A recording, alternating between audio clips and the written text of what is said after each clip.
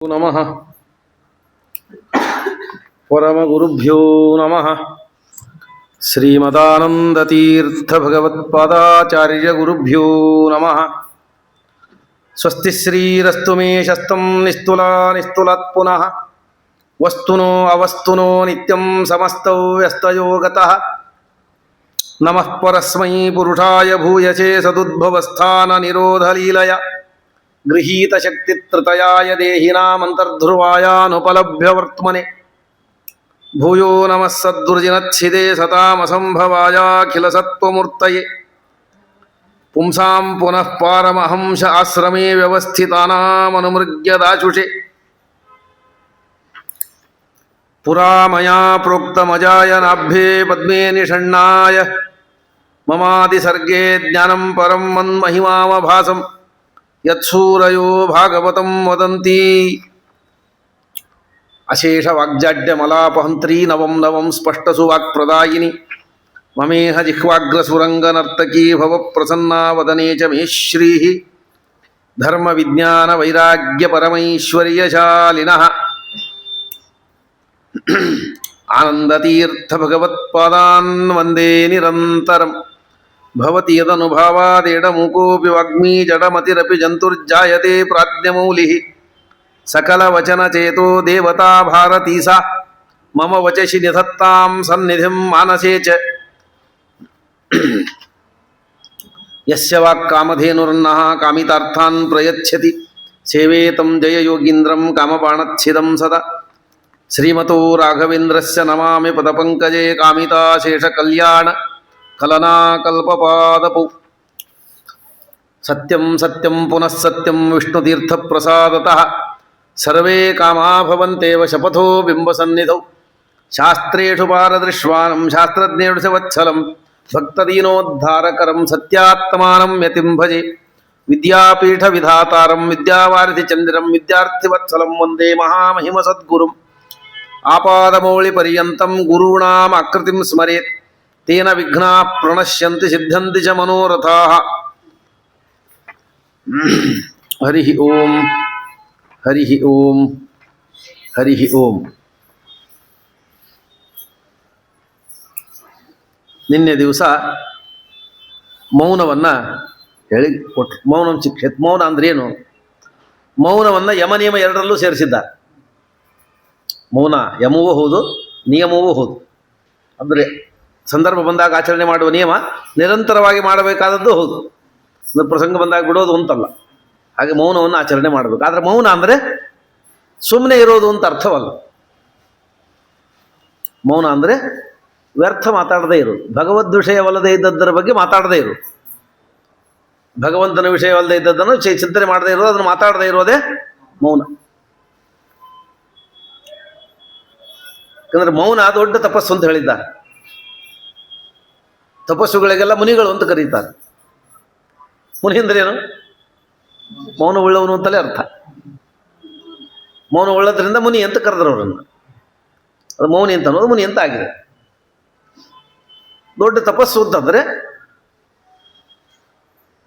ಮನುಷ್ಯನ ಎಲ್ಲ ಇಂದ್ರಿಯಗಳಿಗೂ ಎಲ್ಲದಕ್ಕೂ ಒಂದು ಶಕ್ತಿ ಇದೆ. ಶಕ್ತಿಗೊಂದು ಮಿತಿ ಇದೆ. ಆ ಶಕ್ತಿಗೊಂದು ಮಿತಿ ಇದೆ. ಆ ಮಿತಿ ಉಳ್ಳ ಶಕ್ತಿಯನ್ನು ನಾವು ಬೇರೆ ಕಡೆ ಖರ್ಚು ಮಾಡಿದರೆ ಎಲ್ಲಿ ಖರ್ಚು ಮಾಡಬೇಕು ಅಲ್ಲಿ ಖರ್ಚು ಮಾಡಲಿಕ್ಕೆ ಅದು ಶಕ್ತಿ ಉಳಿಯೋದಿಲ್ಲ. ನನ್ನ ಸಂಬಳ ತಿಂಗಳಿಗೆ 20,000 ಅಂತ ಆದರೆ ನನಗೊಂದು ಖರ್ಚಿನ ಮಿತಿ ಇದೆ. ಅದು ಅಷ್ಟರೊಳಗೆ ನಾನು ಖರ್ಚು ಮಾಡಬೇಕು. ನನ್ನ ಹತ್ರ ಇರೋ ದುಡ್ಡನ್ನು ನಾನು ಏನೇನೋ ವ್ಯರ್ಥವಾದ ವ್ಯರ್ಥವಾದ ಪದಾರ್ಥಗಳನ್ನು ತಗೊಳ್ಳಿ ಖರ್ಚು ಮಾಡಿದೆ ಅಂತಂದರೆ, ಯಾರೋ ವಿಮಾನದಲ್ಲಿ ಹೋಗ್ತಾರೆ ಅಂತ ನಾನು 15,000 ಕೊಟ್ಟು ವಿಮಾನದಲ್ಲಿ ಹೋಗಿ ಬಂದೆ ಅಂದರೆ ಒಂದು ತಿಂಗಳಿಗೆ ಮನೆಗೆ ಬೇಕಾದ ಸಾಮಾನು ತೊಗೊಂಬೋದು. ಹಾಗಾಗಿ ದುಡ್ಡಿಗೊಂದು ಮಿತಿ ಇದೆ, ಬುದ್ಧಿಗೊಂದು ಮಿತಿ ಇದೆ, ಶಕ್ತಿಗೊಂದು ಮಿತಿ ಇದೆ, ಇಂದ್ರಿಯಗಳ ಸಾಮರ್ಥ್ಯಕ್ಕೊಂದು ಮಿತಿ ಇದೆ. ಹಾಗಾಗಿ ಇಂದ್ರಿಯಗಳಿಗೆ ಮಾತಾಡಲಿಕ್ಕೆ, ವಿಚಾರ ಮಾಡಲಿಕ್ಕೆ ಒಂದಿಷ್ಟು ಸಾಮರ್ಥ್ಯ ಇದೆ. ಅದನ್ನು ಬೇರೆ ಕಡೆಗೆ ನಾವು ಉಪಯೋಗಿಸ್ಬಿಟ್ರೆ ಅದು ಭಗವಂತನ ವಿಚಾರ ಮಾಡಲಿಕ್ಕೆ ಬರೋ ಹೊತ್ತಿಗೆ ಸೋತು ಹೋಗ್ಬಿಟ್ಟಿರ್ತದೆ. ಭಗವಂತನ ವಿಚಾರ ಮಾಡಲಿಕ್ಕೆ ಬರೋ ಅಷ್ಟೊತ್ತಿಗೆ ಅದು ಸೋತು ಹೋಗ್ಬಿಟ್ಟಿರ್ತದೆ.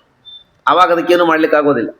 ಹಾಗಾಗಿ ವ್ಯರ್ಥವಾದ ವಿಚಾರಗಳಲ್ಲಿ ಇಂದ್ರಿಯಗಳು ಸೋತು ಹೋಗದೇ ಇದ್ದಂತೆ ಶಕ್ತಿಯನ್ನು ಕಾಯ್ದಿಟ್ಟುಕೊಳ್ಳೋದೇ ಮೌನ. ಆ ಇಂದ್ರಿಯಗಳ ಶಕ್ತಿಯನ್ನು ಕಾಯ್ದಿಟ್ಟು ಭಗವಂತನ ವಿಷಯಗಳಲ್ಲಿ ತೊಡಗಿಸ್ಲಿಕ್ಕಾಗಿ ಮಾಡೋದೇ ಮೌನ. ಹಾಗಾಗಿ ಮೌನವನ್ನು ಶಕ್ತಿ ಸಂಚಯ ಅಂತ ಕರೀತಾರೆ. ಮೌನ ಅನ್ನೋದು ದೊಡ್ಡ ಶಕ್ತಿಯ ಸಂಚಯನ. ಮಾತಾಡಿದರೆ ಶಕ್ತಿ ಹ್ರಾಸ ಆಗುತ್ತೆ, ಶಕ್ತಿ ಹೋಗ್ತಾ ಇರ್ತದೆ. ಯಾಕಂದ್ರೆ ಮಾತಾಡೋದಕ್ಕೂ ಶಕ್ತಿ ಬೇಕು. ಅವನೇನು ಮಾಡ್ತಾನೆ, ಕೂತು ಮಾತಾಡ್ತಾನೆ ಅಂತಾರೆ. ಮಾತಾಡಿದ್ರೆ ಶಕ್ತಿ ಹೋಗುತ್ತೆ, ಮಾತಾಡಿದ್ರೆ ನಾಲಿಗೆ ಒಣಗ್ತದಿಲ್ಲ, ಮಾತಾಡಿದ್ರೆ ನೆರಳಿಕೆ ಆಗ್ತದಿಲ್ಲ, ಮಾತಾಡಿ ಹಸಿವೆ ಆಗ್ತದಿಲ್ಲ, ಮಾತಾಡಿದರೂ ದೇಹದ ಶಕ್ತಿ ಹೋಗುತ್ತೆ. ಹಾಗಾಗಿ ವ್ಯರ್ಥವಾಗಿ ಮಾತಾಡದೇ ಇರೋದು ಒಂದು ದೊಡ್ಡ ತಪಸ್ಸು. ಆಮೇಲೆ ಸಪ್ತಾನ್ನ ವಿದ್ಯೆಯಲ್ಲಿ ಒಂದು ಮಾತು ಹೇಳ್ತಾರೆ. ಉಪನಿಷತ್ತಲ್ಲಿ ಸಪ್ತಾನ್ನ ವಿದ್ಯೆ, ಹರಿಕಥಾಮೃತಸಾರದಲ್ಲಿ ಈ ಸಪ್ತಾನ್ನ ವಿದ್ಯೆಯನ್ನು ಹೇಳಿಕೊಡ್ತಾರೆ. ಸಪ್ತಾನ್ನ ವಿದ್ಯೆಯಲ್ಲಿ ಒಂದು ಮಾತನ್ನು ಹೇಳ್ತಾರೆ. ದೇವರು 6 ಅನ್ನವನ್ನು 7 ಅನ್ನವನ್ನು ಸೃಷ್ಟಿ ಮಾಡಿದ. ಹಾಲು, ಅಕ್ಕಿ ಮೊದಲಾದ ಬೇರೆ ಬೇರೆ ಪದಾರ್ಥಗಳನ್ನು ಸೃಷ್ಟಿ ಮಾಡಿ ಮನುಷ್ಯರು, ಶಿಶುಗಳು ಇತ್ಯಾದಿಗಳಿಗೆ ಕೊಟ್ಟ. ರಕ್ತ, ಮಾಂಸ ಇತ್ಯಾದಿಗಳನ್ನು ಪಿಶಾಚಗಳಿಗೆ ಮಾಡಿಕೊಡ್ತಾನೆ. ಅವರವರಿಗೆ ಯೋಗ್ಯವಾದ ಅನ್ನವನ್ನು ಮಾಡಿಕೊಟ್ಟು 2 ಮಾತ್ರ ದೇವರು ತನಗೆ ಅನ್ನವಾಗಿಟ್ಟುಕೊಂಡ ಅಂತ ಹೇಳಿದ್ದಾರೆ. ಯಾವುದದು? ಮಾತು ಮತ್ತು ಮನಸ್ಸು. ಮನಸ್ಸು ಮತ್ತು ಮಾತು ಭಗವಂತನ ಅನ್ನ ಅಂತ ಹೇಳಿದ್ದಾರೆ.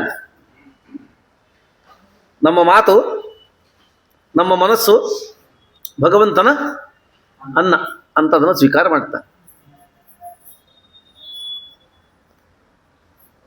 ದೇವರಿಗೆ ಬಾಹ್ಯ ಪದಾರ್ಥಗಳ ಭೋಗ ಮಾಡ್ತಾನೆ, ಇಲ್ಲ ಅಂತಿಲ್ಲ. ಸ್ಥೂಲವಾದ ಪದಾರ್ಥಗಳನ್ನು ಅನಿವಾರ್ಯವಾಗಿ ನಮಗೆ ಕೊಡುವುದಕ್ಕೆ ಮಾಡ್ತಾನೆ. ದೇವರಿಗೆ ಬಾಹ್ಯ ಪದಾರ್ಥಗಳ ಭೋಗ ಇಲ್ಲ, ನಮ್ಮ ತಿನ್ನುವ ಪ್ರಾಕೃತ ಪದಾರ್ಥಗಳ ಭೋಗ ಇಲ್ಲ. ಆದರೂ ವಿಶ್ವತೈಜ ಸ್ವರೂಪಗಳಿಂದ ಪ್ರಾಕೃತ ಪದಾರ್ಥಗಳ ಭೋಗ ಮಾಡ್ತಾನೆ. ಯಾಕಂದ್ರೆ ವಿಶ್ವನಾಮಕನಾಗಿ ಜಾಗೃತ ಅವಸ್ಥೆ ಕೊಡ್ತಾನೆ, ತೈಜಸನಾಗಿ ಸ್ವಪ್ನಾವಸ್ಥೆ ಕೊಡ್ತಾನೆ. ಆವಾಗ ನಮಗೆ ಪದಾರ್ಥಗಳ ಭೋಗ ಆಗಬೇಕು ಅಂತ ಅನ್ನೋದಕ್ಕೆ ತಾನು ಮಾಡಿಸ್ತಾನೆ. ಪ್ರಾಜ್ಞನಾಮಕನಾದಾಗ ಬಾಹ್ಯ ಪದಾರ್ಥಗಳ ಭೋಗ ಇಲ್ಲ. ಹಾಗೆ ದೇವರಿಗೆ ಪ್ರಾಕೃತ ಪದಾರ್ಥಗಳ ಭೋಗ ಉಂಟೋ ಇಲ್ವೋ? ಮಾಡ್ತಾನೆ. ರಾಮಕೃಷ್ಣಾದಿಗಳಾದಾಗ, ಅವತಾರ ಮಾಡಿದಾಗ ತಂದೆ ತಾಯಿ ಬಂಧು ಭಕ್ತಗಳು ಮಾಡಿಕೊಟ್ಟ ಅನ್ನವನ್ನು ತಿಂತಾನೆ. ಭಗವಂತನ ಗೋಪಿಕಾ ಋಷಿಮುನಿ ಪತ್ನಿಯರು ಕೊಟ್ಟ ಅನ್ನವನ್ನು ಕೃಷ್ಣನಾಗಿ ತರಿಸಿಕೊಂಡು ತಿಂತಾನೆ, ಬೆಣ್ಣೆ ತಿಂತಾನೆ, ಹಾಲು ಕುಡಿತಾನೆ, ಅದನ್ನು ಪ್ರಾಕೃತ ಭೋಗಗಳನ್ನು ಮಾಡ್ತಾನೆ. ಹಾಗಾಗಿ ದೇವರಿಗೆ ಪ್ರಾಕೃತ ಭೋಗ ಇಲ್ಲವೇ ಇಲ್ಲ ಅಂತಿಲ್ಲ. ಆದರೆ ಪ್ರಾಕೃತ ಭೋಗವನ್ನು ಮಾಡಿದರೂ ಪ್ರಾಕೃತ ಪದಾರ್ಥದ ಭೋಗದಿಂದ ಆಗುವ ವಿಕಾರ ಆಗೋದಿಲ್ಲ ಅವನು ಅದರೊಳಗಿನ ಸಾಕ್ಷ್ಯರಸವನ್ನೇ ಸ್ವೀಕಾರ ಮಾಡೋದು. ಲಕ್ಷ್ಮೀದೇವಿಗೆ ಅವಳ ಭೋಗ್ಯರಸವನ್ನು ಕೊಡ್ತಾನೆ, ಬೇರೆ ಬೇರೆ ಅವರಿಗೆ ಭೋಗ್ಯರಸವನ್ನು ಕೊಟ್ಟು ಕೊನೆಗೆ ನಮಗೆ ಕೊಡ್ತಾನೆ. ಹಾಗಾಗಿ ದೇವರಿಗೆ ಮೂಲ ರೂಪದಲ್ಲಿ ಒಟ್ಟಾರೆ ಪ್ರಾಕೃತ ರಸ ಪ್ರಾಕೃತ ಪದಾರ್ಥ ಮುಟ್ಟೋದೇ ಇಲ್ಲ. ಮೂಲ ರೂಪಿ ನಾರಾಯಣ ಪ್ರಾಕೃತ ಪದಾರ್ಥಗಳನ್ನು ಮುಟ್ಟೋದೇ ಇಲ್ಲ. ಆದರೆ ಅವತಾರ ಮಾಡಿ ಬಂದಾಗ ಪ್ರಾಕೃತ ಪದಾರ್ಥಗಳನ್ನು ಸ್ವೀಕಾರ ಮಾಡಿರ್ತಾನೆ. ಆದರೆ ಪ್ರಾಕೃತ ಪದಾರ್ಥಗಳನ್ನು ಸ್ವೀಕಾರ ಮಾಡಿದ್ರಿಂದ ಅವನಿಗೆ ನಮಗಾದ ವಿಕಾರ ಆಗೋದಿಲ್ಲ. ಅವನಿಗೆ ಸುಖ ಆಗ್ತದೆ ಅಷ್ಟೇ. ಪ್ರಾಕೃತ ಪದಾರ್ಥಗಳಿಂದ ನಮಗೆ ವಿಕಾರಗಳಾಗ್ತದೆ, ಹಾಗಾಗಿ ಅವನಿಗೆ ವಿಕಾರಾದಿಗಳಾಗೋದಿಲ್ಲ. ಅವನು ಆ ಪ್ರಾಕೃತ ರಸದಲ್ಲೂ ಸ್ವಾಖ್ಯರಸವನ್ನೇ ತಾನು ಭೋಗ ಮಾಡ್ತಾನೆ, ಬೇರೆಯವರನ್ನು ಅವರವರಿಗೆ ಯೋಗ್ಯವಾದದನ್ನು ಕೊಡ್ತಾನೆ. ಹಾಗಾಗಿ ಮಾತು ಮತ್ತು ಮನಸ್ಸು ದೇವರ ಅನ್ನ ಅಂತಾದರೆ ನಾವು ಮಾತನ್ನು ಎಷ್ಟು ರಕ್ಷಣೆ ಕಾಯ್ದು ಮಾತಾಡಬೇಕಾಗತ್ತೆ. ಯಾಕಂದ್ರೆ ನಮ್ಮ ಪ್ರತಿಯೊಂದು ಮಾತು ದೇವರ ಅನ್ನ ಅಂತಾದರೆ, ನಾವು ಕೆಟ್ಟ ಮಾತಾಡಿದರೆ ದೇವರ ಅನ್ನವನ್ನು ಹೊಲಸು ಮಾಡಿದ ಪಾಪ ಬರ್ತದೆ. ನಮಗೆ ದೇವರ ಪದಾರ್ಥಗಳ ಬಗ್ಗೆ ನಮಗೆ ಗೌರವ ಇದೆ. ಎಲ್ಲೋ ಹೋಗಿರ್ತಾರೆ, ದಾರಿ ಒಳಗೊಂದು ಪಾಲಕಿ ಇರ್ತದೆ, ಕಾಲು ತಾಕಿದ್ರೆ ನಮಸ್ಕಾರ ಮಾಡ್ತಾನೆ. ದೇವರು ಕೊಡೋ ಪಲ್ಲಕ್ಕಿ, ದೇವರು ಕೊಡೋ ರಥ ಮುಟ್ಟಿ ಗಣೆ ಹಚ್ಚುತ್ತಾನೆ, ಅದಕ್ಕೆ ತಕ್ಕ ಕಾಲು ತಾಕಬಾರ್ದು ಅಂತ ವಿಚಾರ ಮಾಡ್ತಾನೆ. ಹಾಗೆ ದೇವರ ಪೂಜೆಗೆ ಬಳಸುವ ಪದಾರ್ಥಗಳಿಗೆ, ಉಪಕಾರಣಿ ಮೊದಲಾದ ದೇವರ ಪೂಜೆಯ ಪದಾರ್ಥಗಳಿಗೆ, ದೇವರ ವಾಹನ ಮುಂತಾದವುಗಳಿಗೆ ಕಾಲು ತಾಕಬಾರ್ದು, ಅದಕ್ಕೆ ಅಪಮಾನ ಆಗಬಾರ್ದು ಅಂತ ಪ್ರಜ್ಞೆ ಇರುವ ನಮಗೆ ದೇವರು ನೇರವಾಗಿ ಸ್ವೀಕಾರ ಮಾಡುವ ಮಾತು ಅನ್ನ, ನಮ್ಮ ಮಾತು ಅದನ್ನು ಕೆಡಿಸಬಾರ್ದು ಅಂತ ನನ್ನ ಪ್ರಜ್ಞೆ ಅಲ್ಲ. ಏನು ಬೇಕಾದ್ರೂ ಮಾತಾಡ್ತೀವಿ ನಾವು. ಹಾಗಾಗಿ ದೇವರು ಎಚ್ಚರಿಕೆ ಕೊಟ್ಟದೆ, ನಿಮ್ಮ ಮಾತು ನಿಮ್ಮ ಮನಸ್ಸು ನಮ್ಮ ಅನ್ನ. ಹಾಗಾಗಿ ಮಾತಿನಿಂದ ಕೆಟ್ಟ ಮಾತಾಡೋದು ನನಗೆ ಕೆಟ್ಟ ಅನ್ನವನ್ನು ಕೊಟ್ಟಂತೆ. ನನಗೆ ದೂಷಿತವಾದ ಅನ್ನವನ್ನು ಕೊಟ್ಟ ಪಾಪಕ್ಕೆ ಬರ್ತೀರಿ ನೀವು. ನಿಮ್ಮ ಮನಸ್ಸಿನಲ್ಲಿ ಕೆಟ್ಟ ವಿಚಾರ ಮಾಡಿದರೆ ನನಗೆ ಮನಸ್ಸು ನನಗೆ ಅನ್ನ. ಹಾಗಾಗಿ ದುಷ್ಟ ಅನ್ನವನ್ನು ನನಗೆ ನೀವೇದು ಮಾಡಿದ ಪಾಪ ನಿಮಗೆ ಬರ್ತದೆ. ಹಾಗಾಗಿ ನನ್ನ ಮಾತು ನಾನು ಏನಾದರೂ ಮಾತಾಡಿದ್ರೆ ಯಾರಿಗೇನು? ನನ್ನ ಬಾಯಿಂದ ನಾ ಮಾತಾಡಿ ನಿನಗೇನಾಯ್ತು ಅನ್ನೋ ಹಂಗಿಲ್ಲ. ನನ್ನ ಮನಸ್ಸಲ್ಲಿ ನಾನು ಕೆಟ್ಟು ಮಾತಾಡಿದ್ರೆ ನನಗೆ ಫಲ ಪಾಪ ಬರ್ತದೆ, ನಿನಗೇನಾಯ್ತು ಅಂತ ಅನ್ನೋ ಹಂಗಿಲ್ಲ. ಮನಸ್ಸು ನನ್ನದಾದರೂ ಅದರ ಸ್ವಾಮಿ ಪರಮಾತ್ಮನೇ. ಸಹಿ ಸರ್ವ ಮನೋವೃತ್ತಿ ಪ್ರೇರಕ ಸಮುದಾಹೃತ. ಅವನು ಮನಸ್ಸಲ್ಲಿದ್ದ ಮನಸ್ಸು ಪ್ರೇರಣೆ ಮಾಡ್ತಾನೆ ಅಂತ ಅನ್ನೋದಕ್ಕಾಗಿ ಆ ದೇವರೇ ಇಲ್ಲ ಅಂತ ಅನ್ನುವಷ್ಟರ ಮಟ್ಟಿಗೆ ಮಾತಾಡುವಷ್ಟು ಅಹಂಕಾರ ನಮಗೆ ಬಂದಿದೆ. ದೇವರಿಲ್ಲ, ದೇವರಲ್ಲಿದ್ದಾನೆ, ನಾನೇ ದೇವರು, ದೇವರು ಇಲ್ಲವೇ ಇಲ್ಲ, ನಾವೇ ಸಮರ್ಥರು, ನಾವೇ ಸ್ವತಂತ್ರರು ಅಂತ ಅನ್ನುವವರಿಗೂ ಆ ಬುದ್ಧಿಯನ್ನು ಪ್ರೇರಣೆ ಮಾಡುವನು ಪರಮಾತ್ಮನೇ. ಸಹಿ ಸರ್ವ ಮನೋವೃತ್ತಿ ಪ್ರೇರಕ ಸಮುದಾಹೃತ. ಇದು ವಿಚಿತ್ರ ಏನು ಅಂದ್ರೆ ವಾದರಾಜರ ಯುಕ್ತಿ ಮಲ್ಲಿಕಾದಲ್ಲಿ ಮಾತನ್ನು ಹೇಳ್ತಾರೆ. ದೇವರನ್ನ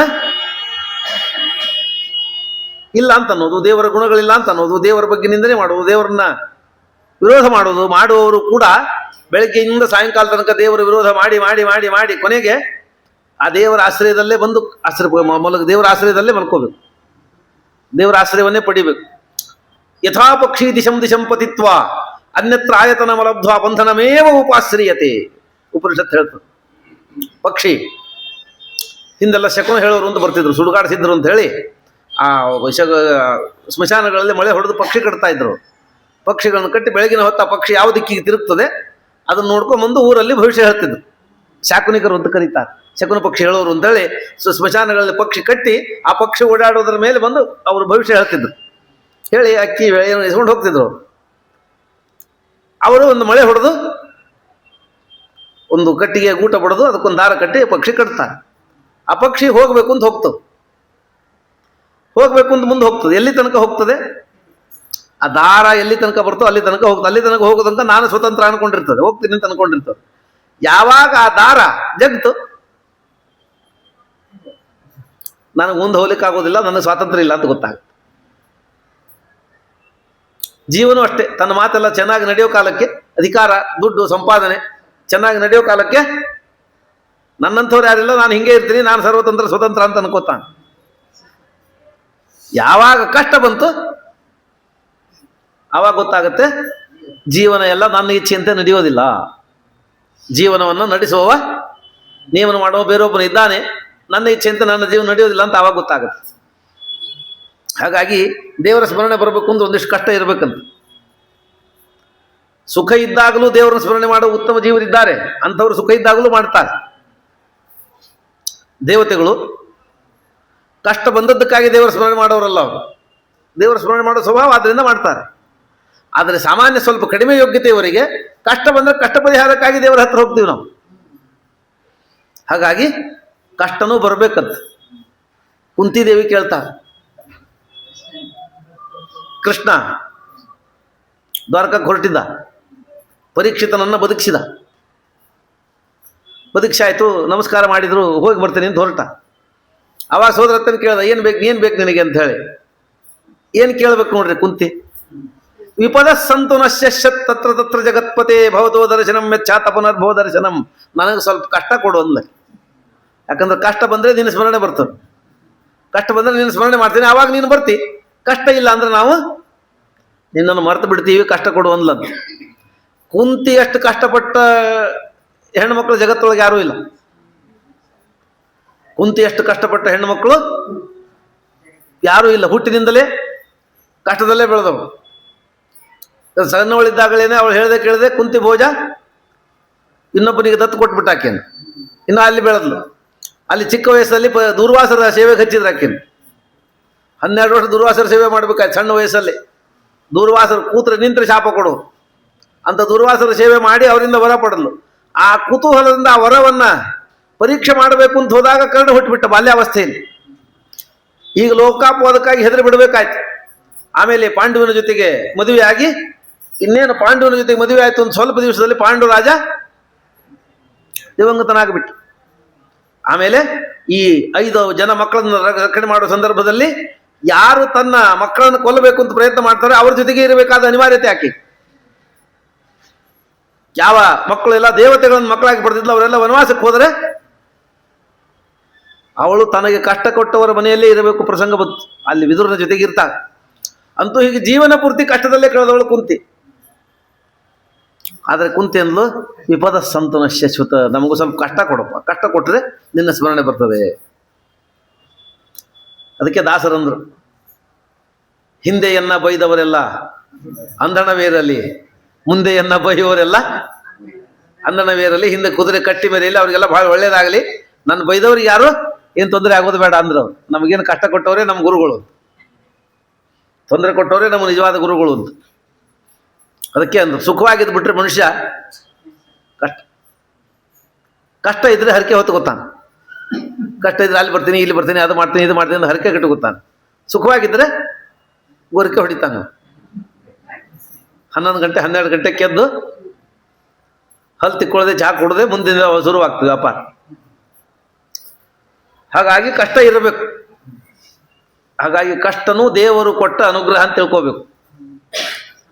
ನಿನ್ನೆ ಹೇಳಿದ್ವಲ್ಲ, ಸಮತ್ವಂ ಸುಖ ದುಃಖವನ್ನು ಸಮಾನವಾಗಿ ನೋಡೋದು ಅಂದ್ರೆ ಇದೆ.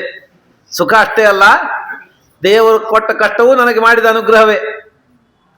ನಾನು ಸನ್ಮಾರ್ಗದಲ್ಲಿ ಇರಲಿ ಅಂತ ಅನ್ನೋದಕ್ಕಾಗಿ ದೇವರು ಕೊಟ್ಟ ಕಷ್ಟ ಅಂತ ತಿಳ್ಕೋಬೇಕು. ಯಾಕಂದ್ರೆ ತಂದೆ ತಾಯಿಗಳು ಮಕ್ಕಳನ್ನು ಬಂಧನದಲ್ಲಿಡೋದು, ಗುರು ಶಿಷ್ಯರನ್ನು ಬಂಧನದಲ್ಲಿಡೋದು ಅವರ ಅಭಿವೃದ್ಧಿಗೆ, ಅವರ ಉನ್ನತಿಗೆ. ಹಾಗೆ ಭಗವಂತ ನನಗೆ ಕಷ್ಟ ಕೊಟ್ಟು ನನ್ನನ್ನು ಸನ್ಮಾರ್ಗದಲ್ಲಿಡ್ತಾನೆ ಅಂತ ಅನ್ಕೋಬೇಕು. ಇದು ನಿಜವಾದ ದೇವರನ್ನ ಸ್ಮರಣೆ ಮಾಡುವ, ದುಃಖ ದುಃಖಗಳನ್ನು ಸಮಾನವಾಗಿ ನೋಡುವುದು. ಸುಖ ಕೊಟ್ಟ ದೇವರೇ ಕಷ್ಟನೂ ಕೊಟ್ಟಾನೆ, ಆ ಕಷ್ಟನೂ ಅನುಗ್ರಹ ಅಂತ ತಿಳ್ಕೊಂಡ್ಬಿಡ್ಬೇಕು. ಅಂದ್ರೆ ಸುಧಾಮ ಕೃಷ್ಣನ ಹತ್ರ ಹೋಗ್ತಾನೆ ಅಂತ ಹೇಳಿದ್ಲು, ಕೃಷ್ಣ ನಿಮ್ಗೆ ಗೆಳೆಯ ಅಂತೀರಿ, ಹೋಗಿ ಬರ್ರಿ ಅಂತ ಹೇಳಿ ಒಂದು ಹಿಡಿ ಅವಲಕ್ಕಿ ತಗೊಂಡು ಹೋದ. ಭೇಟಿ ಆಯ್ತು, ಎಲ್ಲ ಆಯ್ತು. ಹೋದ ಕೂಡಲೇ ಅವಲಕ್ಕಿ ಇಸ್ಕೊಂಡು ತಿಂದಾಯ್ತು. ದೇವ್ರ ತಂದೆ ಪೈತಾಂಬರ ಕೊಟ್ಟ, ಮಡಿ ಕೊಟ್ಟ, ಸಿಂಹಾಸನ ಮೇಲೆ ಕೂಡಿಸಿದ, ಎಲ್ಲ ಮಾಡಿಸಿದ. ಇನ್ನು 2 ದಿವಸ ಅಂತಂದ. ಎಲ್ಲ ಮಾಡಿ ಹೋಗ್ಬೇಕಲ್ಲ, ಹೋಗೋ ಕಾಲಕ್ಕೆ ಹೋಗಿ ಬರ್ತೀನಿ ಅಂದ. ಇಲ್ಲ ಇನ್ನೊಂದು 4 ದಿವಸ ಇರುವಂದು. ಇಲ್ಲ ಮನೇಲಿ ಹೆಂಡತಿ ಮಕ್ಕಳು ಸಣ್ಣವರು, ಕಷ್ಟ, ನಾನು ಹೋಗಬೇಕು ಅಂದದು ಅವ. ಹಂಗಾರೆ ಹೋಗ್ಬಾ, ನೀನು ಉಟ್ಕೊಂಡ್ ಬಂದಿದ್ದಿಲ್ಲ ಹರಕ್ ಪಂಜ ಅಲ್ಲದೆ ಅದನ್ನ ಉಟ್ಕೊಂಡು ಹೋಗು ಅಂದ. ನೀವು ಉಟ್ಕೊಂಡು ಪಂಜ ತಂದಿಲ್ಲ ಅದನ್ನ ಉಟ್ಕೊಂಡು ಹೋಗು ಅಂದ. ಹಾಗೆ ದೇವರು ಕೊಟ್ಟದ್ದು ಮಡಿಯೆಲ್ಲ ಬಿಚ್ಚಿಟ್ಟು ತನ್ನ ಪಂಜ ಉಟ್ಕೊಂಡು ಹರಕ್ ಪಂಜ ಉಟ್ಕೊಂಡು ಹೊರಟಿವ. ಹೊರಗೆ ಬಂದ್ರೆ ಅವನೇನು ಅನ್ಕೊಂಡ, ಭಾಗವತ ಹೇಳ್ತದೆ, ಇಷ್ಟೆಲ್ಲ ಜಗತ್ಪತಿ ಅಂತಾರೆ, ದ್ವಾರಕೆನ ಕಟ್ಟಾನೆ, ರಾಜ್ಯವನ್ನೇ ಆಳ್ತಾನೆ, ಜಗತ್ತಿಗೆ ಸ್ವಾಮಿ ಆಗಿದ್ದಾನೆ, ನನಗೊಂದು ಸ್ವಲ್ಪ ಕೊಟ್ಟಿದ್ರೆ ಅವಾಗೇನು ಹೋಗ್ತಿತ್ತು ಅಂತ ಅನ್ಕೊಳ್ಳಿಲ್ಲ. ಸಾಮಾನ್ಯವಾಗಿ ಯಾರಿಗಾದ್ರೂ ಏನಾದರೂ ದಾನ ದಕ್ಷಿಣೆ ಕೊಟ್ಟರೆ ಅವ್ರಿಗೇನು ಕಡಿಮೆ ಇಷ್ಟು ಕೊಡ್ತಾರೆ, ಇನ್ನೂ ಸ್ವಲ್ಪ ಕೊಟ್ರಿ ಅಂತ ಹಾಡಿ ಅಂತಂತಾರೆ. ಇನ್ನೂ ಸ್ವಲ್ಪ ಕೊಡ್ಲಿಕ್ಕೆ ಅಂತ ಹಾಡಿ ಅವನಿಗೆ ಅಂತ ಅನ್ನೋ ಸ್ವಭಾವ ಇರ್ತದೆ ಕೆಲವರಿಗೆ. ಅಂತ ಜಗತ್ಪತಿಯಾದ ಅವನಿಗೆ ನನಗೆ ಇನ್ನು ಸ್ವಲ್ಪ ಕೊಟ್ಟಿದ್ರೆ ಅವನಿಗೇನು ಕಡಿಮೆ ಆಗ್ತಿತ್ತು ಅಂತ ಅನ್ಲಿಲ್ಲ. ಸುಧಾಮ ಅನ್ಕೊಂಡ, ಓ ನಾನು ಸಂಪತ್ತು ಬಂದರೆ ಧರ್ಮ ಮಾರ್ಗವನ್ನು ಬಿಟ್ಟು ಹೋಗ್ತಿರ್ಬೇಕು, ಧರ್ಮ ಮಾರ್ಗವನ್ನು ಬಿಟ್ಟು ಹೋಗ್ತಿರ್ಬಹುದು. ನಾನು ಸಂಪತ್ತು ಬಂದಾಗಲೂ ಧರ್ಮಾಚರಣೆಯನ್ನು ಮಾಡುವಷ್ಟು ಪಕ್ವತೆ ನನಗೆ ಇರ್ಲಿಕ್ಕಿಲ್ಲ, ಆದ್ದರಿಂದ ನಾನು ಧರ್ಮವನ್ನು ಬಿಟ್ಟು ಹೋಗೋದು ಬೇಡ ಅಂತ ಸಂಪತ್ತು ಕೊಡದೆ ಅನುಗ್ರಹ ಮಾಡಿದ್ದಾನೆ ದೇವರು ಅಂತ ಅನ್ಕೊಂಡು ಬಂದ. ಅನ್ಕೊಂಡು ಮುಂದೆ ಬಂದ. ಮನೆಗೆ ಬಂದು ನೋಡಿದ್ರೆ ಅವನ ಮನೆ ಯಾವುದು ಗೊತ್ತಾಗಲಿಲ್ಲ, ಹೆಂಡ್ತಿನೂ ಗೊತ್ತಾಗಲಿಲ್ಲ. ಪಾಪ ಅವನಿಗೆ ಹೆಂಡ್ತಿನೋ ಮನೆಗೆ ಗುರ್ತು ಹಿಡಿದ್ರೆ ಸಂಪತ್ತು ಬಂದು ಹೋಗಿತ್ತು. ಹೆಂಡ್ತಿ ಎಂದು ಕಾಣದೆ ಬಂಗಾರ ಕಂಡಿದ್ದಲ್ಲ, ಒಟ್ಟು ಬಂಗಾರ ಮೈ ಮೇಲೆ ಹೇರ್ಕೊಂಡು ಬಂದ್ಬಿಟ್ಟಿದ್ಲ. ಮೈ ಮೇಲೆ ಒಟ್ಟು ಹೇರ್ಕೊಂಡು ಬಂದು ನೋಡಿದ್ಲು, ದೊಡ್ಡ ಗುಡಿಸ್ಲು ಹೋಗಿ ಬಂಗಲೆ ಆಗಿತ್ತು. ನೋಡ್ತಾನೆ, ಯಾರ ಮನೆಗೆ ಬಂದೀನಿ ಎಂದವ. ಇದು ಯಾರ ಮನೆ? ತಾನೇ ಮನೆ ನಂದಲ್ಲ, ಆದ್ರೆ ಹುಣಸಿ ಗಿಡ ಇತ್ತಲ್ಲ ನಮ್ದೇ, ಇದು ಮನೆ ಮುಂದಿನ ಗಿಡ, ಇದಕ್ಕೆ ಹಾಕಿದ್ದು ಹರಕ್ ಪಂಜ ನಂದೇ ಇದು. ಆದ್ರೆ ಮನೆ ಯಾರದು? ಈ ಹೆಣ್ಮಗಳು ಯಾರು ಅನ್ಕೊಂಡವ. ಆಕಿನ ಕೇಳ್ದ, ನೀನ್ ಯಾರಮ್ಮ ಅಂತ. ಆಕೆ ಅಂದು, ನಿಮ್ ಹೆಂಡ್ತಿರಿ ಅನ್ಲಕ್ಕಿ. ತನ್ನ ಮನೆಯನ್ನ ತನ್ನ ಹೆಂಡತಿಯನ್ನ ಗೊತ್ತಾಗಲಿಕ್ಕೆ ತುಡಿಲಾಗದೆ ಸಂಪತ್ತು ಕೊಟ್ಟಿದ್ದ ದೇವರು. ಆದರೆ ಕೊಡದೇ ಇದ್ದದಕ್ಕೆ ಅವನು ದುಃಖ ಪಡಲಿಲ್ಲ. ಕೊಡದಿದ್ರೆ ಒಳ್ಳೇದಾಯ್ತು ಅನ್ಕೊಂಡ. ಯಾಕೆಂದ್ರೆ ತನಗೆ ಅಲ್ಲದೇ ಇದ್ದದನ್ನು ಎಷ್ಟು ಬೇಡಿದ್ರು ಸಿಗೋದೇ ಇಲ್ಲ. ಮರಳಿ ಮರಳಿ ತಾ ಪಡೆಯದ ಭಾಗ್ಯಕ್ಕೆ ಹೊರಳ ದೇವರು ಕೊಡ್ತಾನೆ ಅಂತ ಅನ್ಕೊಂಡು ಕೊಟ್ಟದ್ರಲ್ಲಿ ಸಂತೋಷವಾಗಿರ್ಬೇಕು ಅಂತ ಹೇಳಿಕೊಟ್ಟಿದ್ರು. ಹಾಗಾಗಿ ಈ ಮೌನ ಇದೆಯಲ್ಲ, ಇದು ಮಾತು ಮತ್ತು ಮನಸ್ಸುಗಳು ದೇವರ ಅನ್ನ ಅಂತ ಆದಮೇಲೆ ನಾವು ಮಾತನ್ನ ಕೆಟ್ಟ ಮಾತಾಡೋದು, ಮನಸ್ಸಿನಲ್ಲಿ ಕೆಟ್ಟ ವಿಚಾರ ಮಾಡೋದು, ದೇವರಿಗೆ ಕೆಟ್ಟ ಅನ್ನವನ್ನ ಸಮರ್ಪಣೆ ಮಾಡಿದ ಪಾಪಕ್ಕೆ ಗುರಿ ಆಗ್ತದೆ. ನಮಗೆ ನಾವೆಲ್ಲ ಕಂಡಲ್ಲಿ ತಿನ್ನೋರೆ, ಏನು ಕಂಡದನ್ನು ಎಲ್ಲ ಕಡೆ ತಿನ್ಕೊಂಡು ಓಡಾಡೋರಿಗೆ ಅನ್ನ ಸರಿ ಇಲ್ಲ ಅಂದ್ರೆ ಸಿಟ್ಟು ಬರ್ತದೆ. ಟೇಬಲ್ ಸರಿ ಒರೆಸಿಲ್ಲ,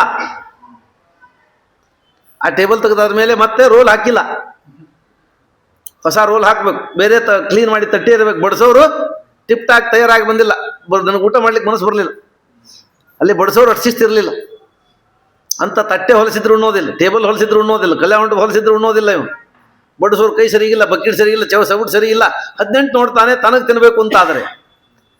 ಎಲ್ಲವನ್ನೂ ಏನು ಬೇಕಾದನ್ನು ಹೆಂಗೆ ಬೇಕಾಗಿ ತಿನ್ನುವ ನಿನಗೆ ಇಷ್ಟು ಅಂತಿದ್ರೆ, ಯಾವ ಪ್ರಾಕೃತವಾದ ಅನ್ನವನ್ನೂ ಮುಟ್ಟದೇ ಇರುವ, ಹಸಿವೆನೇ ಇಲ್ಲದೆ ಇರುವ, ಭೋಗವೇ ಬಾಕಿ ಆಗಿಲ್ಲದಿರುವ ಪರಮಾತ್ಮನಿಗೆ ಎಷ್ಟು ಶುದ್ಧಿ ಬೇಕಾಗ್ಬೋದು ಅನ್ನಕ್ಕೆ. ಹಾಗಾಗಿ ನನ್ನ ಮಾತು ದೇವರ ಮುಂದೆ ಇಟ್ಟ ಅನ್ನ ಅಂತ ಎಚ್ಚರ ಇದ್ದರೆ ನಾವು ಮಾತಾಡೋ ಕಾಲಕ್ಕೆ ನಮಗೆ ಎಚ್ಚರ ಇರ್ತದೆ. ನನ್ನ ಮನಸ್ಸು ದೇವರ ಅನ್ನ ಅಂತ ಮೈ ಮೇಲೆ ನಮಗೆ ಎಚ್ಚರ ಇದ್ದರೆ, ನಮ್ಮ ಮನಸ್ಸಿನಿಂದ ಕೆಟ್ಟ ವಿಚಾರ ಬಂದಾಗ ನಮಗೆ ತಕ್ಷಣದಲ್ಲೇ ಬರ್ತದೆ, ನನಗೆ ದೇವರ ಅನ್ನವನ್ನು ಹೊಲಸು ಮಾಡಿದ ಪಾಪ ಬರ್ತದೆ, ಆದ್ದರಿಂದ ನಾನು ಮನಸ್ಸಿನಿಂದ ಕೆಟ್ಟ ವಿಚಾರವನ್ನು ತೆಗೆದು ಹಾಕಬೇಕು. ಇದು ಮೌನ. ಹಾಗಾಗಿ ವ್ಯರ್ಥವಾಗಿ ಮಾತಾಡಿ ಮಾತನ್ನು ಕೆಡಿಸದೇ ಇರೋದೇ ಮೌನ ಅಂತ ಹೇಳ್ತಾರೆ. ಹಾಗಾಗಿ ಮೌನ ಶಕ್ತಿ ಸಂಪಾದನೆ ಅಂತ ತಾಂತ್ರಿಕರಲ್ಲಿ ಒಂದು ಮಾತಿದೆ. ಮಾತನ್ನವರು ಶಕ್ತಿಯ ವ್ಯರ್ಥತೆ ಅಂತ ಕರೀತಾರೆ. ಮಾತಾಡಿ ಶಕ್ತಿ ಕಳೆದು ಹೋಗುತ್ತೆ, ಮೌನದಿಂದ ಶಕ್ತಿ ಸಂಪಾದನೆ ಆಗುತ್ತೆ. ಹಾಗಾಗಿ ಒಂದು ಮಾತು ಉಂಟಲ್ಲ, ಮಾತು ಬೆಳ್ಳಿ ಮೌನ ಬಂಗಾರ ಅಂತ.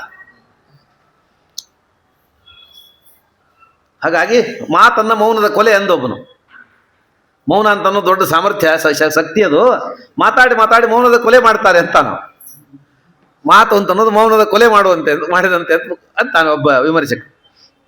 ಅಂತೂ ಮೌನ ಹೀಗೆ ವ್ಯರ್ಥವಾಗಿ ಮಾತಾಡದೆ ಭಗವಂತನ ಚಿಂತನೆಯಲ್ಲೇ ಇರುವುದು, ಭಗವಂತನ ಮಹಿಮೆಯನ್ನೇ ಹೇಳುವುದು. ಇದು ಮೌನ ಅಂತ ಹೇಳಿಕೊಟ್ಟು. ಈಗ ಸ್ವಾಧ್ಯಾಯ ಅಂತ ಹೇಳಿದರು. ಸ್ವಾಧ್ಯಾಯಂ ಶಿಕ್ಷೆ. ಸ್ವಾಧ್ಯಾಯ ಅಂದ್ರೆ ನಾವೇನು ಅನ್ಕೊಂಡ್ವಿ ಸಾಮಾನ್ಯವಾಗಿ? ವೇದಾಧ್ಯಯನ, ಶಾಸ್ತ್ರಾಧ್ಯಯನ. ಸ್ವಾಧ್ಯಾಯ ಅಂದರೆ ತಮಗೆ ವಿಹಿತವಾದ ವೇದ ಶಾಖೆಗಳನ್ನು ಅಧ್ಯಯನ ಮಾಡುವುದು. ಅಂದರೆ ಸ್ವವಿಹಿತವಾದದ್ದು. ಋಗ್ವೇದಗಳ ಋಗ್ವೇದ, ಯಜುರ್ವೇದ ತಮ್ಮ ವಿಹಿತ ಮಾಡೋದು. ಶಕ್ತಿ ಯೋಗ್ಯತೆ ಜಾಸ್ತಿ ಇದ್ದರೆ ತನ್ನ ಶಾಖೆಯನ್ನು ಮುಗಿಸಿ ಬೇರೆದನ್ನು ಮಾಡೋದು. ತನ್ನದನ್ನಾದರೂ ಮಾಡಲಿ ಅಂತ ಅನ್ನೋದಕ್ಕೇನೆ ವೇದವ್ಯಾಸರು ವಿಭಾಗ ಮಾಡಿಕೊಟ್ಟದ್ದು. ಕಲಿಯುಗದಲ್ಲಿ ಜನರಿಗೆ ಸಾಮರ್ಥ್ಯ ಕಡಿಮೆ, ಎಲ್ಲವನ್ನು ಮಾಡ್ಲಿಕ್ಕೆ ಆಗೋದಿಲ್ಲ, ಸ್ವಶಾಖಾ ಅಧ್ಯಯನವನ್ನಾದರೂ ಮಾಡಲಿ ಅಂತ ಮಾಡಿಕೊಟ್ರು. ಹಾಗಾಗಿ ಸ್ವಾಧ್ಯಾಯ ಅಂದರೆ ವೇದಾಧ್ಯಯನ, ಶಾಸ್ತ್ರಾಧ್ಯಯನವನ್ನು ನಾವು ಸ್ವಾಧ್ಯಾಯ ಅಂತ ಕರಿತೀವಿ.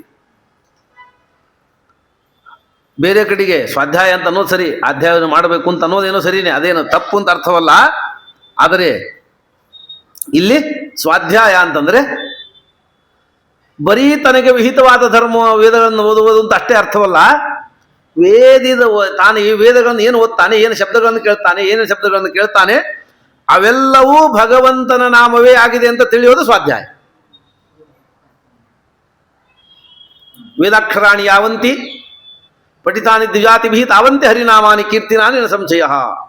ವೇದಗಳಲ್ಲಿರುವ ಪ್ರತಿಯೊಂದು ಅಕ್ಷರಗಳು, ವೇದಗಳು, ಮಂತ್ರಗಳು, ವರ್ಣಗಳು, ಸ್ವರಗಳು, ಉದಾತ್ತ ಸ್ವರಿತ ಅಂತನ್ನುವ ಎಲ್ಲ ವೇದಗಳಲ್ಲಿ ಸ್ವರ ಆಗಲಿ ವರ್ಣ ಆಗಲಿ ಯಾವುದೂ ವ್ಯರ್ಥ ಇಲ್ಲ. ವೇದಗಳಲ್ಲಿ ಯಾವುದೂ ವ್ಯರ್ಥವಾಗಿ ಹೇಳಿಲ್ಲ. ಪ್ರತಿಯೊಂದಕ್ಕೂ ಒಂದೊಂದು ಪ್ರತ್ಯೇಕವಾದ ಅರ್ಥ ಉಂಟು. ಹಾಗಾಗಿ ವೇದಗಳೆಲ್ಲ ಭಗವಂತನ ನಾಮ, ಎಲ್ಲ ಶಬ್ದಗಳು ಭಗವನ್ ನಾಮ. ವೇದಗಳೆಲ್ಲ ಪರಮ ಮುಖ್ಯ ವೃತ್ತಿಯಿಂದ ಭಗವಂತನನ್ನೇ ಹೇಳೋದು. ವೇದಗಳಿಗೆ ಅದೇ ಉದ್ದೇಶ, ಅದಕ್ಕೆ ಹೊರಟಿದೆ. ಹಾಗಾಗಿ ಆಚಾರ್ಯರು ವೇದಕ್ಕೆ 3 ಅರ್ಥ ಅಂತಾರೆ ಕನಿಷ್ಠ. ವೇದಕ್ಕೆ 3 ಅರ್ಥ. ತ್ರಯೋರ್ಥ ಸರ್ವವೇದೇಶು, ದಶಾರ್ಥ ಸರ್ವಭಾರತೆ, ಮಹಾಭಾರತಕ್ಕೆ 10 ಅರ್ಥ. ವಿಷ್ಣು ಸಹಸ್ರನಾಮಕ್ಕೆ 100 ಅರ್ಥ. ವಿಷ್ಣು ಸಹಸ್ರನಾಮಕ್ಕೆ ಒಂದೊಂದಕ್ಕೂ 100 ಅರ್ಥ ಇದೆ. ವಿಷ್ಣು ಸಹಸ್ರನಾಮಾಪಿ ನಿರಂತರ ಶತಾರ್ಥಕಂ ಅಂತ. ವೇದಕ್ಕೆ 3 ಅಂದ್ರೆ 3 ಅರ್ಥವಲ್ಲ, 3 ಅಂತೂ ಹೇಳಬೇಕು. ಯಾಕಂದ್ರೆ ಒಂದು ವೇದ ಮಂತ್ರ ಇಟ್ಕೊಂಡ್ರೆ ಅದಕ್ಕೆ ಆಧ್ಯಾತ್ಮಿಕ, ಅಧಿದೈವಿಕ, ಅಧಿಭೌತಿಕ ಅರ್ಥವನ್ನು ಹೇಳಬೇಕಲ್ಲ. ವೇದಕ್ಕೊಂದು ಅಗ್ನಿಯನ್ನು ಹೇಳುವ ಮಂತ್ರ ಇದೆ, ಅಗ್ನಿಮೇಳೆ ಪುರೋಹಿತ ಅಂತ ಅಗ್ನಿ ಸೂಕ್ತ ಇದೆ. ಅದಕ್ಕೆ ಅಧಿಭೌತಿಕ ಅರ್ಥ ಅಂದರೆ ಕಣ್ಣಿಗೆ ಕಾಣುವ ಅಗ್ನಿಯನ್ನು ಅದು ಹೇಳಿಕೊಡ್ಬೇಕು. ಈ ಪಂಚಭೂತಗಳಲ್ಲೇ ಒಂದಾದ ಅಗ್ನಿಯನ್ನು ಅದು ಹೇಳಬೇಕಲ್ಲ. ಈ ಕಣ್ಣಿಗೆ ಕಾಣುವ ಅಗ್ನಿ ಅಂತ ತಿಳ್ಕೊಂಡಾಗ ಅದು ಭೌತಿಕವಾದ ಅರ್ಥ, ಅಧಿಭೌತಿಕ. ಅಧಿದೈವಿಕವಾದ ಅರ್ಥ ಅಂದರೆ ಈ ಅಗ್ನಿ ಸೂಕ್ತ ಈ ಕೇವಲ ಅಗ್ನಿಯನ್ನು ಹೇಳೋದಿಲ್ಲ, ಈ ಅಗ್ನಿಯ ನಿಯಾಮಕನಾದ, ಅಗ್ನಿ ಅಂತರ್ಯಾಮಿಯಾದ, ಅಗ್ನಿಯಲ್ಲಿರುವ ಒಬ್ಬ ಅಗ್ನಿದೇವತೆ ಇದ್ದಾನಲ್ಲ, ಅಗ್ನಿದೇವತೆಯನ್ನು ಹೇಳಿಕೊಡ್ತದೆ ಅಂತ ಅನ್ಕೊಂಡ್ರೆ ಅಧಿದೈವಿಕ ಅರ್ಥ, ಅಗ್ನಿದೇವನ ಪರವಾಗಿ ತಿಳಿಯುವ ಅರ್ಥ. ಇದು ಈ ಅಗ್ನಿದೇವನನ್ನು ಹೇಳಿಕ್ಕೆ ಹೊರಟಿಲ್ಲ, ಪರಮ ಮುಖ್ಯ ವೃತ್ತಿಯಿಂದ ಇದು ಅಗ್ನಿನಾಮಕನಾದ ಪರಮಾತ್ಮನನ್ನು ಹೇಳಿಕೊಡ್ತದೆ ಅಂದ್ಕೊಂಡ್ರೆ ಆಧ್ಯಾತ್ಮಿಕವಾದ ಅರ್ಥ, ಆಧ್ಯಾತ್ಮಿಕ ಅರ್ಥ. ಯಾಕಂದ್ರೆ ಮುಖ್ಯವಾದ ಅಗ್ನಿ ಶಬ್ದ, ಅಗ್ನಿ ದೇವರಿಗೆ ಅಗ್ನಿ ಅಂತ ಹೆಸರು. ಅದನಾತ್ ಅಂಗನೇತೃತ್ವಾತ್ ಅಗ್ನಿ, ಅಗ್ರೇ ಜನ್ಯತ್ವಾತ್ ಅಗ್ನಿ, ಅನೇಕ ಕಾರಣ ಹೇಳ್ತಾರೆ. ಎಲ್ಲದಕ್ಕಿಂತ ಮೊದಲು ಇದ್ದ, ಆದ್ದರಿಂದ ದೇವರಿಗೆ ಅಗ್ನಿ ಅಂತ ಹೆಸರು. ಅಗಂ ನಯತೀತಿ ಅಗ್ನಿ, ಜಡ ಪದಾರ್ಥಗಳಿಗೆ ಶಕ್ತಿಯನ್ನು ಕೊಟ್ಟು ನಡೆಸ್ತಾನೆ, ಆದ್ದರಿಂದ ಅಗ್ನಿ. ಅಗ್ನಿ ಅಂದರೆ ಶಕ್ತಿ ಅಂತ ಅರ್ಥ. ಒಂದು ಜಡವಾದ ಯಂತ್ರ ನಡಿಬೇಕು ಅಂದರೆ ಅದಕ್ಕೊಂದು ಪೆಟ್ರೋಲ್ ಹಾಕ್ತಾರೆ, ಗ್ಯಾಸ್ ಹಾಕ್ತಾರೆ, CNG ಏನೋ ಒಂದು ಹಾಕ್ತಾರೆ, ಅದು ದಹನ ಆಗಬೇಕು. ಅಗ್ನಿ ಪೆಟ್ರೋಲ್ ಅದರೊಳಗೆ ಸುಡಬೇಕು. ಅದು ಎಷ್ಟು ಹೆಚ್ಚು ಸುಡುತ್ತದೆ ಅಷ್ಟು ಹೆಚ್ಚು ಪ್ಯೂರಿಫೈ ಆಗುತ್ತೆ. ಕಡಿಮೆ ಸುಟ್ಟರೆ ಹೆಚ್ಚು ಪೊಲ್ಯೂಷನ್ ಆಗುತ್ತೆ. ಅದು ಪೂರ್ತಿ ಸುಟ್ಟು ಹೋಗಬೇಕು. ಅದನ್ನು ಸುಟ್ಟು ಅದರಿಂದ ಶಕ್ತಿ ಜನರೇಟ್ ಆಗುತ್ತೆ. ಅದರಿಂದ 1000 TRP, 2000 TRP, 3000 TRP ಇಷ್ಟು ಶಕ್ತಿ ಬರ್ತದೆ ಅಂತ ಕೊಟ್ಟಿರ್ತಾರೆ. ಹೆಚ್ಚು ವೇಗವಾಗಿ ಹೋಗಬೇಕು ಅಂದರೆ ಹೆಚ್ಚು ಶಕ್ತಿ ಬೇಕದಕ್ಕೆ. ಹಾಗಾಗಿ ಒಳಗೆ ಇದ್ದು ಆ ಪದಾರ್ಥ ಸುಟ್ಟು ಅದಕ್ಕೆ ಶಕ್ತಿ ಕೊಡ್ತದೆ, ಆಮೇಲೆ ಅದು ಮುಂದೆ ಹೋಗ್ತದೆ. ಯಾಕಂದರೆ ಜಡ ಪದಾರ್ಥಗಳಿಗೆ ಸ್ವಂತ ಹೋಗುವ ಸಾಮರ್ಥ್ಯ ಇಲ್ಲ. ಜಡ ಪದಾರ್ಥಗಳಿಗೆ ಸ್ವತಃ ಪ್ರವೃತ್ತಿ ಸ್ವಂತ ಹೋಗೋದಿಲ್ಲ. ಅದನ್ನು ಬೇರೆ ಯಾವುದೋ ಶಕ್ತಿ ಅದನ್ನು ಕಳಿಸ್ಬೇಕು. ಅದರೊಳಗಿದ್ದ ಆ ಇಂಧನ ಸುಡಬೇಕು, ಅದರಿಂದ ಒಂದು ಶಕ್ತಿ ಉತ್ಪಾದನೆ ಆಗ ಶಕ್ತಿಯಿಂದ ತಳ್ಳಿ ಮುಂದೆ ಹೋಗಬೇಕು. ಹೀಗೆ ಜಡ ಪದಾರ್ಥಗಳಿಗೆ ಮುಂದೆ ಹೋಗಿಸ್ಲಿಕ್ಕೆ ಒಂದು ಶಕ್ತಿ ಬೇಕಲ್ಲ. ಈ ದೇಹವು ಜಡ ಪದಾರ್ಥ. ಈ ನಮ್ಮ ದೇಹವು ಜಡವಾದ ಪದಾರ್ಥ. ಇದು ಚೈತನ್ಯ ಇಲ್ಲ. ಇದಕ್ಕೆ ದೇಹದೊಳಗೆ ಚೈತನ್ಯ ಇರೋ ತನಕ ಚೈತನ್ಯ ಅಂತ ವ್ಯವಹಾರ ಮಾಡ್ತೀವಿ ಅಷ್ಟೇ. ಆಮೇಲೆ ಇದೇನು ಚೈತನ್ಯ ಜಡ ಪದಾರ್ಥಗಳೇ ಇದು. ಯಾಕೆಂದ್ರೆ ಜಡ ಪದಾರ್ಥಗಳು ಸೇರಿ ಆದದ್ದು, ಎಲ್ಲ ಜಡ ಪದಾರ್ಥಗಳು ಸೇರಿ ಆದದ್ದೇ ದೇಹ. ಪಂಚಭೂತಗಳು ಅಂತ ಮುಖ್ಯವಾಗಿ ಹೇಳ್ತೀವಿ. ಒಟ್ಟು 24-25 ತತ್ವಗಳಿಗೂ 24 ತತ್ವಗಳಿಂದ ಆದ ಶರೀರ ಇದೆ. 24 ತತ್ವಗಳಿಂದ ಆದ ಶರೀರ ಆದ್ದರಿಂದ ಜಡ ಪದಾರ್ಥಗಳಿಂದ ಆದ ಜಡ ಪದಾರ್ಥ ಇದೆ. ಇದರೊಳಗೆ ಇದ್ದು ದೇವರು ಇದನ್ನ ಮುಂದೆ ನಡೆಸ್ತಾನೆ, ಇದನ್ನು ಪ್ರೇರಣೆ ಮಾಡಿ ಇದರಿಂದ ಕೆಲಸ ಮಾಡಿಸ್ತಾನೆ. ಆದ್ದರಿಂದ ಅವನಿಗೆ ಅಗ್ನಿ ಅಂತ ಹೆಸರು. ಅಗಂ ನಯತೀತಿ ಅಗ್ನಿ. ಅಗ ಅಂದ್ರೆ ಜಡ ಪದಾರ್ಥಗಳು. ಗಚ್ಚತೀತಿ ಗಹ. ಯಾವುದು ಸ್ವಯಂ ನಡೀತದೋ ಅದು ಗಹ, ಚೇತನ ಪದಾರ್ಥಗಳು. ಯಾವುದಕ್ಕೆ ಹೋಗ್ಲಿಕ್ಕೆ ಬರೋದಿಲ್ಲವೋ ಅದು ನಗಹ. ನ ಗಚ್ಚತೀತಿ ನಗಹ. ನಗಹ ಅಂದ್ರೂ ಒಂದೇ, ಅಗಹ ಅಂದ್ರೂ ಒಂದೇ. ನ ಶಬ್ದಕ್ಕೆ ನದಲ್ಲೇ ವ್ಯವಹಾರ, ಅಂದ್ರೂ ಒಂದೇ, ನ ಅಂದ್ರೂ ಒಂದೇ. ನ ಗಚ್ಚತೀತಿ ನ ಗಚ್ಚತೀತಿ ಅಗಹ. ಆದ್ದರಿಂದ ಹೋಗ್ಲಿಕ್ಕೆ ಬರೋದಿಲ್ಲ. ಆದ್ದರಿಂದ ಅಗಹ ಅಂದ್ರೆ ಶರೀರ. ಸ್ವಯಂ ಹೋಗ್ಲಿಕ್ಕೆ ಬರೋದಿಲ್ಲ, ಅದಕ್ಕೆ ಬೇರೆ ಯಾರಾದರೂ ಕಳಿಸಿದ್ರೆ ಹೋಗೋದು. ಹೀಗೆ ಅಗವಾದ ಜಡವಾದ ತನ್ನಷ್ಟಕ್ಕೆ ತಾನೇ ಚಲನೆ ಮಾಡಲು ಬಾರದ ಈ ದೇಹದೊಳಗೆ ಇದ್ದು ಇದನ್ನು ನಡೆಸ್ತಾನೆ. ಆದ್ದರಿಂದ ಪರಮಾತ್ಮನಿಗೆ ಅಗ್ನಿ ಅಂತ ಹೆಸರು. ಬರೀ ದೇಹ ಅಷ್ಟೇ ಅಲ್ಲ, ಈ ಪ್ರಪಂಚವೇ ಜಡ ಪದಾರ್ಥ. ಈ ಪ್ರಪಂಚವೇ ಜಡ. ಇಡೀ ಪ್ರಪಂಚದೊಳಗೆ ದೇವರಿದ್ದು ಇದನ್ನು ನಡೆಸ್ತಾನೆ. ಅದಕ್ಕೆ ಸ್ವತಃ ಪ್ರವೃತ್ತಿ ಶಕ್ಯತ್ವಾತ್ ಈಶಾವಾಸ್ಯಮಿದಂ ಜಗತ್ ಅಂತ ಆಚಾರ್ಯ ಭಾಷೆ ಬರ್ತದೆ. ಈಶಾವಾಸ್ಯಮಿದಂ ಸರ್ವಂ ಯತ್ಕಿಂಚ ಜಗತ್ಯಾಂ ಜಗತ್ ತೇನ ತ್ಯಕ್ತೇನ ಭಂಜಿತಾ ಮಾರ್ಗದಕ್ಕಸ್ಯ ಸಿದ್ಧನಂ ಅಂತನ್ನುವಲ್ಲಿ ಆಚಾರ್ಯರು ಈ ಜಗತ್ತು ಈಶಾವಾಸ್ಯ ಅಂತ ಯಾಕೆ ಕರೀತಾರೆ ಅಂದ್ರೆ ಸ್ವತಃ ಪ್ರವೃತ್ತಿ ಶಕ್ಯತ್ವಾತ್. ಇದಕ್ಕೆ ಸ್ವಂತವಾಗಿ ಏನು ಮಾಡ್ಲಿಕ್ಕೆ ಆಗೋದಿಲ್ಲ. ಇದು ತನಗೆ ಏನನ್ನು ಮಾಡಬೇಕು ಅಂತಾದರೆ ಭಗವಂತನ ಆಶ್ರಯ ಇದಕ್ಕೆ ಅತ್ಯಂತ ಅವಶ್ಯವಾಗಿದೆ. ಆದ್ದರಿಂದ ಇದು ಈಶಾವಾಸ್ಯ. ಭಗವಂತನನ್ನು ಆಶ್ರಯಣೆ ಮಾಡಿಕೊಂಡಿದೆ, ಆದ್ದರಿಂದ ಜಗತ್ತಿಗೆ ಈಶಾವಾಸ್ಯ ಅಂತ ಹೆಸರಿದೆ ಅಂತಾರೆ. ಆದ್ದರಿಂದ ಭಗವಂತ ಎಲ್ಲ ಜಡ ಪದಾರ್ಥಗಳ ಒಳಗೆ ಇದ್ದು ಅದಕ್ಕೆ ಶಕ್ತಿ ಕೊಟ್ಟು ನಡೆಸ್ತಾನೆ. ಜಡ ಪದಾರ್ಥಗಳಿಗೆ ಸರಿಯಾದ ಚಲನೆ ಇದೆ ಅಲ್ಲ.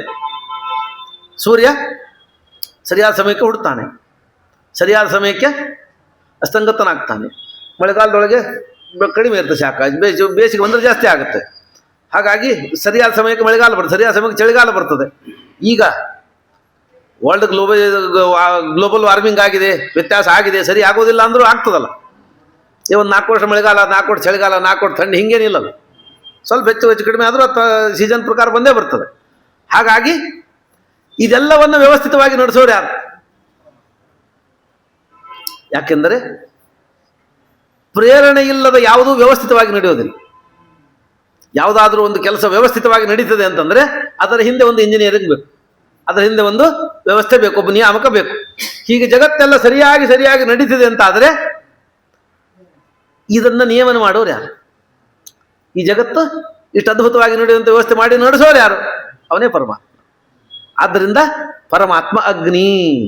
ಸ್ವತಃ ನಡೆಯಲಾಗದ, ಸ್ವತಃ ಏನನ್ನು ಮಾಡಲಾಗದ ಈ ಜಗತ್ತಿನಲ್ಲಿದ್ದು ಅತ್ಯದ್ಭುತವಾದ ಈ ಜಗತ್ತನ್ನು ನಡೆಸಿ ತೋರಿಸ್ತಾನೆ. ಆದ್ದರಿಂದ ಪರಮಾತ್ಮ ಅಗ್ನಿ. ಬಹುಚಿತ್ರ ಜಗತ್ ಬಹುಧಾ ಕರಣಾತ್ ಪರಶಕ್ತಿರನಂತ ಗುಣಪರಮಃ. ಅತ್ಯದ್ಭುತವಾದ ಜಗತ್ತನ್ನು ಅತ್ಯದ್ಭುತವಾದ ರೀತಿಯಲ್ಲಿ ನಡೆಸ್ತಾನೆ. ನಮ್ಮ ಕಲ್ಪನೆಗೆ ಮೀರಿದಷ್ಟು ವಿಚಿತ್ರವಾಗಿದೆ ಜಗತ್ತು. ಅದೆಲ್ಲವನ್ನು ವಿಚಿತ್ರವಾದ ರೀತಿಯಲ್ಲಿ ನಡೆಯುವಂತೆ ನಡೆಸ್ತಾನಲ್ಲ. ಆದ್ದರಿಂದ ಪರಮಾತ್ಮನಿಗೆ ಅಗ್ನಿ ಅಂತ ಹೆಸರಿದೆ. ಆದ್ದರಿಂದ ನಿಜವಾದ ಅಗ್ನಿ ಯಾರು? ಪರಮಾತ್ಮ. ಹಾಗಾಗಿ ಅಗ್ನಿ ಸೂಕ್ತ ಯಾರನ್ನು ಹೇಳಿಕೊಡ್ತದೆ? ಪರಮಾತ್ಮನನ್ನೇ ಹೇಳ್ತದೆ ಪರಮ ಮುಖ್ಯ ವೃತ್ತಿಯಿಂದ. ಮಹಾಯೋಗ ವಿದ್ವದ್ ರೂಢಿ ಅಂತ ಕರೀತಾರೆ, ಪರಮ ಮುಖ್ಯ ವೃತ್ತಿ ಅಂತ ಕರೀತಾರೆ. ಅಮುಖ್ಯ ವೃತ್ತಿಯಿಂದ ಈ ಅಗ್ನಿಯನ್ನು ಹೇಳ್ತದೆ, ಅಗ್ನಿ ದೇವತೆಯನ್ನು ಹೇಳ್ತದೆ. ಪರಮ ಮುಖ್ಯ ವೃತ್ತಿಯಿಂದ ಹೇಳ್ತಾ ಇರೋದು ಪರಮಾತ್ಮನನ್ನೇ. ಇದು ಒಂದು ಅಗ್ನಿ ಸೂಕ್ತವಲ್ಲ, ಇಡೀ ವೇದವಲ್ಲ, ಎಲ್ಲ ಶಬ್ದಗಳಿಗೂ ಇದೇ ಅವಸ್ಥೆ. ಜಗತ್ತಲ್ಲಿ ಶಬ್ದ ಅಂತಿದ್ರೆ ಅದು ದೇವರನ್ನು ಹೇಳಲಿಕ್ಕಿದೆ. ದೇವರನ್ನು ಹೇಳದೇ ಇರೋ ಶಬ್ದವೇ ಇಲ್ಲ. ಯಾಕಂದ್ರೆ ಶಬ್ದ ನಿತ್ಯ, ಅದರ ಶಬ್ದ ಯಾವಾಗಲೂ ಇರ್ತದೆ. ಆ ಶಬ್ದ ಯಾರನ್ನು ಹೇಳ್ತೋ ಅವ್ರು ಯಾರು ಇರೋದಿಲ್ಲ ಪ್ರಳಯ ಕಾಲದಲ್ಲಿ. ಹಾಗಾಗಿ ಯಾವುದೇ ಒಂದು ಶಬ್ದ ದೇವರನ್ನು ಹೇಳೋದಿಲ್ಲ ಅಂತ ಆದರೆ ಅದಕ್ಕೆ ವಿಷಯನೇ ಇಲ್ಲ ಅಂತ ಆಗಿಬಿಡ್ತದೆ. ಆ ಶಬ್ದ ವ್ಯರ್ಥ ಆಗುವ ಪ್ರಸಂಗ ಬರ್ತದೆ. ಹಾಗಾಗಿ ಎಲ್ಲ ಶಬ್ದಗಳು ದೇವರನ್ನೇ ಹೇಳ್ತಾ ಕೂತಿರ್ಬೇಕು ಪ್ರಳಯ ಕಾಲದಲ್ಲಿ. ಯಾರಿಗೋ ಒಬ್ಬರಿಗೆ ನಾವೊಂದು ಹೆಸರಿಟ್ಟಿವಿ, ಆ ಹೆಸರು ಇಡಬೇಕು ಅಂದರೆ ಅವನಿರಬೇಕಲ್ಲ. ಹೆಸರೇ ಇಲ್ಲ, ಹೆಸರು ಇದ್ರೆ ಮಾಡೋದು. ಕೂಸು ಚೌಕಂಡು ಬದಲಿಗೆ ಕುಲಾಯಿ ಹೊಲ್ದರು ಅಂತಾರಲ್ಲ, ಆ ವ್ಯಕ್ತಿನಲ್ಲೇ ಹೆಸರು ಇಟ್ಕೊಂಡು ಮಾಡೋದೇನು? ವ್ಯಕ್ತಿನಲ್ಲೇ ಹೆಸರು ದಾಖಲೆ ಯಾರು ಸೃಷ್ಟಿ ಮಾಡ್ತಾರೆ? ಇನ್ನೊಬ್ಬರ ಆಸ್ತಿ ಎತ್ತಿ ಹಾಕ್ಲಿಕ್ಕೆ ಮಾಡ್ತಾರೆ ಅಷ್ಟೇ. ಇನ್ನೊಬ್ಬರ ಆಸ್ತಿ ಎತ್ತಿ ಹಾಕ್ಲಿಕ್ಕೆ ಫೋರ್ಜರಿ ಮಾಡಿ ಯಾರಾದ್ರು ನಕಲಿ ದಾಖಲೆ ಹುಟ್ಟಿಸಿ ಇದ್ದವ್ರನ್ನ ಕೊಂದು ಹುಟ್ಟಿದವ್ರನ್ನ ಬದುಕಿಸಿ ಏನೋ ಮಾಡಿ ಅವ್ರು ಮಾಡ್ತಾರೆ. ಆದರೆ ಒಬ್ಬ ವ್ಯಕ್ತಿ ಹೆಸರಿಡಬೇಕು ಅಂದ್ರೆ ಆ ವ್ಯಕ್ತಿ ಇರಬೇಕು. ಆದರೆ ಇಂದ್ರ, ಚಂದ್ರ, ರುದ್ರ, ಗಣ ಬದಲಾದ ಎಲ್ಲ ಸ್ತೋತ್ರಗಳಿದೆ, ಪ್ರಳಯ ಕಾಲದವ್ರು ಯಾರೂ ಇಲ್ಲವೇ ಇಲ್ಲ. ಹಾಗಾಗಿ ಆ ಎಲ್ಲ ಮಂತ್ರಗಳು ಏನು ಮಾಡಬೇಕಾಗ? ಅದಕ್ಕೆ ಗತಿ ಏನು? ಅದು ಸುಳ್ಳಾಗೋ ಪ್ರಸಂಗ ಬರ್ತದೆ. ಹಾಗಾಗಿ ಎಲ್ಲ ಶಬ್ದಗಳು ದೇವರನ್ನೇ ಹೇಳ್ತದೆ. ಇದು ಬೇರೆಯವ್ರನ್ನ ಹೇಳ್ತದೆ ಅಂತಂದ್ರೆ ಇವರನ್ನು ಹೇಳ್ತದೆ, ಅಮುಖ್ಯವೃತ್ತಿಯಿಂದ ಹೇಳ್ತದೆ. ಸುಮ್ಮನೆ ಮುಂತಾದವರು ಅಂತ ಹೇಳಿ ಅವರನ್ನು ಕರೆದಿರ್ತಿಲ್ಲ ಅಂತಿಲ್ಲ, ಆದರೆ ಅದರ ಉದ್ದೇಶ ಅದಲ್ಲ. ಹಾಗಾಗಿ ಮುಂತಾದವರು ಅಂತ ಏಚಾನ್ಯಾಚಾರ್ಯ ಹತ್ರಪ್ಪಂತು ಅಂತ ಹೇಳಿ ಬ್ರಹ್ಮದಲ್ಲಿ ಕೊನೆಗೆ ಬರ್ತಾರೆ. ಏಚಾನ್ಯಾಚಾರ ಅಂತಂದ್ರೆ ಮುಂತಾದವರು ಅಂತ ಅರ್ಥ ಇರ್ತಲ್ಲ. ಅವರು ಸುಮ್ಮನೆ ಹೇಳ್ತದಷ್ಟೇ, ಆದರೆ ಅದನ್ನು ಹೇಳಬೇಕು ಅಂತ ಉದ್ದೇಶ ಇಲ್ಲ, ಅದಕ್ಕೆ ಬಿಡಬಾರ್ದು ಅಂತ ಹೇಳ್ತಾರೆ. ಹಿಂಗಾಯ್ತು. ಒಬ್ಬನು ಗಂಡ ಹೆಂಡತಿ ಹೇಳ್ದೆ, ಇವತ್ತು ಪೇಪರ್ ನನ್ನ ಹೆಸರು ಬಂದ ನೋಡಂತ. ಏನೋ ಗಂಡನ ಹೆಸರು ಬಂತು ಅಂತ ಹೆಂಡತಿ ಖುಷಿ ಆಯ್ತು. ಪೇಪರ್ ತೆಗೆದು ನೋಡಿಲ್ಲ, ಮೊದಲಿಂದ ಪ್ರಾರಂಭ ಮಾಡಿ ಸಂಯುಕ್ತ ಕರ್ನಾಟಕ ಸಹದಿಂದ ಶುರು ಮಾಡಿ ಮುದ್ರಿಸಿ ಪ್ರಕಟಿಸಲಾಯಿತು ಅಂತ ಕೊನೆಗೆ ಹಾಕಿರ್ತಾರೆ. ಅಲ್ಲಿ ತನಕ ಓದ್ತಾವ, ಎಲ್ಲೂ ಸಿಗ್ಲಿಲ್ಲ ಹೆಸರು. ಬಂದೇ ಇಲ್ಲಲ್ರಿ ಅನ್ಲಕ್ಕಿ, ಬಂದದ್ದು ನೋಡು ಅಂದ. ಎಲ್ಲಿ ಬಂದು ತೋರಿಸ್ರಿ ಅನ್ಲಕ್ಕಿ, ತೆಗೆದು ತೋರಿಸಿದ. ನೋಡು ಇಂಥದ್ದೊಂದು ಕಾರ್ಯಕ್ರಮ ಆಯಿತು ಗೌಳಿಗಲ್ಲಿ ಒಳಗೆ, ತೊರವಿಗಲ್ಲಿ ಒಳಗೆ, ಈ ಹುಬ್ಬಳ್ಳಿ ಕಿಲಾದ ಒಳಗೆ ಒಂದು ಕಾರ್ಯಕ್ರಮ ಆಯಿತು. ಈ ಕಾರ್ಯಕ್ರಮದಲ್ಲಿ ರಾಮಾಚಾರ್, ಗೋವಿಂದಾಚಾರ್, ನಾರಾಯಣಾಚಾರ್, ಕೃಷ್ಣರಾವ್, ರಾಮರಾವ್ ಎಲ್ಲ ಇದ್ರು. ಕೃಷ್ಣರಾವ್ ಮುಂತಾದವರು ಸೇರಿದ್ದರು ಅಂತಿದ್ದಾರಲ್ಲ, ಆ ಮುಂತಾದವರೊಳಗೆ ಮೊದಲೇದವ ನಾನೇ ಅಂದ. ಆ ಮುಂತಾದವರೊಳಗಿನ ಮೊದಲೇ ಹೆಸರು ನಂದೇ ಅಂದ. ಹೀಗೆ ವೇದ ಅಗ್ನಿಯನ್ನು, ಭೂತ ಅಗ್ನಿಯನ್ನು, ಇಂದ್ರನ, ಚಂದ್ರನನ್ನು ಮುಂತಾದವರು ಅಂತ ಹೇಳ್ತದೆ ಅಷ್ಟೇ. ಅದು ಆದ್ರೆ ಅದರ ಉದ್ದೇಶ ಇರೋದು ಪರಮಾತ್ಮನನ್ನು ಹೇಳಲಿಕ್ಕೆ. ಪರಮಾತ್ಮನನ್ನು ಹೇಳಲಿಕ್ಕೆ ಹೊರಟದ್ದು ವೇದ. ಹೀಗೆ ತಿಳಿಯೋದೇ ಸ್ವಾಧ್ಯಾಯ. ಸ್ವಾಧ್ಯಾಯ ಅಂದ್ರೆ ಏನು ತಿಳಿದೀವಿ, ಏನು ಮಂತ್ರಗಳಿದೆ, ಏನು ಶಬ್ದಗಳಿದೆ, ಅದೆಲ್ಲವೂ ದೇವರನ್ನು ಹೇಳಿಕೊಡ್ತದೆ ಅಂತ ತಿಳಿಯೋದೇ ವೇದದ ಅಭಿಪ್ರಾಯ, ವೇದದ ಮುಖ್ಯ ಅರ್ಥ ಅಂತ ತಿಳಿಯೋದು ಸ್ವಾಧ್ಯಾಯ, ವೇದದ ಸಾರ್ಥಕತೆ ಅಧ್ಯಯನಕ್ಕೆ. ಇಲ್ಲದೆ ಇದ್ರೆ ವೇದ ನಮ್ಮಲ್ಲಿ, ಅದಕ್ಕೆ ಬಹಳ ವೇದವನ್ನು ಓದೋ ಪರಂಪರೆ ಕಡಿಮೆ ಆಗಿದೆ. ಯಾಕೆಂದರೆ ಬರೀ ವೇದವನ್ನು ಓದಿ ವೇದಾರ್ಥ ಗೊತ್ತಿಲ್ಲದೆ ಇದ್ರೆ ಏನು ಮಾಡೋದು? ದರ್ವೀಪಾಕ ರಸಾನಿವ ಅಂತ ವೇದಗಳನ್ನು ಕೂತಗೊಂದು ಗಟ್ಟಿ ಮಾಡಿ ಮಾಡಿ ಮಾಡಿ ಮಾಡಿ ಮಾಡಿ ವೇದ ಅಂತಾನೆ ಎಲ್ಲ ಗೂಟಿ ಆಗಿದೆ, ವೇದಾರ್ಥನೇ ಗೊತ್ತಿಲ್ಲ. ಅದು ಹೆಂಗಾಗ್ತದೆ ಅಂತಂದ್ರೆ, ಈ ಸೌಟನ್ನು ಸಾವಿಟ್ಟು ಸಾರದೊಳಗೆ, ಹುಳಿ ಒಳಗೆ, ಪಾಯಸದೊಳಗೆ ಓಡಾಡಿಸ್ತಾರಲ್ಲ, ಅದ್ರೊಳಗೆ ಓಡಾಡ್ತಿರ್ತದೆ ಅಷ್ಟೇ. ಅದ್ರ ರುಚಿ ಗೊತ್ತಿಲ್ಲ ಅದು. ದರ್ವಿ ಅಂದ್ರೆ ಸೌಟು, ಪಾಕ ರಸಾನಿವ, ಅದರೊಳಗೆ ಮೊಳಗಿದ್ರು ಅದರ ರಸ ಏನು ಅಂತ ಗೊತ್ತಿಲ್ಲ, ಅದು ರುಚಿ ಗೊತ್ತಿಲ್ಲದೆ ಇದ್ದ ಸೌಟ್ ಇರ್ತದಲ್ಲ. ಹಾಗೆ ನಿರಂತರವಾಗಿ ವೇದಗಳನ್ನು ಅಂದು ಅಂದು ಅಂದು ಕೂಡ ವೇದಾರ್ಥದ ಗೊತ್ತಿಲ್ಲದೆ ಇದ್ದ ಬ್ರಾಹ್ಮಣ, ಆ ಅರ್ಥಜ್ಞಾನ ಇಲ್ಲದ ಬ್ರಾಹ್ಮಣ ಆ ಸೌಟಿನಂತೆ ಆಗಿಬಿಡ್ತಾನೆ ಅಂತ ಭೀಮಸೇನ ದೇವರು ಧರ್ಮರಾಜನಿಗೆ ವೈವ ಮಾತಿದೆ ಮಹಾಭಾರತದಲ್ಲಿ. ನೀನು ವೇದಗಳನ್ನು ಅಂದು ಅಂದು ಅಂದು ಅಂದು ಅಂದು ವೇದಾರ್ಥವನ್ನು ಮಾತ್ರ ತಿಳಿದು, ಆ ವೇದಗಳ ಮಂತ್ರವನ್ನು ತಿಳಿದು ವೇದಾರ್ಥವನ್ನು ತಿಳಿದೇ ಇದ್ದ ಬ್ರಾಹ್ಮಣನಂತೆ ಆಗಿಬಿಟ್ಟು ನಿನಗೆ ಧರ್ಮಜ್ಞಾನ ಇಲ್ಲ ಅಂತ ಯುದ್ಧ ಮಾಡ್ಲಿಕ್ಕೆ ಒಲ್ಲೆ ಅಂತ ಅನ್ನೋ ಸಂದರ್ಭದಲ್ಲಿ ಭೀಮಸೇನ ದೇವರು ಅವರ ಅಣ್ಣನಿಗೆ ಹೇಳಿಕೊಡ್ತಿರ್ತಾರೆ. ಮಹಾಭಾರತ ಹೇಳುವ ಮಾತಿದ್ದು. ಹಾಗಾಗಿ ಯಾರಿಗೆ ವೇದಾರ್ಥ ಜ್ಞಾನ ಇಲ್ಲ, ಯಾರು ವೇದಾರ್ಥ ಜ್ಞಾನವಿಲ್ಲ, ರುಚಾಕಿಂ ಕರಿಷ್ಯತಿ, ಅವನು ವೇದ ಮಂತ್ರ ತಗೊಂಡು ಏನು ಮಾಡ್ತಾನೆ? ಆದ್ದರಿಂದ ವೇದಗಳಿಂದ ಮುಖ್ಯ ಪ್ರತಿಪಾದ್ಯನಾದವ ಪರಮಾತ್ಮ ಅಂತನ್ನುವ ಜ್ಞಾನವೇ ಸ್ವಾಧ್ಯಾಯ. ಹೀಗೆ ತಿಳಿದು ಸ್ವಲ್ಪ ವೇದಗಳನ್ನು ಓದಿದರೂ ಸಾಕು, ಒಂದು ನಾಮವನ್ನು ಭಕ್ತಿಯಿಂದ ಮಾಡಿದರೂ ಸಾಕು, ಅದು ಬೇಕಾದಷ್ಟು ಉದ್ಧಾರ ಮಾಡ್ತದೆ. ಆ ನಾಮಕ್ಕೆ ದೇವರ ಆ ಸಾಮರ್ಥ್ಯ, ನಾಮಕ್ಕೆ ಆ ಸಾಮರ್ಥ್ಯ ಉಂಟು, ಆ ನಾಮಕ್ಕೆ ಆ ಸಾಮರ್ಥ್ಯ ಉಂಟು ಅಂತ ನಾವು ತಿಳ್ಕೋಬೇಕಷ್ಟೆ. ಹಾಗಾಗಿ ಭಗವಂತನ ಗುಣಗಳನ್ನೇ ಹೇಳಿಕೊಡ್ತವೆ ಅಂತ ತಿಳ್ಕೋಬೇಕು. ಯಾಕಂದ್ರೆ ಪ್ರತಿಯೊಂದು ಭಗವಂತನ ನಾಮಕ್ಕೂ ಒಂದೊಂದು ಗುಣ ಇದೆ. ಭಾಗವತದ ಚತುರ್ಥ ಸ್ಕಂದದಲ್ಲಿ ಮತ್ತೆ 2-3 ಕಡೆ ಗದ್ದೆ ಬರ್ತದೆ, ಅಲ್ಲಿ ದೇವರ ಸ್ತೋತ್ರ ಮಾಡ್ತಾರೆ. ದೇವರ ಹೆಸರು ಅಂದ್ರೆ ಏನದು? ಗುಣಕೃತ ನಾಮಧೇಯಾನಿ ಮಮ ವಚನ ಗೋಚರಾಣಿ ಭವಂತು ಅಂತ ಸ್ತೋತ್ರ ಮಾಡ್ತಾರೆ. ತತ್ವಾಭಿಮಾನಿ ದೇವತೆಗಳ ಸ್ತೋತ್ರ, ಬೇರೆ ಬೇರೆ ಸ್ತೋತ್ರ ಮಾಡೋ ಸ್ತೋತ್ರಗಳೆಲ್ಲ ಬರ್ತದೆ. ದೇವರಿಗಂತಾರೆ ನಿನ್ನ ಒಂದೊಂದು ನಾವು ನಿನ್ನ ಒಂದೊಂದು ಗುಣದಿಂದ ನಿರ್ಮಾಣವಾದದ್ದು, ಅದರಿಂದ ಪ್ರತಿಯೊಂದು ಗುಣಕ್ಕೂ ಹೆಸರಿಗೂ ಒಂದು ಸಾರ್ಥಕತೆ ಇದೆ. ಆ ದೇವರಿಗೆ ಮುಕುಂದ ಅಂತ ಕರೆದ್ರೆ ಮೋಕ್ಷ ಕೊಡುವ ಅಂತ ಅರ್ಥ. ಮೋಕ್ಷ ಕೊಡ್ತಾನೆ, ಆದ್ರಿಂದ ಮುಕುಂದ. ನಮ್ಮಲ್ಲಿ ಯಾರೋ ಒಬ್ಬರಿಗೆ ಮುಕುಂದ ಅಂತ ಹೆಸರಿಟ್ಟಿರ್ತಾರೆ. ಮುಕುಂದ ಅಂತ ಹೆಸರಿಟ್ಟಿರ್ತಾರೆ, ಹೆಂಡತಿ ಹೊರಗೆ ಹೋಗೋ ಕಾಲಕ್ಕೆ ಹೊರಗಿಂದ ಬಾಗಿಲು ಹಾಕೊಂಡು ಹೋಗ್ಬಿಟ್ಟಿರ್ತಾರೆ, ಮತ್ತೆ ಒಳಗೆ ಕೂತಾನೆ ಅಂತ ಹೇಳಿ. ಆಕೆ ಬಂದು ಬಾಗಿಲು ತೆಗೆಯೋ ತನಕ ಒಳಗೆ ಕೂತಿರ್ಬೇಕು, ಹೊರಗೆ ಬರ್ಲಿಕ್ಕೆ ಆಗುವಂಗಿಲ್ಲ. ಮನೆ ಬಾಗಲಂತ ತೆಕ್ಕೊಂಡು ಹೊರಗೆ ಬರ್ಲಿಕ್ಕೆ ಆಗದೆ ಇರುವ ಇವನೆಂತ ಮುಕುಂದ, ಸಂಸಾರದಿಂದ ಬಂಧನ ಮಾಡಿಸಿ ಇವನೇ ಕರ್ಕೊಂಡು ಹೋಗ್ತಾನೆ. ಹಾಗಾಗಿ ನಮಗೆಲ್ಲ ಇಟ್ಟ ಹೆಸರು ಗುಣಕೃತ ನಾಮಧೇಯಗಳಲ್ಲ,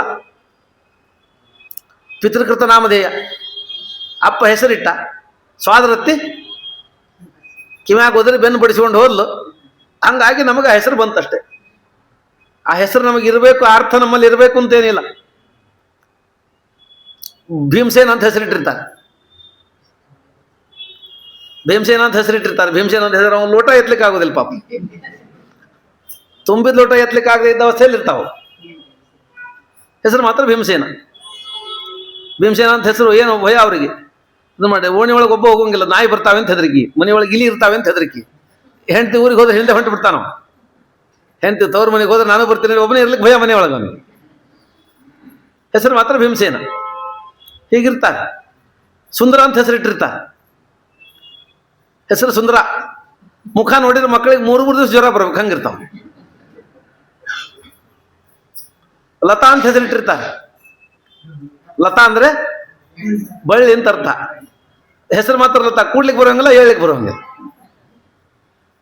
ಹಾಗಾಗಿ ನಾವು ಹೆಸರಿಗೆ ತಕ್ಕಂತೆ ಇರಬೇಕು ಅಂತಿಲ್ಲ, ಇರೋದೇ ಕಡೆ ಇರೋದೇ ಇಲ್ಲ. ಹಾಗಾಗಿ ಯಾವುದು ನಮ್ಮ ಹೆಸರು ಗುಣದಿಂದ ಬಂದದ್ದಲ್ಲ. ಹೆಸರು ಇಡಬೇಕು ಅಂತ ಇಟ್ಟರು, ಇರೋ ತನಕ ಒಂದು ಹೆಸರು ಬೇಕು, ಕರೆದ್ರಷ್ಟೇ. ಆ ಹೆಸರು ಇರಬೇಕು ಅಂತಲ್ಲ, ಆ ಇದ್ದದ ಹೆಸರನ್ನು ಸೀದಾ ಕರೆಯೋದಿಲ್ಲ. ಮತ್ತೆ ಯಾವ ಹೆಸರಿಟ್ಟಾರೆ ಆ ಗುಣನೇ ಇರೋದಿಲ್ಲ, ಅದನ್ನು ಸೀದಾ ಕರೆಯೋದಿಲ್ಲ. ಮತ್ತೆ ಆ ಹೆಸರನ್ನು ಮತ್ತೆ ಶಾರ್ಟ್ ಮಾಡೋದು, ಅಡ್ಡ ಮಾಡೋದು, ಉದ್ದು ಮಾಡೋದು. ಸಂದೀಪದ ಹೆಸರಿಟ್ಟು ಶಾಂಡಿ ಅಂತ, ಶಾಂಡಿ ಅಂತ ಹೇಳ್ಕೊತಾರೆ. ಅದು ಶಾರ್ಟ್ ಮಾಡ್ಕೊಂಬೋದು ಒಂದು ಪ್ಯಾಷನ್, ಅದು ದೊಡ್ಡ ಸ್ಥಿತಿ. ಹಿಂಗಾಗಿ ನಮ್ಮ ಭಾಗ, ಈ ಹುಬ್ಬಳ್ಳಿ ಕರ್ನಾಟಕ ಭಾಗ, ಉತ್ತರ ಕರ್ನಾಟಕ ಭಾಗದಲ್ಲಂತೂ ಹೆಸರನ್ನು ಕೆಡಿಸ್ಲಿಕ್ಕೆ ಅಡ್ಡ ಹೆಸರು ಇಡ್ಲಿಕ್ಕೆ ಬಹಳ ಎಲ್ಲ ಶಾಪಾದಪ್ಪಿ ಜನ ಇವರು. ಹಿಂಗಾಗ್ಬಿಡ್ತು. ಇಲ್ಲೇ ಒಬ್ಬನಿಗೆ ಹುಚ್ಚರಾವ್ ಅಂತ ಇದ್ದದ್ದು ಪಾಪ, ಅವ್ರ ಮನೆ ಕುಲದೇವ್ರ ಪಾಪ ಶಿಕಾರಿಪುರ ಹನುಮಪ್ಪ ಇರಬೇಕು, ಭ್ರಾಂತೇಶ, ಹುಚ್ಚರಾಯ ಅಂತ ಕರೀತಾರೆ. ಕುಲದೇವ್ರ ಹೆಸರು ಹುಚ್ಚರಾಯ ಅಂತ ಇಟ್ಬಿಟ್ಟಿದ್ರು. ಮೊದಲು ಭಾಳ ತಲೆ ಕೆಡಿಸೋತಿದ್ದಿಲ್ಲ, ನಕ್ಷತ್ರದ ಹೆಸರು ದೇವ್ರ ಹೆಸರು ಇಟ್ಬಿಡ್ತಿದ್ರು. ಈಗೆಲ್ಲ ಹೆಸರು ಅಂತಂದ್ರೆ ಭಾಳ ಗೂಗಲ್ ನೋಡಿ ಸಾವಿರಾರು ಹೆಸರುಗಳು ಮಾಡಿ ಕೊನೆಗೆ ಒಂದು ಅಬದ್ಧವಾದ ಹೆಸರು ಇಟ್ಬಿಡ್ತಾರೆ. ಮತ್ತೆ ಮುಂಬೈದಲ್ಲಿ ಹೋಗಿದ್ದೆ, ನಮ್ಮ ಬಂಧುಗಳೇ ಆಗಬೇಕು. ಮಗನ ನಾಮಕರಣ ಮಾಡಿದ್ರಿ, ಬರ್ರಿ ಅಂತ ಭಾಳ ಒತ್ತಾಯ ಮಾಡಿದ್ರು ಅಂತ ಹೋಗಿದ್ದೆ. ಹೋಗಿ ಭೇಟಿ ಅಲ್ಲಿಗೆ ಹೋದ್ರೆ ಮೊಮ್ಮಗನ ಭೇಟಿ ಆದ್ರು, ನಮಸ್ಕಾರ ಮಾಡಿಸಿದ್ರು, ಎಲ್ಲ ಮಾಡಿದ್ರು. ಹೆಸರೇನಿಟ್ಟರಿಂದ ನಿರ್ವಾಣ ಅಂದರು. ನಾವು ಬದ್ರಿಗೆ ಹೋಗಿ ಬಂದಿವಿ, ಆಮೇಲೆ ಹುಟ್ಟಿದ ಬದ್ರಿನಾಥ್ ಅಂತ ಹೆಸರಿಡಬೇಕು ಅಂತ ಮಾಡಿದ್ವಿ. ನಮ್ಮ ಸೊಸೆ ಹಠ ಮಾಡಿ ನಿರ್ವಾಣ ಅಂತ ಹೆಸರಿಟ್ಟಾಳೆ. ಅಲ್ಲಿ ನಿರ್ವಾಣ ಅಂದ್ರೆ ಮೋಕ್ಷ ಅಂತ ಅರ್ಥ ನಿಜವಾಗಿ. ಆದ್ರೆ ನಿರ್ವಾಣ ಅಂತನ್ನುವ ಹೆಸರು ಬಹಳ ರೂಢಿಯಲ್ಲಿರೋದು ನಿಂದವಾಗಿದೆ. ಅದು ರೂಢಿಯಲ್ಲಿ ಅದಕ್ಕೆ ಒಳ್ಳೆ ಅರ್ಥದಲ್ಲಿ ಹೆಸರು ಬಳಸೋದಿಲ್ಲ ಅದನ್ನು. ಹಾಗಾಗಿ ನಿರ್ವಾಣ ಶಬ್ದಕ್ಕೆ ನಿಜವಾಗಿ ಮೋಕ್ಷ ಅಂತ ಅರ್ಥ ಇದೆ. ಆದರೆ ಅರ್ಥ ಏನು ಬಹಳ ಇದೆ ಅಂತ ಅನ್ನೋದು ರೂಢಿ ಏನಿದೆ ಅದೇ ಪ್ರಬಲ. ಯೋಗಕ್ಕಿಂತ ರೂಢಿನೇ ಪ್ರಬಲ ಶಾಸ್ತ್ರದಲ್ಲಿ. ಯೋಗಾದ್ ರೂಢಿರ್ ಬಲಿಯಸಿ ಅಂತ. ಯೋಗ ಅನೇಕ ಪದಾರ್ಥಗಳನ್ನು ಹೇಳಿಕೊಡ್ತದೆ. ಆದ್ರೆ ರೂಢಿ ಎಲ್ಲಿದು ಹಾಗೆ ಅರ್ಥ ಇರ್ತದೆ. ಇದು ಪಂಕಜಾಕ್ಷಿ ಅಂತ ಕರೀತಾರೆ. ಪಂಕಜಾಕ್ಷಿ ಅಂತ ಹೆಸರೇನು?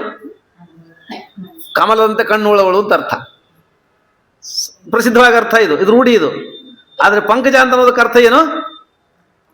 ಪಂಕ ಅಂದ್ರೆ ಕೆಸರು, ಪಂಕಜ ಅಂದ್ರೆ ಕೆಸರಿನಲ್ಲಿ ಹುಟ್ಟಿದ್ದು, ಕೆಸರಿನಲ್ಲಿ ಹುಟ್ಟಿದ್ದು ಕಮಲ. ಆದ್ದರಿಂದ ಪಂಕಜಾಕ್ಷಿ ಅಂದ್ರೆ ಕಮಲದಂತೆ ಕಣ್ಣುಳ್ಳವಳು ಅಂತ ಅರ್ಥ. ಆದರೆ ಕೆಸರಲ್ಲಿ ಕಮಲ ಮಾತ್ರ ಹುಟ್ಟುತ್ತೆ? ಕಪ್ಪೆ ಕೆಸರಿನಲ್ಲೇ ಹುಟ್ಟುತ್ತದೆ.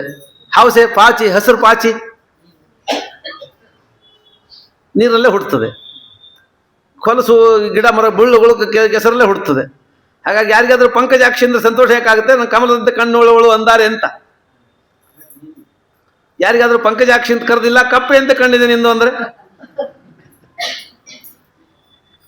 ಪಂಕಜಾಕ್ಷಿ ಅಂತ ಕಪ್ಪೆ ಕಣ್ಣು, ಕಪ್ಪೆ ಅಂತ ಕಣ್ಣು ಅಂತನೂ ಅರ್ಥ ಆಗುತ್ತೆ. ಆದ್ರೆ ರೂಢಿ ಮಾತ್ರ ಕಮಲದಂತ ಕಣ್ಣು ಅಂತ ಅರ್ಥದಲ್ಲಿ ರೂಢಿಯಲ್ಲಿದೆ. ಆದ್ದರಿಂದ ಪಂಕಜಾಕ್ಷಿ ಅಂದ್ರೆ ನಾನು ಕಮಲದಂತ ಕಣ್ಣಿದ್ದವಳು ಅಂದಾರೆ ಅಂತ ಸಂತೋಷ ಪಡುವುದು. ಕಪ್ಪೆ ಅಂತ ಕಣ್ಣುಳ್ಳವಳು ಅಂತ ಕರೆದಾರೆ ಅಂತ ಗೊತ್ತಾದ್ರೆ ಯಾರು ಸಂತೋಷ ಪಡ್ತಾರೆ? ಹಾಗಾಗಿ ಯೋಗಕ್ಕಿಂತ ರೂಢಿ ಪ್ರಬಲ. ಯೋಗ ಅನೇಕ ಕಡೆ ಇದ್ರು ರೂಢಿಯಲ್ಲಿದೆ, ಅದು ಪ್ರಬಲವಾಗಿರುತ್ತೆ. ರೂಢಿ ಪ್ರಬಲವಾಗಿದೆ ಅಂತ ಯೋಗಾತ್ ರೂಢಿ ಬಲಿಯಸಿ ಅಂತ ಮಾತು ಹೇಳಿಕೊಡ್ತಾರೆ.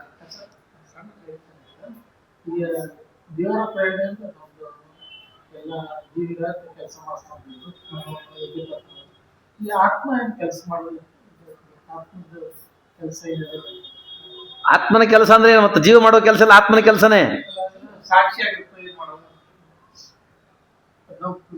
ಜೀವ ಅಂತ ಕರೆಯೋದೇ ಅದರಿಂದ ಕರೀತಾರೆ. ಆತ್ಮ ಅಂತ ಕರೆಯೋದು ಅಲ್ಲ, ಜೀವ ಅಂತ ಕರೆಯೋದು ಏನಿದ್ರು ಕರಿಬೇಕು ಅವನು. ಇದು ದೇಹನೇ, ಈ ಕಟ್ಟಿಗೆನೂ ಒಂದು ದೇಹನೇ. ಇದು ಒಂದು ಪದಾರ್ಥವೇ. ಚೈತನ್ಯ ಇರಬೇಕು. ಚೈತನ್ಯ ಅಂತ ಯಾವುದಕ್ಕೆ ಕರೀತಾರೆ? ಜ್ಞಾನ, ಇಚ್ಛಾ, ಪ್ರಯತ್ನ. ಚೇತನ ಸ್ವಭಾವ ಮೂರು. ಜ್ಞಾನ ಇರಬೇಕು, ಇಚ್ಛಾ ಇರಬೇಕು, ಪ್ರಯತ್ನ ಇರಬೇಕು. ಪದಾರ್ಥಗಳ ಬಗ್ಗೆ ಜ್ಞಾನ ಇರಬೇಕು. ಅದು ಇಲ್ಲಿ ಬೇಕು ಇಲ್ಲ ಬೇಡ ಅಂತನೂ ಇಚ್ಛೆ ಇರಬೇಕು. ಅದ್ರ ಬಗ್ಗೆ ಇದು ಬೇಕು ಅಂತನೂ ಇಚ್ಛೆ ಮಾಡ್ಬೇಕವ.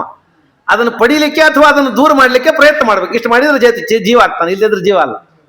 ಚೇತನ ಸ್ವಭಾವ ಮೂರು: ಜ್ಞಾನ, ಇಚ್ಛಾ, ಪ್ರಯತ್ನ. ಈ ಜ್ಞಾನ, ಇಚ್ಛಾ, ಪ್ರಯತ್ನ ಆತ್ಮನಲ್ಲೇ ಇರೋದು, ಜೀವನಲ್ಲೇ ಇರೋದು.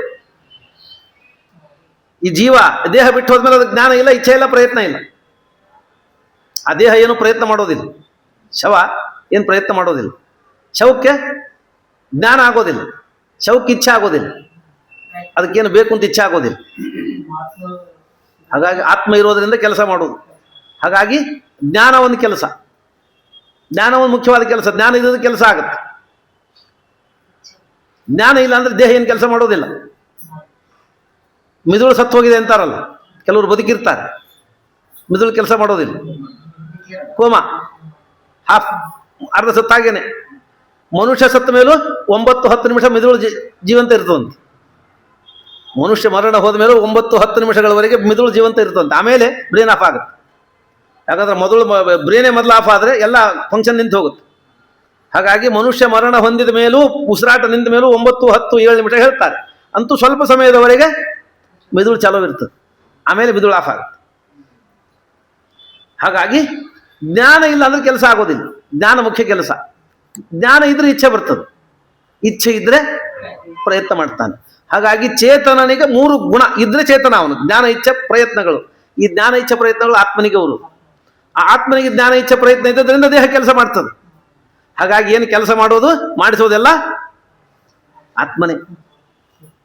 ಚೈತನ್ಯ ಎಲ್ಲ ಆತ್ಮನ ಸ್ವಭಾವ. ಕೈ ತಂದಾನಲ್ಲ, ಯಾರು ತಂದ? ಆತ್ಮ. ಚೈತನ್ಯ ಸ್ವರೂಪದಿಂದ ಆತ್ಮ ಎಲ್ಲ ಕಡೆ ವ್ಯಾಪಿಸಿದ್ದಾನೆ. ಮನಸ್ಸು 4 ವಿಧ ಹೇಳಿದ್ದಾರೆ. ಮನಸ್ಸು, ಬುದ್ಧಿ, ಅಹಂಕಾರ, ಚಿತ್ತ, ಚೇತನ. 5.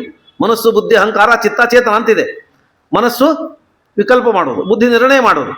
ಅಹಂಕಾರ ಅಂದ್ರೆ ನಾನು ನಾನು ನಾನು ಅಂತ ಯಾವಾಗಲೂ ಎಚ್ಚರ ಕೊಡುವುದು. ನಾನು ಅಂತ ಅನ್ನೋ ಎಚ್ಚರ ಯಾವಾಗಲೂ ಇರುತ್ತೆ ಮನುಷ್ಯನಿಗೆ. ಇದು ಮನಸ್ಸಿನ ಒಂದು ವಿಕಲ್ಪ. ಮನಸ್ಸು, ಬುದ್ಧಿ, ಅಹಂಕಾರ. ಚಿತ್ತ ಅಂದ್ರೆ ಬುದ್ಧಿಯ ಪ್ರಭೇದ. ಹೀಗೆ ಮಾಡಬೇಕು, ಹೀಗೆ ಮಾಡಬಾರ್ದು, ಹೀಗಾಗಿತ್ತು ಅಂತ ಚಿತ್ತಂತ ಸ್ಮೃತಿ ಕಾರಣಂ. ಹಳೆಯದನ್ನೆಲ್ಲ ನೆನಪಿರೋದು ಚಿತ್ತದಲ್ಲಿ. ನನ್ನ ಚಿತ್ತಕ್ಕೇನು ಹೊಳಿತಾ ಇಲ್ಲ ಅಂದ್ರೆ ಸ್ಮರಣೆ ಬರ್ತಾ ಇಲ್ಲ ಅಂತ ಅರ್ಥ. ಚಿತ್ತಂತ ಸ್ಮೃತಿ ಕಾರಣಂ, ಚಿತ್ತ ನೆನಪು ಮಾಡ್ಕೊಬೋದು. ಚೇತನ ಅಂದ್ರೆ ದೇಹದ ತುಂಬ ವ್ಯಾಪ್ತಿ. ಮನಸ್ಸು ಚೇತನ ರೂಪದಿಂದ ದೇಹದ ತುಂಬ ವ್ಯಾಪಿಸಿದ್ದಾನೆ. ಆತ್ಮ ಎಷ್ಟಿದ್ದಾನೆ? ಅತ್ಯಂತ ಅಣುವಾಗಿದ್ದಾನೆ ಆತ್ಮ. ಅತ್ಯಂತ ಅಣುವಾದ ಆತ್ಮ ಎಲ್ಲಿದ್ದಾನೆ? ಹೃದಯಾಕಾಶದಲ್ಲಿ, ಹೃದಯದಲ್ಲಿರುವ ಆಕಾಶದಲ್ಲಿ ಇದ್ದಾನೆ. ಆತ್ಮ ಹೃದಯದಲ್ಲಿ ಜೀವ ಇದ್ರೆ ಇಲ್ಲಿ ಹೊಡೆದ್ರೆ ಯಾಕೆ ನೋವಾಗಬೇಕು? ಇಲ್ಲಿ ಹೊಡೆದ್ರೆ ನೋವು ಹೆಂಗಾಗಬೇಕು? ವ್ಯಾಪ್ತಿ ಹೆಂಗಾಗೋದು? ಜೀವನಿಗೆ ಅಷ್ಟು ವ್ಯಾಪ್ತಿ ಇಲ್ಲ. ಜೀವಾಗ ಅಷ್ಟು, ದೇವರಿಗಷ್ಟು ವ್ಯಾಪ್ತಿ ಇದೆ. ಜೀವರಿಗೆ ಅಷ್ಟೇನು ವ್ಯಾಪ್ತಿ ಇಲ್ಲ ಜೀವನಿಗೆ. ಹಾಗಾಗಿ ಜೀವನ ಎಲ್ಲ ಕಡೆಗೆ ವ್ಯಾಪಿಸುವಷ್ಟು ವ್ಯಾಪ್ತಿ ಇಲ್ಲ ಅವನದ್ದು.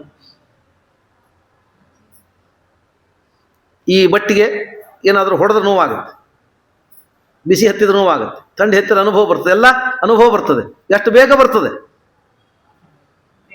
ಮುಟ್ಟುವ ತಕ್ಷಣದೊಳಗೆ ಹೋಗಿ ಬುದ್ಧಿಗೆ ಹೋಗಿ, ಮನಸ್ಸಿಗೆ ಹೋಗಿ, ಬ್ರೇನಿಗೆ ಹೋಗಿ, ಅಲ್ಲಿಂದ ಜೀವನಿಗೆ ಹೋಗಿ, ನನಗೇನೋ ಹಿತ ಆಯ್ತು, ನನಗೇನೋ ದುಃಖ ಆಗ್ತಾ ಇದೆ, ಬಿಸಿ ಹತ್ತೋದ್ರೊಳಗೆ ಕೈ ತಳಕ್ಕೆ ತಕ್ಕೋತೀವಿ ನಾವು. ಮುಟ್ಟಿ ಬಿಸಿ ಆಗಿ ಆಮೇಲೆ ಸರ್ವರ್ ಚಾಲುವಾಗಿ ಅಲ್ಲಿ ಹೋಗಿ ಸುದ್ದಿ ಮುಟ್ಟಿ ಆಮೇಲೆ ಆತ್ಮನಿಗೆ ಮುಟ್ಟಿ ಮತ್ತೆ ನಮಗೆ ಹೇಳಿ ಕೈ ತಕೊಂಡು ಹೊಟ್ಟರೆ ಸುಟ್ಟು ಬದನೇಕಾಯಿ ಆಗಿರ್ತದೆ. ಕ್ಷಣನೂ ಬೇಕಾಗೋದಿಲ್ಲ, ಅಷ್ಟು ಬೇಗ ಕೆಲಸ ಆಗುತ್ತೆ.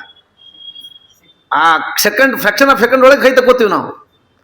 ಅಷ್ಟು ಬೇಗ ಈ ಜೀವನಿಗೆ ಅದರ ಅನುಭವ ಆಗೋದು ಹೇಗೆ? ಇಲ್ಲಿರೋ ದೇವನಿಗೆ ಅಂದರೆ ದೇಹ, ಜೀವ ಇಲ್ಲಿ ಚೈತನ್ಯ ರೂಪದಿಂದ ಇದ್ದಾನೆ, ಚೇತನನಾಗಿದ್ದಾನೆ. ಮನಸ್ಸು, ಬುದ್ಧಿ, ಅಹಂಕಾರ, ಚಿತ್ತ, ಚೇತನ, ಕೊನೆಯ ಚೇತನವೇ. ಆ ಚೈತನ್ಯವೇ ಎಲ್ಲ ಕಡೆ ವ್ಯಾಪಿಸಿದೆ. ಆ ಚೈತನ್ಯದಿಂದ ವ್ಯಾಪಿಸಿ ಚೈತನ್ಯ ರೂಪದಲ್ಲಿ ಇದ್ದಾನೆ. ಮನಸ್ಸಿನ ಒಂದು ಪ್ರಭೇದ ಚೈತನ್ಯ, ಆ ಮನಸ್ಸೆಲ್ಲ ಕಡೆ ವ್ಯಾಪಿಸಿದೆ. ಅದು ಅಷ್ಟು ಬೇಗ ಅವನಿಗೆ ಸುದ್ದಿಯನ್ನು ಮುಟ್ಟಿಸೋದಕ್ಕೆ ಪ್ರತಿಕ್ರಿಯೆ ಉಂಟು ಮಾಡಿಸ್ತದೆ. ಹಾಗಾಗಿ ನಾವು ಮಾಡುವ ಪ್ರತಿಯೊಂದು ಕೆಲಸಕ್ಕೂ ಆಧಾರ ಆತ್ಮನೇ. ಇಲ್ಲ ಅಂದ್ರೆ ನಾವೇನು ಮಾಡಿಲ್ಲ, ದೇಹ ಮಾಡತ್ತೆ ಅಂತ ಆಗ್ಬಿಟ್ರೆ ದೇಹದಿಂದ ಮಾಡಿದ ಕೆಲಸಕ್ಕೆ ನನಗೆ ಯಾಕೆ ಪಾಪ ಬರ್ತದೆ? ಮಾಡಿದ ದೇಹ, ಹುಡ್ರು ಜಗಳ ಮಾಡ್ತಿರ್ತಾರಲ್ಲ ಸಣ್ಣ ಹುಡ್ರು, ನಾ ಹೊಡೆದ್ರೆ ನನ್ನ ಕೈ ಹೊಡಿತು. ಹೊಡೆದಾದ್ಮೇಲೆ ಭಾಳ ಹಿಡಿದು ಕೇಳಿದ್ರೆ ನಾ ಹೊಡೆದ್ರೆ ನನ್ನ ಕೈ ಹೊಡೆದಿದೆ, ನಾ ಒದ್ದಿನ ನನ್ನ ಕಾಲು ಒದ್ದಿದೆ ಅಂತ ಹುಡ್ರು ಜಗಳ ಮಾಡ್ತಾರಲ್ಲ, ಹಂಗಾಗತ್ತೆ. ಈ ದೇಹದಿಂದ ಮಾಡಿದ ಕೆಲಸ ಅಂತ ಆದ್ರೆ ಈ ದೇಹ ಹೋದ್ಮೇಲೆ ಹೋಗ್ಬಿಡ್ಬೇಕು ಪಾಪ. ಅದು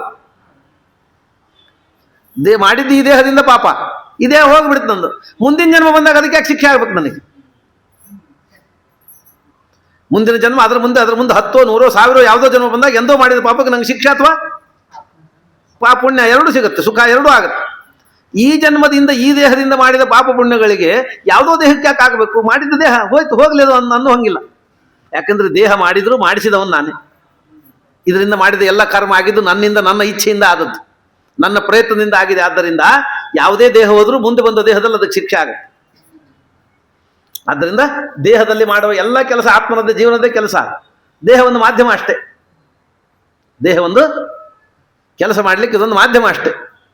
ಆದರೆ ಅದರ ಮಾಡಿಸುವವ, ಅದರ ಮಾಡಿದ್ದಕ್ಕೆ ಬಂದದ ಹೊಣೆ ಎರಡೂ ಆತ್ಮನೇ ಆಗಿರುತ್ತೆ. ಆದ್ದರಿಂದಲೇ ಅವನಿಗೆ ಜ್ಞಾನ ಇಚ್ಛಾ ಪ್ರಯತ್ನ ಇದ್ದರೆ ಚೇತನ, ಜ್ಞಾನ ಇಚ್ಛಾ ಪ್ರಯತ್ನ ಇಲ್ಲ ಅಂದ್ರೆ ಅದು ಜಡ. ಇಷ್ಟೇ ವಿಭಾಗ. ಜ್ಞಾನ ಇಚ್ಛಾ ಪ್ರಯತ್ನ ಇಲ್ಲ ಅಂದ್ರೆ ಅದು ಜಡ ಆಗ್ಬಿಟ್ಟು. ಆದ್ದರಿಂದ ಮೌನ ಅಂತನ್ನುವ ವಿಶಿಷ್ಟವಾದ ಧರ್ಮವನ್ನು ಹೇಳಿಕೊಟ್ಟು, ಮೌನ ಧರ್ಮ ಬಹಳ ಶ್ರೇಷ್ಠವಾದ ಧರ್ಮ ಅಂತ ಹೇಳಿಕೊಡ್ತಾ, ನೋಡಿ ಎಲ್ಲ ಹೆಸರು ಭಗವಂತನದು ಗುಣಕೃತವಾದದ್ದು. ಸಾಮಾನ್ಯವಾಗಿ ಇಟ್ಟದ್ದೇನೂ ಇಲ್ಲ ಅದರೊಳಗೆ, ಏನು ಮನಸ್ಸಿಗೆ ಬಂದಂದಾಗ ಇಟ್ಟದ್ದು ಹೆಸರೇನೂ ಇಲ್ಲ. ಅದನ್ನೇನು ಕೆಡಿಸ್ಲಿಕ್ಕೆ ಆಗೋದಿಲ್ಲ. ಆಮೇಲೆ ದೇವರ ಹೆಸರನ್ನು ಕೆಡಿಸ್ಲಿಕ್ಕೂ ಬರೋದಿಲ್ಲ. ನಮ್ಮ ಹೆಸರನ್ನು ಕೆಡಿಸ್ಬೋದು. ಒಂದೇ ಹೆಸರು ಅಕ್ಷರ ಇಟ್ಟು ಕರೆದ್ರೆ ಏಕವಚನದ ಕರೆದ ಅಂತ. ಮನುಷ್ಯನಿಗೆ ಗೌರವದ ಅಪೇಕ್ಷೆ ಬಹಳ ಇರ್ತದೆ. ಏಕವಚನದ ಕರೆದು ಸಿಟ್ಟು ಬರ್ತದೆ. ಆದರೆ ದೇವರಿಗೆ ಏಕವಚನದಲ್ಲಿ ಕರೆದ್ರೂ ಸಿಟ್ಟು ಬರೋದಿಲ್ಲ. ನಪುಂಸಕಲಿಂಗದಿಂದ ಕರೆದ್ರೂ ಶಬ್ದಕ್ಕೆ ಸಿಟ್ಟು ಬರೋದಿಲ್ಲ ಅವನಿಗೆ. ಏಕೋ ನೈಕ ಸ್ತವಃ ಕಿಂ, ಕಿಮ್ ಅಂದ್ರು. ಕಿಮ್ ಏನು ಅಂತ ಅರ್ಥ, ದೇವರಿಗೆ ಏನು ಅಂತ ಹೆಸರು ಕರೀತು. ಎಪ್ಪದೇ ಕಿಮ್ ಅಂದ್ರೆ ಆಯ್ತು ನಾನೇ ಅಂದವ. ಆದರೆ ಮನುಷ್ಯನಿಗೆ ಹಂಗೆಲ್ಲ ಆಗೋದಿಲ್ಲ. ಏಕವಚನದ ಕರಿಬಾರ್ದು ಅಂತ. ಈಗ ಕತೆ ಹೇಳ್ತಾರೆ, ಬೇಂದ್ರೆಯವ್ರದ್ದೊಂದು ಕತೆ ಹೇಳ್ತಾರೆ. ಬೇಂದ್ರೆಯವ್ರ ಹತ್ರ ಒಬ್ಬಳು ಹೆಣ್ಮಗಳು ಮುನ್ನುಡಿ ಕೊಡ್ರಿ ಅಂತ ಕೇಳಕ್ಕೆ ಹೋದ್, ಹೊಸ ಲೇಖ ಕಲಿತಾ ಇದ್ಲಕ್ಕೆ. ಅಷ್ಟೊತ್ತಿಗೆ ಬೇಂದ್ರೆಯವ್ರಿಗೆ 60-70 ವರ್ಷ ಆಗಿತ್ತು. ಬಹಳ ಅನುಭವಿ ಲೇಖ, ಬಹಳ ಪ್ರಸಿದ್ಧಿ ಹೊಂದಿದ್ರು ಅವರು. ಸಾಮಾನ್ಯವಾಗಿ ಮಾತಾಡಿಸಿದ್ರು. ಏನಮ್ಮ ನಿನ್ನ ಗಂಡ ಹೆಂಗಿದ್ದಾನೆ ಅಂತ. ಆಕೆ ಏನ್ರಿ ನನ್ನ ಗಂಡನ ಏಕವಚನದ ಕರಿತಿರಲ್ಲ ಅಂತ ಸಿಟ್ಟಿ ಬಂದು ಜಗಳ ಬೈಲಿ. ಬೇಂದ್ರೆ ಬಹಳ ಬುದ್ಧಿವಂತರು, ಮಾತಾಡಲಿ ಸುಮ್ಮನೆ ಆಗ್ಬಿಟ್ಟು. ಇನ್ನೊಂದು ಸರ್ತಿ ಒಂದು ಕಾರ್ಯಕ್ರಮದಲ್ಲಿ ಭೇಟಿ ಆದ. ಕಾರ್ಯಕ್ರಮ ನೋಡಿತ್ತು, ಸಭೆ ಕೊಟ್ಟರು, ಬೇಂದ್ರೆ ಅವ್ರಿಗೆ ಮೈಕ್ ಕೊಟ್ಟರು. ಮೈಕ್ ಕೊಟ್ಟಾಗ ಮೈಕ್ ಹಿಡ್ಕೊಂಡು ಆಕಿನ ಮಾತಾಡ್ಸಿಂದ, ಏನಮ್ಮ ನಿಮ್ಮ ಗಂಡಂದ್ರೆ ಹೆಂಗಿದ್ದಾರೆ?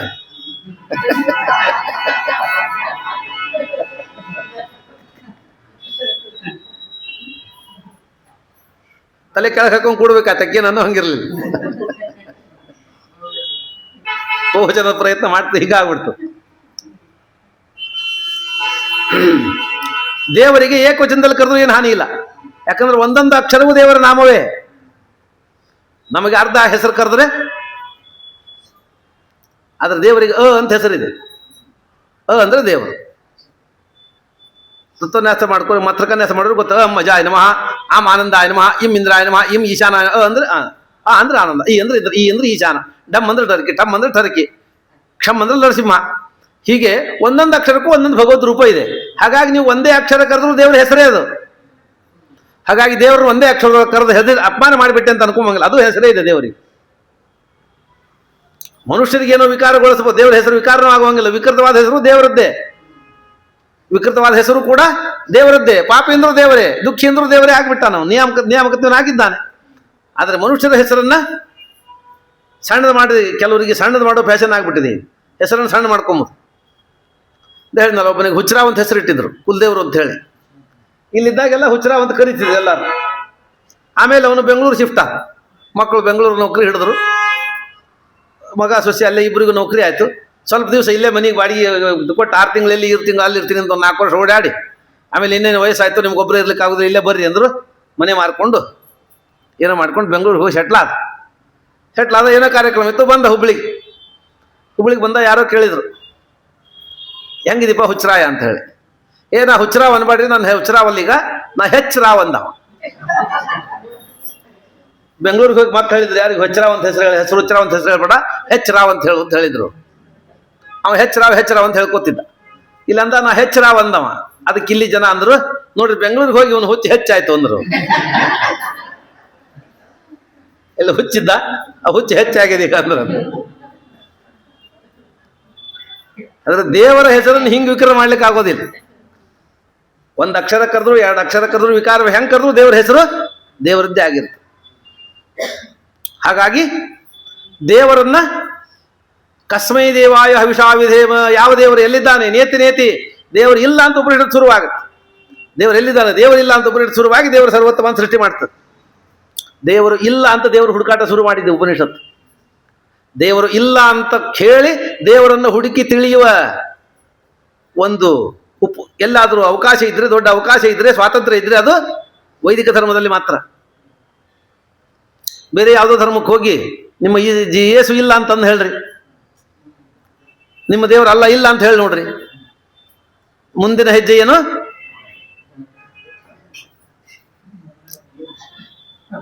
ಮುಂದಿನ ಹೆಜ್ಜೆಗೆ ಉತ್ತರ ಇಲ್ಲೇ ಇಲ್ಲ. ಸರ್ತ್ ಅನ್ಸೆ ಜುದ, ನಿಮ್ಮ ಸರ್ತ್ ಅನ್ಸೆ ಜುದ ಅಷ್ಟೇ. ನಿಮ್ಮ ತಲೆ, ನಿಮ್ಮ ದೇಹ ಬೇರೆ ಆಗುತ್ತೆ. ಆದ್ರೆ ದೇವರು ಇಲ್ಲ ಅಂತ ದೇವರನ್ನು ಹುಡುಕಾಟ ಮಾಡುವ ಒಂದು ಸ್ವಾತಂತ್ರ್ಯ ಎಲ್ಲಾದರೂ ಇದ್ರೆ, ದೇವರನ್ನು ಹುಡುಕಾಟ ಮಾಡುವ ಸ್ವಾತಂತ್ರ್ಯ, ದೇವರ ಬಗ್ಗೆ ತಿಳಿಯುವ ಸ್ವಾತಂತ್ರ್ಯ ಇದ್ರೆ, ಅದು ಸನಾತನ ವೈದಿಕ ಧರ್ಮದಲ್ಲಿ ಮಾತ್ರ. ಹಾಗಾಗಿ ಇಷ್ಟು ಧರ್ಮಗಳು ಹುಟ್ಟಿಯೂ, ಇಷ್ಟು ಧರ್ಮಗಳ ನಾಶವಾಗಿಯೂ ಸನಾತನ ಧರ್ಮ ಹಾಗೆ ಉಳ್ಕೊಂಡ್ ಬಂದಿದೆ. ಅದರ ಮೂಲ ಅಸ್ತಿತ್ವ ಅಷ್ಟು ಗಟ್ಟಿಯಾಗಿದೆ. ಆದ್ದರಿಂದ ಮೌನ ಅಂತ ಅನ್ನೋದು ಎಲ್ಲ ಶಬ್ದಗಳು ಭಗವಂತನನ್ನು ಹೇಳಿಕೊಡ್ತೇನೆ ಅಂತ ಅನ್ನೋದು ತಿಳಿಯೋದೇ ನಿಜವಾದ ಮೌನ, ಸ್ವಾಧ್ಯಾಯ ಅಂತ ಹೇಳಿದರು. ಆಮೇಲೆ ಆರ್ಜವ ಅಂತ ಅನ್ನೋ ಧರ್ಮ ಹೇಳಿಕೊಡ್ತಾರೆ. ಆರ್ಜವ ಅಂದ್ರೆ ಏನು? ನೇರವಾಗಿರು. ಆರ್ಜವ ಅಂತ ಅನ್ನೋದಕ್ಕೆ ಇಷ್ಟೇ ಅರ್ಥ, ನೇರವಾಗಿರು. ಮಾತು, ಮನಸ್ಸು, ಕೃತಿ ಒಂದಾಗಿರು. ಮನಸ್ಸಲ್ಲಿದ್ದನ್ನೇ ಮಾತಾಡೋದು, ಅದನ್ನೇ ಹೇಳೋದು, ಹೇಳಿದ್ದನ್ನೇ ಮಾಡೋದು. ಆದರೆ ದುಷ್ಟರು ಹೆಂಗಿರ್ತಾರೆ, ಅವರ ಮನಸ್ಸು ಬೇರೆ, ಮನಸ್ಸಲ್ಲಿ ಬೇರೆ ಇರ್ತದೆ, ಮಾತಲ್ಲಿ ಬೇರೆ ಹೇಳ್ತಾರೆ, ಕೆಲಸ ಬೇರೆ ಮಾಡ್ತಿರ್ತಾರೆ. ಇದು ರುಜುಗಳಲ್ಲದ ದುಷ್ಟರ ಸ್ವಭಾವ. ನಿಜವಾಗಿ ರುಜುವಾಗಿದ್ದ ಅಂದರೆ ಅವನು ಮನಸ್ಸಲ್ಲೇ ಸರಿಯಾದದ್ದನ್ನೇ ವಿಚಾರ ಮಾಡಬೇಕು, ಸರಿಯಾದದ್ದನ್ನೇ ಹೇಳಬೇಕು, ಸರಿಯಾದದ್ದನ್ನೇ ಮಾಡಬೇಕು. ಆ ಮಾತು ಮತ್ತು ಮನಸ್ಸುಗಳಲ್ಲಿ, ಮಾತು ಕೃತಿ ಮನಸ್ಸುಗಳಲ್ಲಿ ಏಕಪ್ರಕಾರವಾಗಿರೋದೇ ಆರ್ಜವ, ರುಜುತ್ವ ಅಂತ ಕರೆದ. ಇದು ಆರ್ಜವ, ಈ ಭಾಗವತ ಧರ್ಮ. ಇಲ್ಲಿ ಇದನ್ನ ಎರಡನ್ನೂ ಹೇಳಿಕೊಟ್ಟಾರೆ. ಇದನ್ನು ಯಮ ನಿಯಮಗಳಲ್ಲಿ ಸೇರಿಸಿ ಆಗಿದೆ. ಈಗ ರುಜು ಆಗಿರಬೇಕು, ಮಾತು ಮನಸ್ಸುಗಳಲ್ಲಿ ಪ್ರಾಮಾಣಿಕವಾಗಿರಬೇಕು, ಅದನ್ನು ಸತ್ಯವನ್ನೇ ಮಾತಾಡಬೇಕು, ಸತ್ಯವನ್ನೇ ಹೇಳಬೇಕು, ಸತ್ಯವನ್ನೇ ಆಚರಣೆ ಮಾಡಬೇಕು ಅಂತ ಹೇಳಿ ಆಗಿದೆ. ಮತ್ತು ಭಾಗವತ ಧರ್ಮಗಳಲ್ಲಿ ಯಾಕೆ ಸೇರಿಸ್ತೀರಿ? ಭಾಗವತ ಧರ್ಮಗಳನ್ನು ಪ್ರತ್ಯೇಕವಾಗಿ ಹೇಳಲಿಕ್ಕೆ ಕಾರಣ ಏನು ಅಂದರೆ ಹೇಳ್ತಾರೆ, ಈ ಎಲ್ಲ ಭಾಗವತ ಧರ್ಮಗಳನ್ನು ಕೆಡಿಸೋದು ಯಾವುದು? ಮೋಸ. ಎಲ್ಲ ಭಾಗವತ ಧರ್ಮಗಳನ್ನು ಕೆಡಿಸೋದು ಯಾವುದು? ಮೋಸ. ಮಾತಿನಲ್ಲಿ ಮೋಸ, ಮನಸ್ಸಿನಲ್ಲಿ ಮೋಸ, ಕೃತಿಯಲ್ಲಿ ಮೋಸ. ಮೋಸದಿಂದ ಧರ್ಮ ಕೆಡ್ತದೆ. ಮೋಸ ಅಂದರೆ ದಂಭ. ದಂಭದಿಂದ ಮಾಡುವ ಧರ್ಮ ಭಾಗವತ ಧರ್ಮವನ್ನು ಕೆಡಿಸಿಬಿಡ್ತದೆ. ಆ ಮೋಸ ಇಲ್ಲದೆ ಧರ್ಮವನ್ನು ಮಾಡೋದೇ ಶುದ್ಧ ಭಾಗವತ ಧರ್ಮ. ಅದಕ್ಕೆ ಪ್ರೋಜ್ಜಿತ ಕೈತವಹ ಅಂದರು. ಮೋಸವಿಲ್ಲದ ಕಪಟವಿಲ್ಲದ ಧರ್ಮ ಆಚರಣೆಯನ್ನು ಮಾಡೋದೇ ಶುದ್ಧವಾದ ಧರ್ಮ. ಆದ್ದರಿಂದ ಧರ್ಮ ರುಜು ಆಗಬೇಕು, ಧರ್ಮ ಪ್ರಾಮಾಣಿಕವಾಗಿರಬೇಕು ಅಂದ್ರೆ ಅಲ್ಲಿ ಆರ್ಜವ ಇರಬೇಕು. ಅದಕ್ಕಾಗಿ ಆರ್ಜವನ್ನು 30 ಭಾಗವತ ಧರ್ಮಗಳಲ್ಲಿ ಸೇರಿಸಿದ್ದೀವಿ ಅಂತ ವೇದವ್ಯಾಸರು ಹೇಳ್ತಾರೆ. ವೇದವ್ಯಾಸರು ಸೇರಿಸಿದ್ದಾರೆ. ಯಾಕೆ ಸೇರಿಸಿದ್ದಾರೆ ಅಂತ ಕಾರಣ ವಿಷ್ಣು ತೀರ್ಥರು ಬರ್ತಾರೆ. ಹೀಗೆ ಇದಕ್ಕಾಗಿ ಸೇರಿಸಿದ್ದಾರೆ. ಆರ್ಜವ ಅಂತಂದ್ರೆ ತ್ರಿಕರಣಗಳಲ್ಲಿ ಒಂದೇ ಇರೋದು, ಮಾತು ಮನಸ್ಸು ಕೃತಿಗಳಲ್ಲಿ ಒಂದಾಗಿರುವುದು. ಇದಕ್ಕೆ ವಿರುದ್ಧವಾದದ್ದು ಕೈತವ, ಮೋಸ ಅಂದ್ರೆ ಕಪಟತನ, ವಂಚನೆ, ಡಂಬಾಚಾರ. ಇದೆಲ್ಲ ಭಾಗವತ ಧರ್ಮದ ಇದನ್ನು ನಾಶ ಮಾಡ್ತದೆ.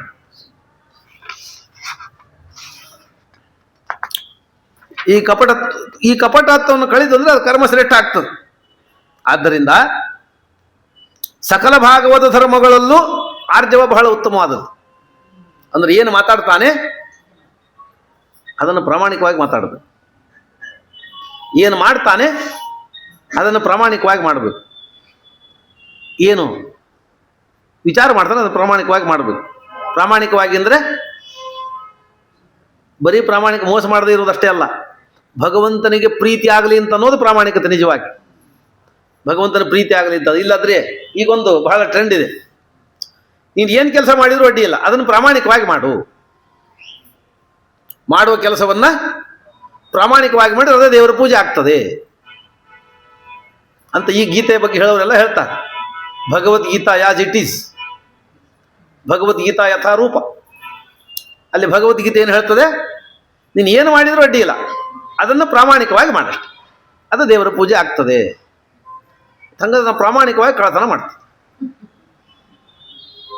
ಯಾಕಂದ್ರೆ ಕಳ್ತನ ನಮ್ಮ ಕುಲಧರ್ಮ. ಐತಲ್ಲಿ ನಮ್ಮ ಮುತ್ತಜ್ಜ, ಅವ್ರ ಅಜ್ಜ, ಅವರಪ್ಪ, ಅವರಪ್ಪ, ನಮ್ಮಪ್ಪ ಕಳ್ತನ ಮಾಡ್ಕೊಂಡು ಬಂದಾರೆ. ನಾವು ಪ್ರಾಮಾಣಿಕವಾಗಿ ಕಳ್ತನ ಮಾಡ್ತೀವಿ. ನಾವು ಪ್ರಾಮಾಣಿಕವಾಗಿ ಲಂಚ ತಗೋತೀವಿ. ಅಂದ್ರೆ ಲಂಚ ತಗೊಂಡು ಕೆಲಸ ಮಾಡೋದಿಲ್ಲ ಅಂತ ಅನ್ನೋದಿಲ್ಲ. ನಾವು ಲಂಚ ತಗೊಂಡ್ಮೇಲೆ ಮಾಡಿ ಕೊಟ್ಟೇ ಕೊಡ್ತೀವಿ. ಆದ್ದರಿಂದ ಪ್ರಾಮಾಣಿಕವಾಗಿ ಲಂಚ ತಗೋತೀವಿ. ಲಂಚ ತಗೊಳೋದು ಪೂಜೆನ?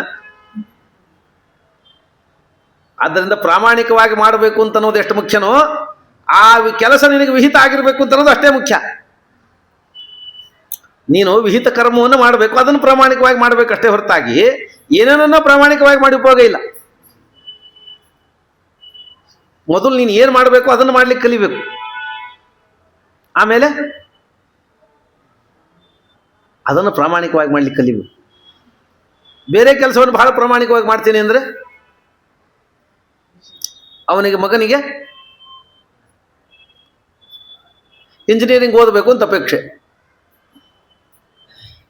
ಅಪ್ಪ ಅಮ್ಮ ಡಾಕ್ಟರ್ ಆಗು ಅಂತ ಹಾಕಿದ್ರು. ನಮ್ಮಪ್ಪ ಹಳ್ಳಿ ಒಳಗಿದ್ದು ಸಾಯೋ ಕಾಲಕ್ಕೆ ಡಾಕ್ಟರ್ ಸಿಗಲಿಲ್ಲ, ಭಾಳ ತೊಂದರೆ ಆಗಿತ್ತು, ಅದರಿಂದ ಮಗ ಡಾಕ್ಟರ್ ಆಗಲಿ ಅಂತ ಅಪೇಕ್ಷೆ ಇತ್ತು. ಹಿಡ್ಕೊಂಡು ಹೋಗಿ ಒಲ್ಲೆ ಅಂದರು. ಕಾಲೇಜಿಗೆ ಸೇರಿಸಿ 50 ಲಕ್ಷ ರೂಪಾಯಿ ಲಂಚ ಕೊಟ್ಟು ಎಲ್ಲ ಮಾಡಿ ಮೆಡಿಕಲ್ ಸೇರಿಸಿ ಬಂದರು. ಅವನು ಇದಕ್ಕೆ ಸೂಜಿ ನೋಡಿದರೆ ಮೈ ನಡುಗ್ತದೆ, ರಕ್ತ ನೋಡಿದ್ರೆ ತಲೆ ತಿರುಗ್ತದೆ. ಪಾಪ ಇದನ್ನು ಮಾಡಿ ಹೆಣದ ಮುಂದೆ ಒಯ್ದು ನಿಲ್ಲಿಸಿದ್ರು ತಲೆ ತಿರುಗಿ ಬೀಳ್ತಿತ್ತು.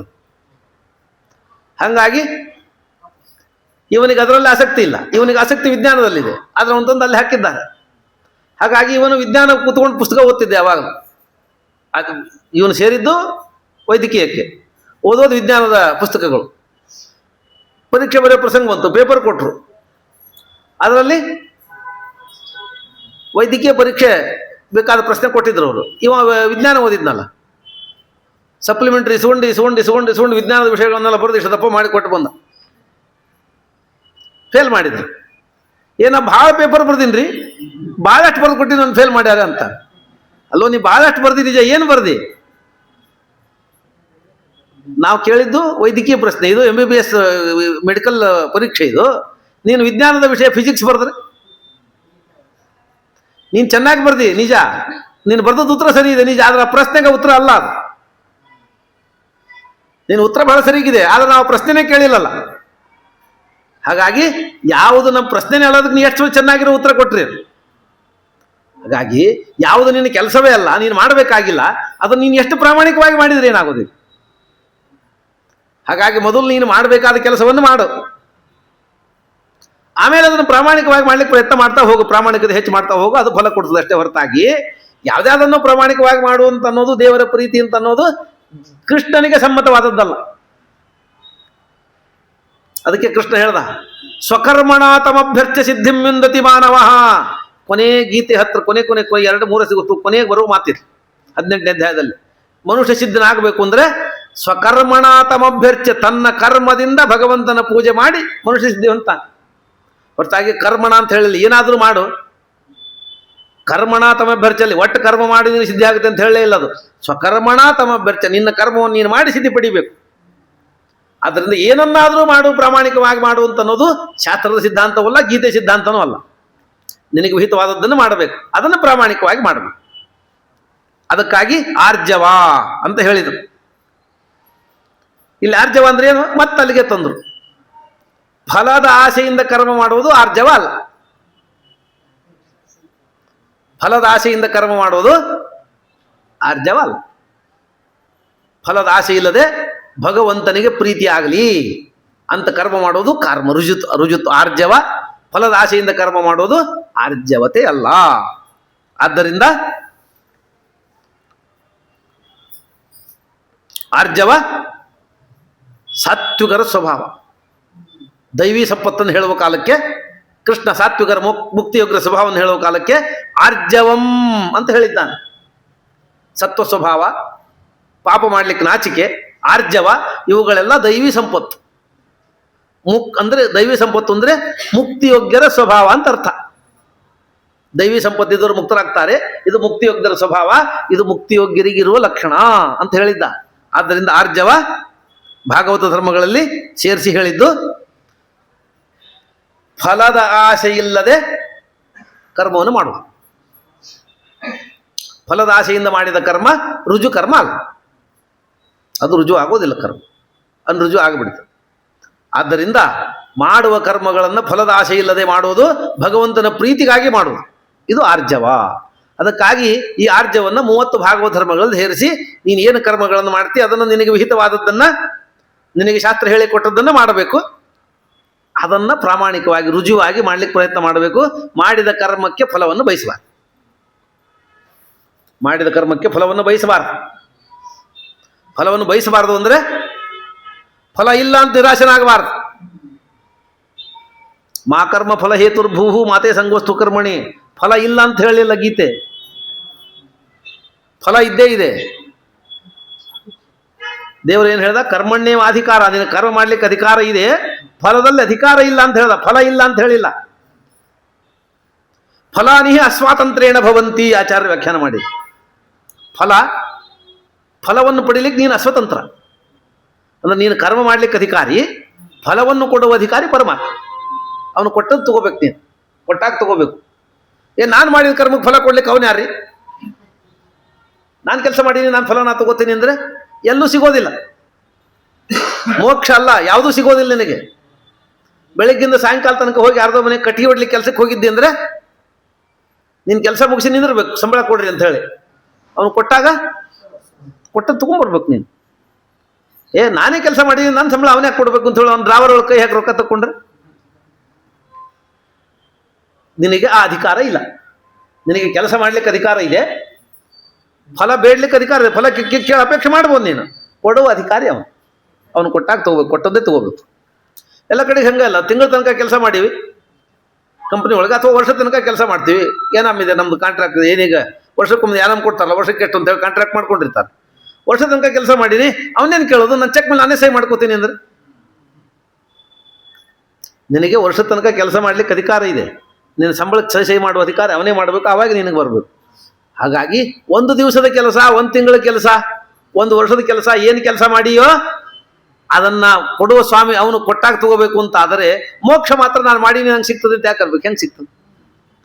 ಆದ್ದರಿಂದ ನಿನಗೆ ಕರ್ಮಣ್ಯೇವಾಧಿಕಾರಸ್ಥೆ, ಕರ್ಮದಲ್ಲಿ ನಿನಗೆ ಅಧಿಕಾರ ಇದೆ, ಫಲದಲ್ಲಿ ಅಧಿಕಾರ ಇಲ್ಲ. ಫಲದಲ್ಲಿ ಅಪೇಕ್ಷೆ ಮಾಡು, ಕೊಟ್ಟಾಗ ತಗೋ ಅಷ್ಟೆ. ಆದ್ದರಿಂದ ಫಲ ಇಲ್ಲ ಅಂತ ಹೇಳಿಲ್ಲ, ಫಲದಲ್ಲಿ ನಿನಗೆ ಅಧಿಕಾರ ಇಲ್ಲ. ಅಂದ್ರೆ ನಿನ್ನ ಇಚ್ಛೆಯಂತೆ ಫಲ ಸಿಗೋದಿಲ್ಲ. ಅದಕ್ಕೆ ಫಲ ಕೊಟ್ಟವನು ಕೊಟ್ಟ ಫಲವನ್ನು ನೀನು ತಗೋಬೇಕು, ಭಗವಂತ ಕೊಟ್ಟದ್ದನ್ನ ಅಂತ ಅಧಿಕಾರವೇ ಹೊರತು. ಇದಕ್ಕೆ ಅನೇಕರು ಬಹಳ ಅಪವ್ಯಾಖ್ಯಾನ ಮಾಡಿದ್ದಾರೆ. ಮಾರ್ಕ್ಸ್ವಾದ ಮತ್ತು ಭಗವದ್ಗೀತೆ ಅಂತ ಒಂದು ಪುಸ್ತಕ ಇದೆ, ಸುಮಾರು 48-50 ವರ್ಷದಿಂದ ಪ್ರಿಂಟ್ ಆದ ಪುಸ್ತಕ. ದಿಲೀಪ್ ಸರ್ದೇಸಾಯಿ ಅಂತ ಒಬ್ಬ ಕಾಮ್ರೇಡ್ ಬರ್ದಾನದು. ದಿಲೀಪ್ ಸರ್ದೇಸಾಯಿ ಅಂತ ಒಬ್ಬ ಕಮ್ಯುನಿಸ್ಟ್ ಬರೆದ ಪುಸ್ತಕ. ಅದರಲ್ಲಿ ಬರೀತಾನೆ, ಈ ಕರ್ಮಣ್ಯವಾಧಿಕಾರಸ್ಥೆ ಮಾಬಲೇಶು ಕದಾಚನ ಅಂತ ಅನ್ನೋ ಶ್ಲೋಕ ಯಾಕೆ ಹೊಂಟಿದ್ದು ಗೊತ್ತೇನೋ? ಎಲ್ಲ ಜಮೀನು ಬ್ರಾಹ್ಮಣ ಹತ್ರ ಇರ್ತಿತ್ತಲ್ಲ, ಎಲ್ಲ ಜಮೀನೆಲ್ಲ ಬ್ರಾಹ್ಮಣ ಹತ್ರ ಇರ್ತಿತ್ತು.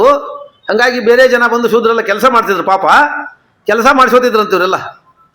ಕೆಲಸ ಮಾಡಿಸ್ಕೊಂಡು ಸಂಬಳ ಕೊಡ್ರಿ ಅಂತ ಕೇಳಲಿಕ್ಕೆ ಬಂದ, ಕರ್ಮಣ್ಯವಾಧಿಕಾರಸ್ಥೆ ಮಾಪಲೇಶು ಕದಾಚನ, ಕೆಲಸ ಅಷ್ಟೇ ಮಾಡ್ಬೇಕಪ್ಪ, ಸಂಬಳ ಕೇಳಬಾರ್ದು, ಹೋಗು ಅಂತ ಕಳಿಸ್ಬಿಡ್ತಿದ್ರಂತೆ. ಹಂಗಾಗಿ ಅವರಿಗೆ ಮೋಸ ಮಾಡ್ಲಿಕ್ಕೆ ಬ್ರಾಹ್ಮಣರು ಈ ಶ್ಲೋಕ ಬರ್ಕೊಂಡಾರೆ.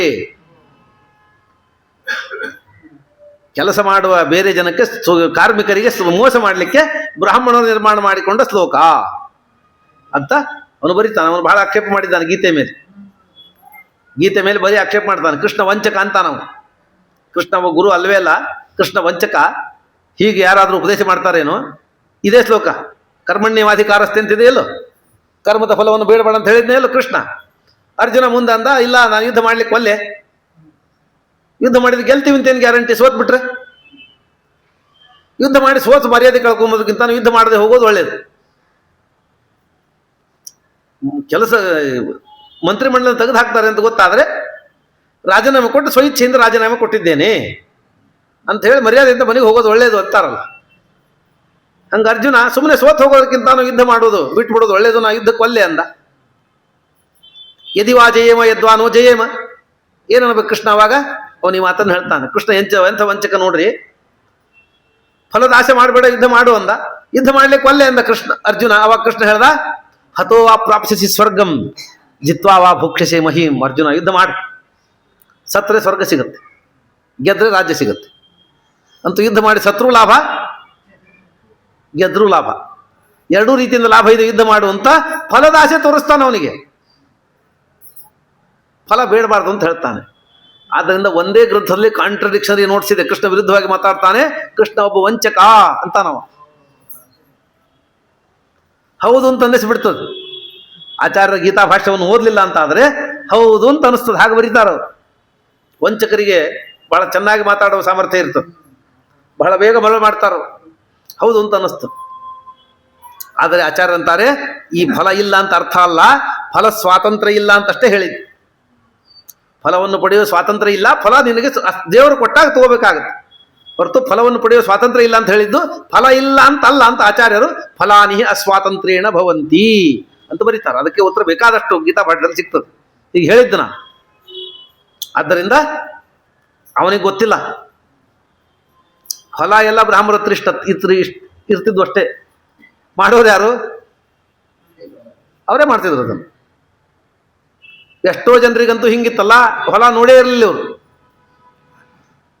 ಎಷ್ಟೋ ಜನ ಬ್ರಾಹ್ಮಣ ಹೊಲ ನೋಡೇ ಇರಲಿಲ್ಲ. ಎಲ್ಲೋ 10-20 ಹಳ್ಳಿ ಒಳಗೆ ಹೊಲ, ಹತ್ರ ಇದ್ರೆ ಹೋಗೋದು ಬರೋದು, ಭಾಳ ದೂರ ಇದ್ರೆ ಅವಾಗ ನಡ್ಕೋತಾನು ಕುದುರೆ ಮೇಲೆ ಹೋಗಬೇಕು. ಹೋಗ್ಲಿಕ್ಕೆ ಬರ್ಲಿಕ್ಕೆ ಕಷ್ಟ, ಇವ್ರು ಮಡಿ ಮೈಲಿಗೆ ಅಡಿ ಊಟದ ತೊಂದರೆ ಎಲ್ಲ, ಹೋಗೋದು ಕಷ್ಟ. ಹಂಗಾಗಿ ಹೋಗಂಗಿಲ್ಲ. ಅವರೇ ವರ್ಷದ ಕೊನೆಗೆ ಒಂದ್ಸತಿ 4 ಹೆಸರು ಕಾಳು, 2 ಕಾಳು ಗೋಧಿ, 2 ಸೇರು ಗೋಧಿ ಕಾಳು, 4 ಸೇರು ಜೋಳ ತಂದಿಟ್ಟು, ಈ ವರ್ಷ ಮಳೆ ಜಾಸ್ತಿ ಆತ್ರಿ, ಏನು ಬಂದಿಲ್ಲ. ಇನ್ನೊಂದು ವರ್ಷ ಮಳೆ ಕಡಿಮೆ ಆಗ್ಬಿಡ್ತಾರೆ, ಏನು ಬಂದೇ ಇಲ್ಲ. ಈ ವರ್ಷ ಹುಳ ಹತ್ತಿ ಹಾಳಾಯ್ತ್ರಿ, ಏನು ಬಂದಿಲ್ಲ ಅಂತ ಇಟ್ಟು ಹೋಗ್ತಿದ್ರು. ಹೊಲ ಇವ್ರ ಹೆಸರಲ್ಲೇ ಇದ್ರು, ಮಾಡೋರವರು, ಅವರು ಕೊಟ್ಟದನ್ನು ತಿಂದ್ಕೊಂಡು ಇವರು ಇದ್ರು. ಹೊಲ ಇವ್ರ ಹೆಸರಲ್ಲೇ ಇತ್ತು, ಹಪ್ತೆ ಅಷ್ಟೇ ಕಟ್ಟೋದು ಇವ್ರ ಕೆಲಸ. ಅವ್ರು ಕೊಟ್ಟರೆ ಕೊಟ್ಟದನ್ನು ತಿನ್ನಬೇಕು. ಇವ್ರ ಮನೆ ಒಳಗೆ ತಮ್ಮ ಸ್ನಾನ ಸಂಧ್ಯಾವನಿ ಜಪ ಮತ್ತೊಂದು ಸಂಧ್ಯಾವನಿ ಶ್ರಾದ್ದ ಪಕ್ಷ ಮಾಡ್ಕೊಂಡಿದ್ದು ಬಿಟ್ಟಿದ್ರು.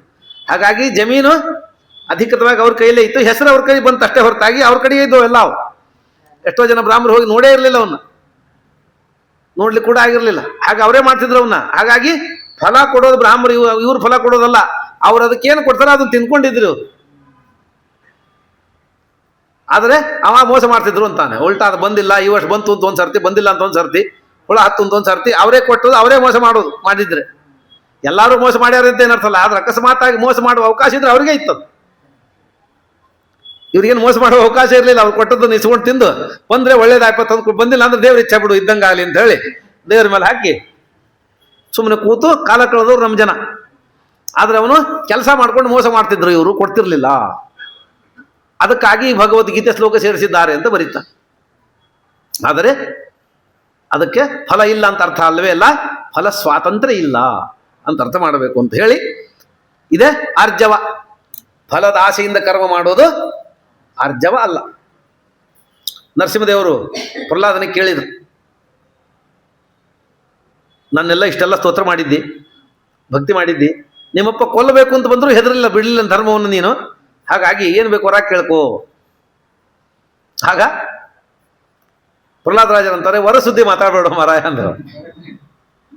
ನೋಡಿ, ಜಗತ್ತೊಳಗೆ ಯಾರೂ ಇಲ್ಲದೆ ದ್ವರ ಲಿಸ್ಟ್ ಮಾಡಿ ಮಾಡಿ ಕೇಳ್ಕೊಂಡಿದ್ದ ನಮ್ಮಪ್ಪ. ಎಲ್ಲೇ ಬಿದ್ದ, ಅಲ್ಲೇ ಇತ್ತು ಹಿರಣ್ಯಕಶಿಪು ಹಣ ಅಲ್ಲೇ ಇತ್ತು. ಹಿರಣ್ಯಕಶಿಪು ಸಂಸ್ಕಾರ ಆಗಿರಲಿಲ್ಲ, ಅಲ್ಲೇ ಬಿದ್ದಿತ್ತು. ಯಾರಿಗೂ ಇಲ್ಲದೆ ದ್ವರ ಎಲ್ಲ ಕೇಳ್ಕೊಂಡಿದ್ದು, ಇಲ್ಲೇ ಬಿದ್ದಾನೆ. ವರ ತೊಗೊಂಡು ಏನು ಮಾಡಬೇಕು ಅಂದರು. ನಿನ್ನ ಇಚ್ಛೆ ಪ್ರಬಲ, ನಿನ್ನ ಇಚ್ಛೆ ಇರಬೇಕಟ್ಟೆ ಹೊರತಾಗಿ ವರ ತೊಗೊಂಡು ಏನು ಮಾಡಬೇಕು. ಹಾಗಾಗಿ ವರ ಏನು ಬಹಳ ದೊಡ್ಡದಲ್ಲ, ನನಗೇನು ವರ ಬೇಡ, ನನಗೇನು ವರ ಬೇಡ.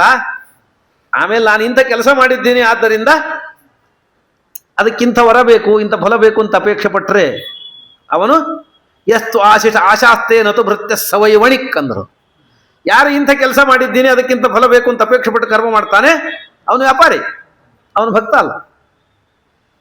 ಯಾಕಂದ್ರೆ ಕೆಲಸ ಮಾಡುವವ ಇಲ್ಲಿ ಕೆಲಸ ಮಾಡಿ ಇಷ್ಟು ಸಂಬಳ ಕೊಡ್ತಾನೆ, ಇದು ಸಾಕು, ಇನ್ನೊಂದು ಕಂಪ್ನಿಗೆ ಹೋಗೋಣ, ಅಲ್ಲಿ ಹೆಚ್ಚು ಸಿಗ್ತದೆ ಅಂತ ಇಲ್ಲಿ ಅಲ್ಲಿ ಬಿಟ್ಟು ಇನ್ನೊಂದು ಕಡೆಗೆ ಹೋಗ್ತಾನೆ. ಉದ್ಯೋಗ ಮಾಡುವ ಈ ಉದ್ಯೋಗ ಮಾಡಿದ್ರೆ ಇಷ್ಟು ಲಾಭ ಬರ್ತದೆ ಅಂತ ಕೆಲಸ ಮಾಡಿ ಇನ್ವೆಸ್ಟ್ಮೆಂಟ್ ಮಾಡ್ತಾನೆ. ಸ್ಟಾಕಲ್ಲಿ ಹಾಕಿದರೆ ಇಷ್ಟು ಪರ್ಸೆಂಟೇಜ್ ಬರ್ತದೆ ಅಂತ ಹಾಕ್ತಾನೆ, ಮ್ಯೂಚುವಲ್ ಫಂಡಲ್ಲಿ ಹಾಕಿದರೆ ಇಷ್ಟು ಪರ್ಸೆಂಟೇಜ್ ಕೊಡ್ತಾರೆ ಅಂತ ಹಾಕ್ತಾನೆ, ಬ್ಯಾಂಕಲ್ಲಿ ಈ ಬ್ಯಾಂಕಲ್ಲಿ ಇಟ್ಟು ಕೊಡ್ತಾರೆ, ಆ ಬ್ಯಾಂಕಲ್ಲಿ ಇನ್ನೂ 10% ಜಾಸ್ತಿ ಅಲ್ಲಿ ತೊಗೊಂಡೋಗಿ ಹಾಕ್ತಾನೆ. ಅಂತೂ ಇನ್ವೆಸ್ಟ್ಮೆಂಟ್ ಮಾಡುವವ ಲಾಭವನ್ನು ನೋಡಿ ಮಾಡ್ತಾನೆ. ಹಾಗಾಗಿ ಅದೊಂದು ವ್ಯಾಪಾರ. ಹಾಗಾಗಿ ನಿನ್ನ ಸೇವೆಯನ್ನು ಮಾಡುವವ ಅದಕ್ಕಿಂತ ಫಲ ಸಿಗಬೇಕು ಅಂತ ಮಾಡಿದ್ರೆ ಅದು ವ್ಯಾಪಾರ ಆಗುತ್ತೆ. ನನ್ನನ್ನು ವ್ಯಾಪಾರಿಯನ್ನಾಗಿ ಮಾಡಬೇಡ ಅಂದ ಪ್ರಹ್ಲಾದ. ನಾನು ವ್ಯಾಪಾರಿ ಅಲ್ಲ, ನೀನು ಭಕ್ತನಾಗಿರ್ಬೇಕು ನಾನು, ಹಾಗಾಗಿ ನನ್ನ ವ್ಯಾಪಾರ ಮಾಡಬೇಡ.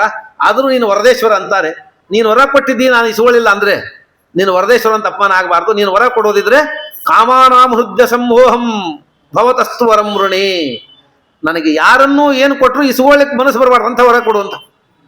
ಬೇಡದಂತೆ ಪರರ ಮಾಡಯ್ಯ ಕೃಷ್ಣ, ನಾನು ಯಾರನ್ನು ಏನು ಕೇಳಬಾರ್ದು, ಇಸ್ಕೊಳ್ಳೇಬಾರ್ದು ಅಂತ ವರ ಕೊಟ್ಬಿಡೋದು. ಹಾಗಾಗಿ ಆರ್ಜವ ಅಂದರೆ ಫಲದ ಆಸೆಯನ್ನು ಬಿಟ್ಟು ಸ್ವಕರ್ತವ್ಯ, ಇದು ನನ್ನ ಕರ್ತವ್ಯ, ಇದು ಭಗವಂತನ ಪ್ರೀತಿ ಆಗಲಿ ಅಂತ ಕರ್ಮ ಮಾಡೋದು ಆರ್ಜವ. ಇದು ಭಾಗವತ ಧರ್ಮಗಳಲ್ಲಿ ಮುಖ್ಯವಾದ ಧರ್ಮ ಅಂತ ಹೇಳಿದ್ರು. ಅದಾದ ಮೇಲೆ ಬ್ರಹ್ಮಚರ್ಯಂ ಶಿಕ್ಷೆ, ಬ್ರಹ್ಮಚರ್ಯ ಹೇಳಿದ್ರು. ಬ್ರಹ್ಮಚರ್ಯ ಅಂದರೆ ಸಾಮಾನ್ಯವಾಗಿ ಮದುವೆ ಆಗದೆ ಇದ್ದರು ಬ್ರಹ್ಮಚಾರಿ ಅಂತಂತಾರೆ. ಮದುವೆ ಆಗದೆ ಇದ್ದವರಿಗೆ ಬ್ರಹ್ಮಚಾರಿ ಅಂದರೆ ಆಶ್ರಮ ಅಷ್ಟೇ, ಅದು ಬ್ರಹ್ಮಚಾರಿ ಅಲ್ಲ, ಅದು ಬ್ರಹ್ಮಚರ್ಯ ಆಶ್ರಮ ಅಷ್ಟೇ. ಆದರೆ 8 ರೀತಿಯಿಂದ ಪದಾರ್ಥಗಳಿಂದ ಸ್ತ್ರೀಯರಿಂದ ದೂರ ಇರಬೇಕು. ನೆನೆಸ್ಕೊಳ್ಳೋದು, ಆ ಭೋಗ ಪದಾರ್ಥ ಆ ಸ್ತ್ರೀಯರನ್ನು ನೆನೆಸ್ಕೊಂಬೋದು, ಅವರೊಂದಿಗೆ ಮಾತಾಡೋದು, ಅವ್ರ ಕಡೆ ನೋಡ್ತಾ ಇರೋದು, ಏಕಾಂತದಲ್ಲಿರೋದು, ಯೋಚನೆ ಮಾಡೋದು, ಜೊತೆಗೆ ಸೇರಿರೋದು, ಈಗ 8 ತರಹದ ಸಂಭೋಗಾದಿಗಳೆಲ್ಲ ಇದೆ. ಈ 8ನ್ನು ಮಾಡದೇ ಇರೋದು ಬ್ರಹ್ಮಚರ್ಯ ಅಂತ ಹೇಳಿದೆ. ಹೀಗೆ ಪ್ರಶ್ನೆ ಹೇಳಿದೆ.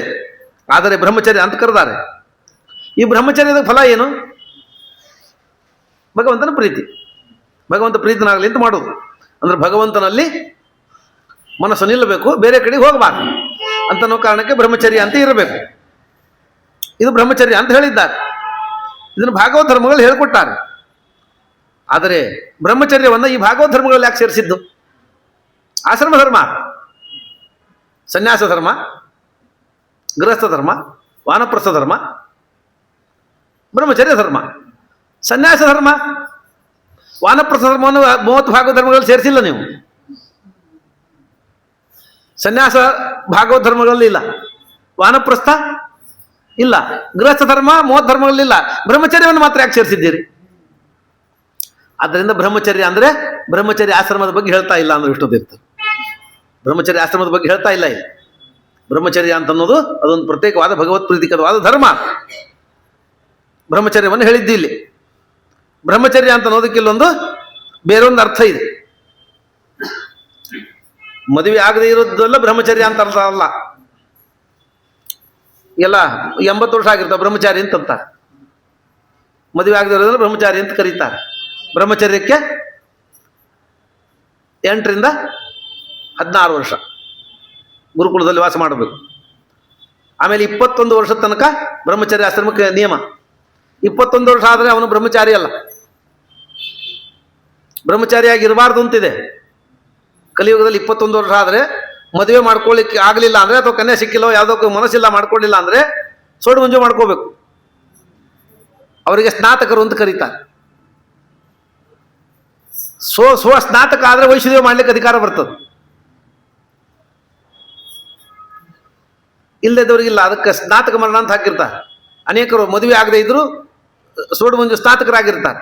ಯಾಕಂದ್ರೆ ಅವ್ರಿಗೆ ವೈಷ್ಣದೇವ, ಅವ್ರಿಗೆ 6-7 ಜನಿವಾರ ಇರ್ತದೆ. ಸ್ನಾತಕರಾಗಿ ಸೋಡು ಮಂಜು 6 ಜನಿವಾರ ಹಾಕೊಂಡು ಸ್ನಾತಕೃತರಾಗಿ, ಅವರು ಸ್ನಾತಕೃತರಾಗಿ ವೈಷ್ಣದೇವಾದಿಗಳಿಗೆ ಅಧಿಕಾರ ತಗೊಂಡು ವೈಷ್ಣದೇವ ಮಾಡ್ಕೊಂಡು ಊಟ ಮಾಡ್ತಾರೆ. ಹಾಗಾಗಿ ಕಲಿಯುಗದಲ್ಲಿ ದೀರ್ಘ ಬ್ರಹ್ಮಚರ್ಯ ನಿಷೇಧ ಮಾಡಿದ್ದಾರೆ. ಬ್ರಹ್ಮಚರ್ಯ ಆಗಿ ಇರೋದು ಕಷ್ಟ, ಈಗ ಇರ್ಲಿಕ್ಕೆ ಆಗೋದಿಲ್ಲ ಅಂತ. ಹಾಗಾಗಿ ಇಲ್ಲಿ ಬ್ರಹ್ಮಚರ್ಯವನ್ನು ಹೇಳಲಿಕ್ಕೆ ಹೊರಟಿಲ್ಲ. ಹಾಗಾಗಿ ಬ್ರಹ್ಮಚರ್ಯ ಅಂದ್ರೆ ಮದುವೆ ಆಗದಿರೋದು ಒಂದೇ ಅಲ್ಲ. ನಿಜವಾಗಿ ಬ್ರಹ್ಮಚರ್ಯ ಹೆಂಗೆ ಗೊತ್ತಾಗ ಅಂತ, ಬ್ರಹ್ಮಚರ್ಯ ನಿಮಗೆ ಸಿಗೋದು ಕಷ್ಟ.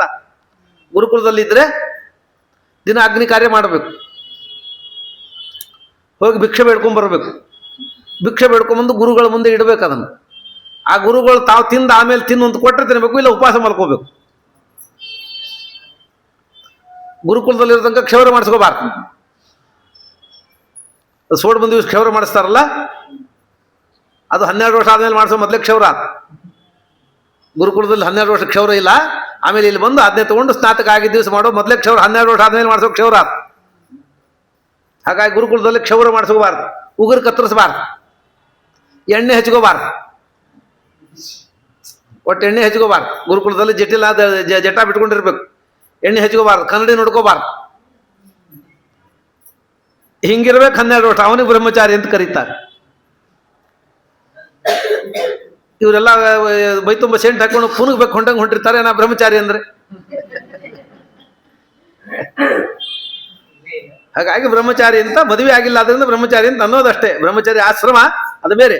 ಇಲ್ಲಿ ಬ್ರಹ್ಮಚಾರಿ ಅಂತ ಏನು ಹೇಳ್ತಾ ಇದ್ದೀವಿ? ಅದಕ್ಕೆ ಬ್ರಹ್ಮಚಾರಿ ಅಂದ್ರೆ ಅರ್ಥ ಏನು? ಬ್ರಹ್ಮ ಅಂದ್ರೆ ಪರಮಾತ್ಮ, ಚರ್ಯ ಅಂದ್ರೆ ಅವನನ್ನು ಕುರಿತು ಹೋಗೋದು, ತಿಳಿಯೋದು. ಚರಗತಿ ಭಕ್ಷಣಯೋ ಹೊಂದಾತು, ಯಾವುದಾದ್ರು ಭಕ್ಷಣ ಧಾತು ಇದೆ ಅದು ಜ್ಞಾನಾರ್ಥಕವಾಗಿ ಹೇಳಿದ್ದಾರೆ. ಹಾಗಾಗಿ ಪರಮಾತ್ಮನ ಜ್ಞಾನಕ್ಕಾಗಿ ಪ್ರಯತ್ನ ಮಾಡ್ತಾ ಇರೋದೇ ಬ್ರಹ್ಮಚರ್ಯ. ಗುರುಕುಲದಲ್ಲಿ ಅದನ್ನು ಮಾಡಬೇಕು, ಅದಕ್ಕಾಗಿ ಬಿಟ್ಟಿರ್ತಾರೆ. ಆದ್ದರಿಂದ ಬ್ರಹ್ಮಚರ್ಯ ಅಂದ್ರೆ ಪರಮಾತ್ಮನ ಜ್ಞಾನವನ್ನು ಮಾಡ್ಕೊಳ್ಳಿಕ್ಕೆ ನಿರಂತರವಾಗಿ ಪ್ರಯತ್ನ ಮಾಡೋದು ಬ್ರಹ್ಮಚರ್ಯ ಅಂದಿದ್ದಾರೆ. ಅಲ್ಲಿದ್ದಾಗ ಅದನ್ನು ಮಾಡ್ತಾರೆ ಅಂತ ಹೇಳಿದ್ರೆ ಬ್ರಹ್ಮಚರ್ಯ ಆಶ್ರಮ ಅಂತ ಕರೆದಿದ್ದಷ್ಟೇ ಹೊರತಾಗಿ ಆ ಬ್ರಹ್ಮಚರ್ಯದ ಯಾವ ಕೆಲಸವನ್ನು ಮಾಡದೆ ಬ್ರಹ್ಮಚಾರಿ ಅಂತಂದ್ರೆ ಗೃಹಿಣಿ ಅಂದಂಗಾಗತ್ತೆ. ಗೃಹಿಣಿ ಅಂದ್ರೇನು? ಮನೇಲಿ ಇರ್ತಾಳೆ, ಮನೆ ಕೆಲಸ ಮಾಡ್ತಾಳೆ, ಅಡಿಗೆ ಮಾಡ್ತಾಳೆ, ಎಲ್ಲ ಮನೆ ನೋಡ್ತಾಳೆ ಅಂತ ಗೃಹಿಣಿ ಅಂತ ಕರೀತಾರೆ. ಈಗ ಆದರೂ ಗೃಹಿಣಿ ಅಂತ ಹೆಸರಷ್ಟೇ ಇಟ್ಕೋತಾರೆ. ಎಲ್ಲ ಅಡಿಗೆ ಬರೋದಿಲ್ಲ, ಪಾತ್ರೆ ಇಲ್ಲ ಮನೆಯೊಳಗೆ, ತೊಳಿಲಿಕ್ಕೆ ಪಾತ್ರೆನೇ ಇಲ್ಲ, ಅಡಿಗೆ ಮನೆಯೇ ಇಲ್ಲ. ಈಗ ಈ ಬೆಂಗಳೂರೊಳಗೆ ಎಷ್ಟೋ ಜನ ಡಬಲ್ ಬೆಡ್ರೂಮ್ ಮನೆ ತೊಗೊಂಡ್ರೆ ಅದನ್ನು ಟ್ರಿಬಲ್ ರೂಮ್ ಮಾಡ್ಕೊಂಡ್ಬಿಟ್ಟಾರಂತ. ಆ ಅಡಿಗೆ ಮನೇನೂ ಒಂದು ರೂಮ್ ಮಾಡ್ಕೊಂಡ್ಬಿಟ್ಟಾರೆ. ಕಂಪ್ಯೂಟರ್ ಇಟ್ಕೊಂಡು ಮಾಡ್ಲಿಕ್ಕೆ ಬರ್ತದೆ, ಚಾರ್ಜಿಂಗ್ ಹಾಕಿ ಒಂದು ರೂಮ್ ಮಾಡ್ಕೊಂಡ್ಬಿಟ್ಟಾರೆ. ಯಾಕಂದ್ರೆ ನಾವು ಅಡಿಗೆನೇ ಮಾಡೋದಿಲ್ಲ, ನಮಗೆ ಹಾಕಬೇಕು ಅಂತ ಅಡಿಗೆ ಮನೆಯೇ ಹೋಗ್ಬಿಟ್ಟಿದೆ. ಈಗ ಅಂತೂ ಮಿಕ್ಕಿ ಬೇಕು ಅಂದ್ರೆ ಕಾಮನ್ ಕಿಚನ್ ಅಂತ, ಹಾಲೊಳಗೆ ಒಂದು ಮೂಲೆ ಒಳಗೆ ಒಂದು ಗ್ಯಾಸ್ ಇಟ್ಕೊಂಡ್ರೆ, ಹಾಲೊಳಗೆ ಕಾಮನ್ ಕಿಚನ್ ಅಂತದು ಅಲ್ಲೇ ಬಿಟ್ಟಿರ್ತಾರೆ. ಯಾರು ಬೇಕಾದ್ರು ಏನು ಬೇಕಾದ್ರು ಮಾಡ್ಕೊಂಡು ತಿನ್ರಿ, ನೀವು ಅದನ್ನು ಮಾಡ್ಕೊಂಡ್ರೆ ಎಷ್ಟು ಇದ್ರೊಳಗೆ ತಿನ್ರಿ ಅಂತ ಹೇಳಿ ಅಡಿಗೆ ಮನೆ ಇಲ್ಲ ಇಲ್ಲಿ. ಯಾಕಂದ್ರೆ ಅಡಿಗೆ ನಂಗೆ ಮಾಡ್ಲಿಕ್ಕೆ ಬರೋದಿಲ್ಲ. ಮೊನ್ನೆ ಒಬ್ಬ ನಮ್ಮ ಪರಿಚಯದ ಒಬ್ಬ ಹುಡುಗನ ಹೇಳ್ದ, ಪಾಪ ನೀವೇ ಮಾತಾಡ್ಕೊಡ್ರಿ, ಒಬ್ರಿಗೊಬ್ರು ಮಾತಾಡ್ರಿ ಅಂತ ಕಳಿಸಿರ್ತಾರಲ್ಲ. ಆವಾಗ ಹುಡುಗನ ಕೇಳಿದ್ಲಂತೆ, ನಿಂಗೆ ಅಡಿಗೆ ಮಾಡ್ಲಿಕ್ಕೆ ಬರ್ತದಿಲ್ಲೋ? ನಂಗಂತೂ ಬರೋದಿಲ್ಲ. ಆಕೆ ಹೇಳಿಲ್ಲ, ನಂಗಂತೂ ಬರೋದಿಲ್ಲ. ನಂಗೆ ಅಡಿಗೆ ಮಾಡ್ಲಿಕ್ಕೆ ಬರ್ತಂತ ತಿಳ್ಕೊಂಡು ಲಗ್ನ ಮಾಡ್ಕೋಬೇಡ. ನಂಗೆ ಮಾಡ್ಲಿಕ್ಕೆ ಬರೋದಿಲ್ಲ, ಮುಂದೂ ಮಾಡುವುದಿಲ್ಲ. ನಾ ಮುಂದೆ ಅಡಿಗೆ ಮಾಡೋಕ್ಕೆಲ್ಲ ಬೇಕಂದ್ರೆ ನೋಡಿ ವಿಚಾರ ಮಾಡೋದು, ಹೊರಗಿಂದ ಆರ್ಡರ್ ಮಾಡ್ಕೊಂಡು ತರಿಸ್ತೀನೋದು. ನಾ ಅಡಿಗೆ ಮಾಡ್ತೀನಿ ಅಂತ ಅಪೇಕ್ಷೆ ಇದ್ರೆ ನಾನು ಮಾಡ್ಕೋಬೇಡ ಅವಲ್ಲೇ ಅಂತ ಹೇಳಿದ್ಲಂತೆ.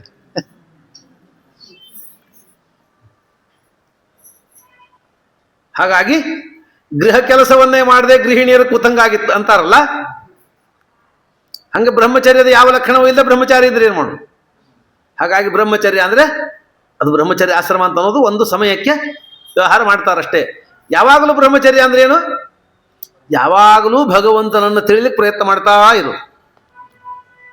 ಮಾತಿನಿಂದ ಭಗವಂತನನ್ನು ತಿಳಿಲಿಕ್ಕೆ ಪ್ರಯತ್ನ ಮಾಡುವುದು, ಮನಸ್ಸಿನಿಂದ ಭಗವಂತನ ಕೃತಿಯನ್ನು ಭಗವಂತನ ಸೇವೆಯಲ್ಲಿ ತೊಡಗಿಸೋದು. ಮಾತು ಮತ್ತು ಮನಸ್ಸು ಕೃತಿಗಳನ್ನು ಯಾವಾಗಲೂ ಭಗವತ್ ಸೇವೆಯಲ್ಲಿ ತೊಡಗಿಸೋದೇ ಬ್ರಹ್ಮಚರ್ಯ. ಹಾಗಾಗಿ ಯಾರ್ಯಾರು ಇದನ್ನು ಮಾಡ್ತಾರೆ ಅವರು ಬ್ರಹ್ಮಚಾರಿಗಳು. ಯಾರು ಇದನ್ನು ಮಾಡೋದಿಲ್ಲ ಅವರು ಬ್ರಹ್ಮಚಾರಿ ಅಲ್ಲ. ಮಹಾಭಾರತದಲ್ಲಿ ಒಂದು ಕಥೆ ಬರ್ತದೆ, ನಿಮಗೆ ಗೊತ್ತಿರಬೇಕು. ಅಶ್ವತ್ಥಾಮಾಚಾರ್ಯರು ಬ್ರಹ್ಮಾಸ್ತ್ರ ಬಿಟ್ಟರು ಪಾಂಡವರ ಮೇಲೆ, ಪಾಂಡವರ ವಂಶದ ಮೇಲೆ ಬಿಟ್ಟರು. ಕೃಷ್ಣ ಹೇಳ್ದ ಪಾಂಡವರಿಗೆ ಏನು ಮಾಡೋದು ಬೇಡ ಅಂತ ಹೇಳಿದ್ರು, ತಗೊಂಡ್ರು. ಪಾಂಡವರ ಹೇಳು ಅಂದ್ರೆ ಹೇಳಿದರು. ಪಾಂಡವರ ವಂಶಕ್ಕೇನಾಗಬಾರ್ದು ಅಂತ ಹೇಳು ಅಂದ್ರೆ ನೀನು ಪಕ್ಷಪಾತ ಮಾಡ್ತಿ, ಪಾಂಡವರ ವಂಶವನ್ನು ಸಂಹಾರ ಮಾಡ್ತೀನಿ, ನಾನು ತೆಗೆಯೋದಿಲ್ಲ ಅಂತ ಉತ್ತರ ಗರ್ಭದ ಮೇಲೆ ಬಿಟ್ಟರು. ಅದನ್ನು ತಗೋ ಅಂತ ಹೇಳಲಿಲ್ಲ, ಉಪಸಂಹಾರ ಮಾಡ್ಕೊ ಅಂತ ಹೇಳಿದರು. ಅವರು ಉಪಸಂಹಾರ ಮಾಡ್ಲಿಕ್ಕೆ ಹೋದ್ರು, ಬರಲಿಲ್ಲ ಅಂತ ಮಹಾಭಾರತ ಹೇಳ್ತು. ಯಾಕೆ ಬರಲಿಲ್ಲ? ಅವರು ಬ್ರಹ್ಮಚರ್ಯ ಕಳ್ಕೊಂಡಿದ್ರು ಅಂತ ಹೇಳಿದ್ರು. ಬ್ರಹ್ಮಚರ್ಯ ಏನು ಕಳ್ಕೊಂಡಿದ್ರು ಅವ್ರು? ಪಾಪ ಅವ್ರು ಯಾವ ಪರಿಸ್ಥಿತಿಯನ್ನು ತಿರುಗಿ ಕೂಡ ನೋಡಿಲ್ಲ ಜೀವನದೊಳಗೆ. ಬ್ರಹ್ಮಚರ್ಯ ಅವ್ರೇನು ಕಳ್ಕೊಂಡಿಲ್ಲ. ಏನು ಮಾಡಿದ್ರು ಅವರು? ದುರ್ಯೋಧನ ತನ್ನ ಹೆಂಡತಿ ಒಳಗೆ ಮಗುವನ್ನು ಹುಟ್ಟಿಸಿ ರಾಜ್ಯಕ್ಕೆ ಪಟ್ಟ ಕಟ್ಟು ಅಂತ ಹೇಳಿದ್ದ ಸಾಯೋ ಕಾಲಕ್ಕೆ. ಇವ್ರು ಹೋದ್ರೆ ಏನು ಮಾಡ್ಬೇಕು ನಿನಗೆ ಅಂತ ಕೇಳಿದ್ರು. ನನ್ನ ಹೆಂಡತಿ ಒಳಗೆ ನೀನು ನಿಯೋಗ ಪದ್ಧತಿ, ಆಗ ನಿಯೋಗ ಪದ್ಧತಿ ಶಾಸ್ತ್ರೀಯವಾಗಿತ್ತು. ಕುರು ಪಾಂಡವರು ಧೃತರಾಷ್ಟ್ರನೇ ನಿಯೋಗ ಪದ್ಧತಿಯಿಂದ ವೇದವ್ಯಾಸರಿಂದ ಹುಟ್ಟಿದವರು. ಹಾಗಾಗಿ ನಿಯೋಗ ಪದ್ಧತಿಯಿಂದ ನೀನು ನನ್ನ ಹೆಂಡತಿಯಲ್ಲಿ ಮಗನನ್ನು ಪಡೆದು ಅವನಿಗೆ ನನ್ನ ರಾಜ್ಯವನ್ನು ಕಟ್ಟು ಅಂತ ಹೇಳ್ದ.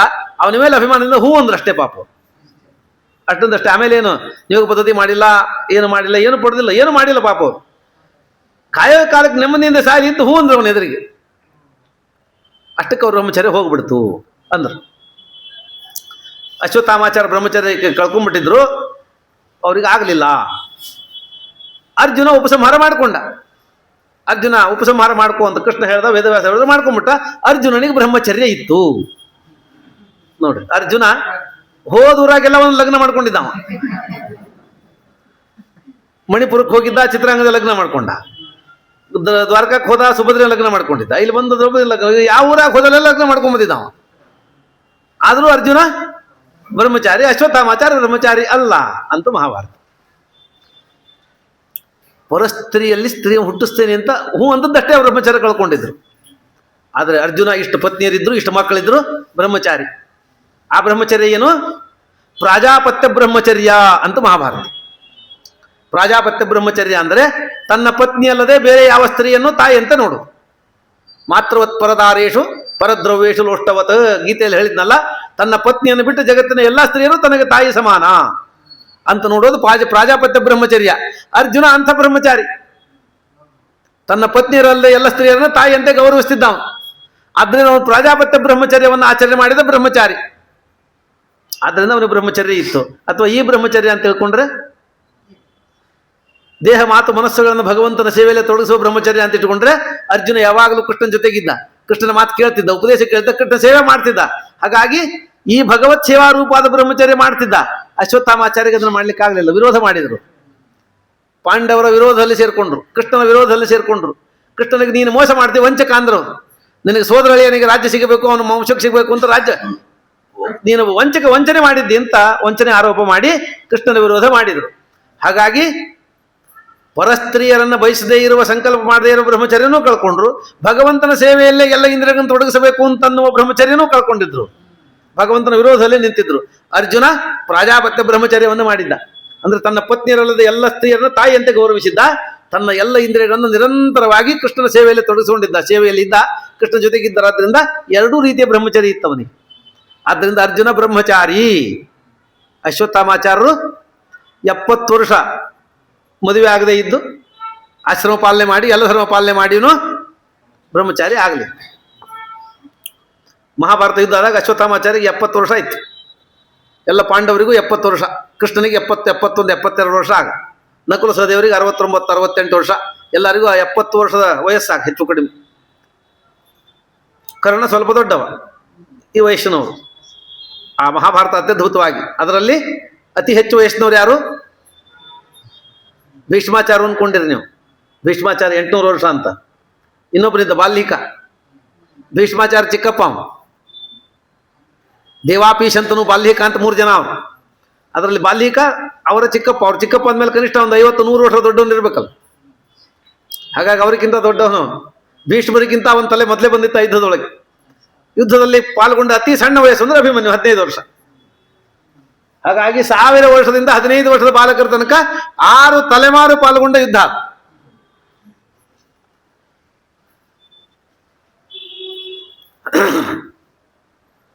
ಹೀಗೆ ಬ್ರಹ್ಮಚರ್ಯ ಅಂದರೆ ಎಲ್ಲ ಇಂದ್ರಿಯಗಳನ್ನ ಭಗವಂತನ ಸೇವೆಯಲ್ಲಿ ತೊಡಗಿಸೋದು, ಭಗವಂತನ ಜ್ಞಾನವನ್ನು ಪಡಲಿಕ್ಕೆ ಪ್ರಯತ್ನ ಮಾಡೋದೇ ಬ್ರಹ್ಮಚರ್ಯ. ಈ ಬ್ರಹ್ಮಚರ್ಯ ಆಶ್ರಮ ಅಲ್ಲ, ಇದನ್ನು ಬ್ರಹ್ಮಚಾರಿ ಮಾತ್ರ ಮಾಡಬೇಕು ಅಂತಿಲ್ಲ. ಗೃಹಸ್ಥನೂ ಇದನ್ನೇ ಮಾಡಬೇಕು, ಭಗವಂತನ ತಿಳಿಲಿಕ್ಕೆ ಪ್ರಯತ್ನ ಮಾಡ್ತಾನೇ ಇರಬೇಕು. ವಾನಪ್ರಸ್ಥನೂ ಇದನ್ನೇ ಮಾಡಬೇಕು, ಸನ್ಯಾಸಿನೂ ಇದನ್ನೇ ಮಾಡಬೇಕು, ಬ್ರಹ್ಮಚಾರಿ ಆದವನು ಇದನ್ನೇ ಮಾಡಬೇಕು, ಸ್ತ್ರೀಯರು ಇದನ್ನೇ ಮಾಡಬೇಕು, ಶೂದ್ರ ಎಲ್ಲರೂ ಇದನ್ನೇ ಮಾಡಬೇಕು. ಆದ್ದರಿಂದ ಈ ಬ್ರಹ್ಮಚರ್ಯ ಅಂತ ಅನ್ನೋದು ಎಲ್ಲರೂ ಮಾಡಬೇಕಾದ ಧರ್ಮ. ಆದ್ದರಿಂದ ಇದನ್ನ 32 ಧರ್ಮದಲ್ಲಿ ಸೇರಿಸಿವಿ ನಾವು. ಅದರಿಂದ ಈ ಬ್ರಹ್ಮಚರ್ಯ ಅಂದರೆ ತಮ್ಮ ಎಲ್ಲ ಇಂದ್ರಿಯಗಳನ್ನ, ಮಾತು ಮನಸ್ಸು ಕೃತಿಗಳನ್ನ ಭಗವಂತನಲ್ಲಿ ತೊಡಗಿಸುವುದು, ಭಗವಂತನ ಸೇವೆಯಲ್ಲಿ ತೊಡಗಿಸುವುದೇ ಬ್ರಹ್ಮಚರ್ಯ. ಇದಕ್ಕಾಗಿ ಈ 32 ಧರ್ಮಗಳಲ್ಲಿ ಸೇರಿಸಲಾಗಿದೆ ಅಂತ ಬ್ರಹ್ಮಚರ್ಯಕ್ಕೆ ಅರ್ಥ ಬರ್ತದೆ. ಈ ಬ್ರಹ್ಮಚರ್ಯ ಆದ ಮೇಲೆ ಅಹಿಂಸಾಂ ಶಿಕ್ಷೆ, ಅಹಿಂಸೆಯನ್ನು ಹೇಳಿಕೊಟ್ರೆ. ಅಹಿಂಸೆ ಅಂತ ಅನ್ನೋದು ಬಹಳ ದೊಡ್ಡ ಭಾಗವತ ಧರ್ಮ. ಇದಕ್ಕೆ ವಿಸ್ತಾರವಾಗಿ ವ್ಯಾಖ್ಯಾನ ಮಾಡಿದ್ದಾರೆ ವಿಷ್ಣು ತೀರ್ಥ. ಅಹಿಂಸೆ ಅಂದ್ರೆ ಏನು? ಹಿಂಸೆ ಮಾಡದೇ ಇರೋದು. ಹಿಂಸೆ ಮಾಡದೇ ಇರೋದು ಅಹಿಂಸೆ ಅನ್ಕೊಂಡಿವಿ ನಾವು. ಆದರೆ ಬರೀ ಹಿಂಸೆ ಮಾಡದೇ ಇರೋದಷ್ಟೇ ಹಿಂಸೆ ಅಲ್ಲ.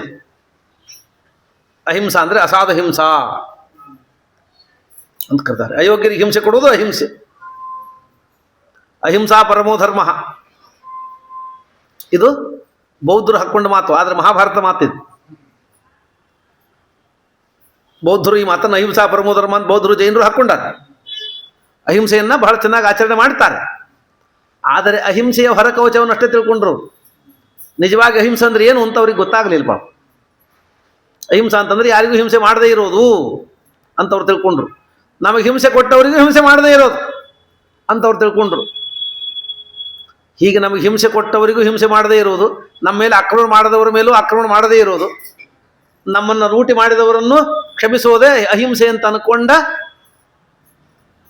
ಈ ಅಹಿಂಸೆಯ ತಪ್ಪು ವ್ಯಾಖ್ಯಾನದಿಂದ ನಮ್ಮ ಭಾರತ ದೇಶ 2000 ವರ್ಷ ಗುಲಾಮ ಆಯಿತು. ಅಶೋಕ ಏನು ಜೈನ ಧರ್ಮವನ್ನ ಅವಲಂಬನೆ ಮಾಡ್ದ, ಯುದ್ಧ ಮಧ್ಯದಲ್ಲಿ ಯುದ್ಧ ಬಿಟ್ಟು ಹೋಗ್ಬಿಟ್ಟ, ಅವನು ಜೈನನಾದ ಅಂತ ಹೇಳಿ ಜೈನ ಧರ್ಮಕ್ಕೆ ರಾಜಾಶ್ರಯ ಸಿಕ್ತು.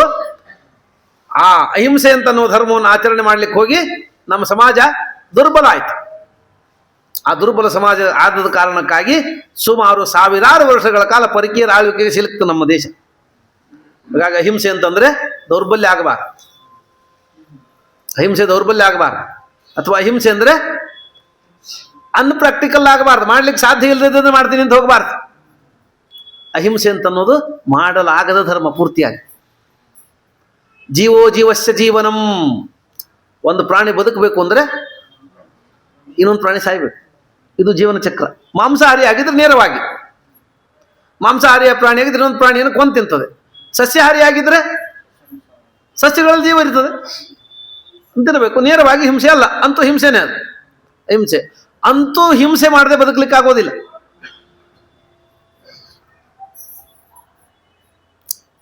ಈ ಅಹಿಂಸೆ ದೊಡ್ಡ ಧರ್ಮ ಅಂತ ತಿಳ್ಕೊಂಡ ಒಂದು ಬಹಳ ಮತ ಪ್ರಸಿದ್ಧ ಇದಲ್ಲ ಜೈನ ಧರ್ಮ.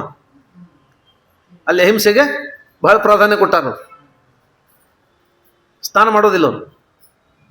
ಸ್ನಾನ ಮಾಡಿದರೆ ಮೈ ಮೇಲಿದ್ದ ಕ್ರಿಮಿಕೀಟಗಳು ನಾಶ ಆಗುತ್ತೆ, ಸೌದೆ ಆಗುತ್ತೆ.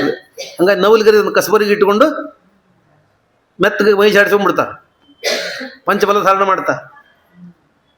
ಉಸಿರಾಡೋ ಕಾಲಕ್ಕೆ ಬಟ್ಟೆ ಹಾಕೋತಾರೆ. ಉಸಿರಿನ ಜೊತೆಗೆ ಯಾವುದೋ ಪ್ರಾಣಿ ವ್ಯಕ್ತಿ ಒಳಗೆ ಹೋಗಿ ಸಾಯಬಾರ್ದು ಅಂತ.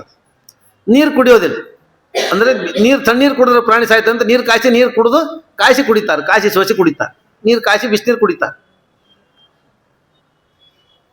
ಏನು ಮಾಡ್ದಂಗಾಯ್ತು?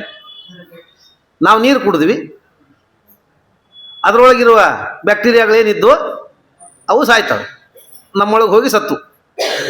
ಅಂದರೆ ನಾವು ಕುಡಿದು ಕೊಲ್ತೀವಿ, ನಮ್ಮೊಳಗೆ ಹೋಗಿ ಸಾಯ್ತದೆ. ನೀನು ಕಾಯಿಸಿ ಕೊಂದು ಕುಡಿತಿ, ಕಾಯಿಸಿ ಕೊಂದು ಕುಡಿತಿ. ಅಂತೂ ಕುಡ್ದಾದ್ರೂ ಕೊಲ್ಲಬೇಕು, ಕೊಂದಾದ್ರೂ ಕುಡಿಬೇಕು.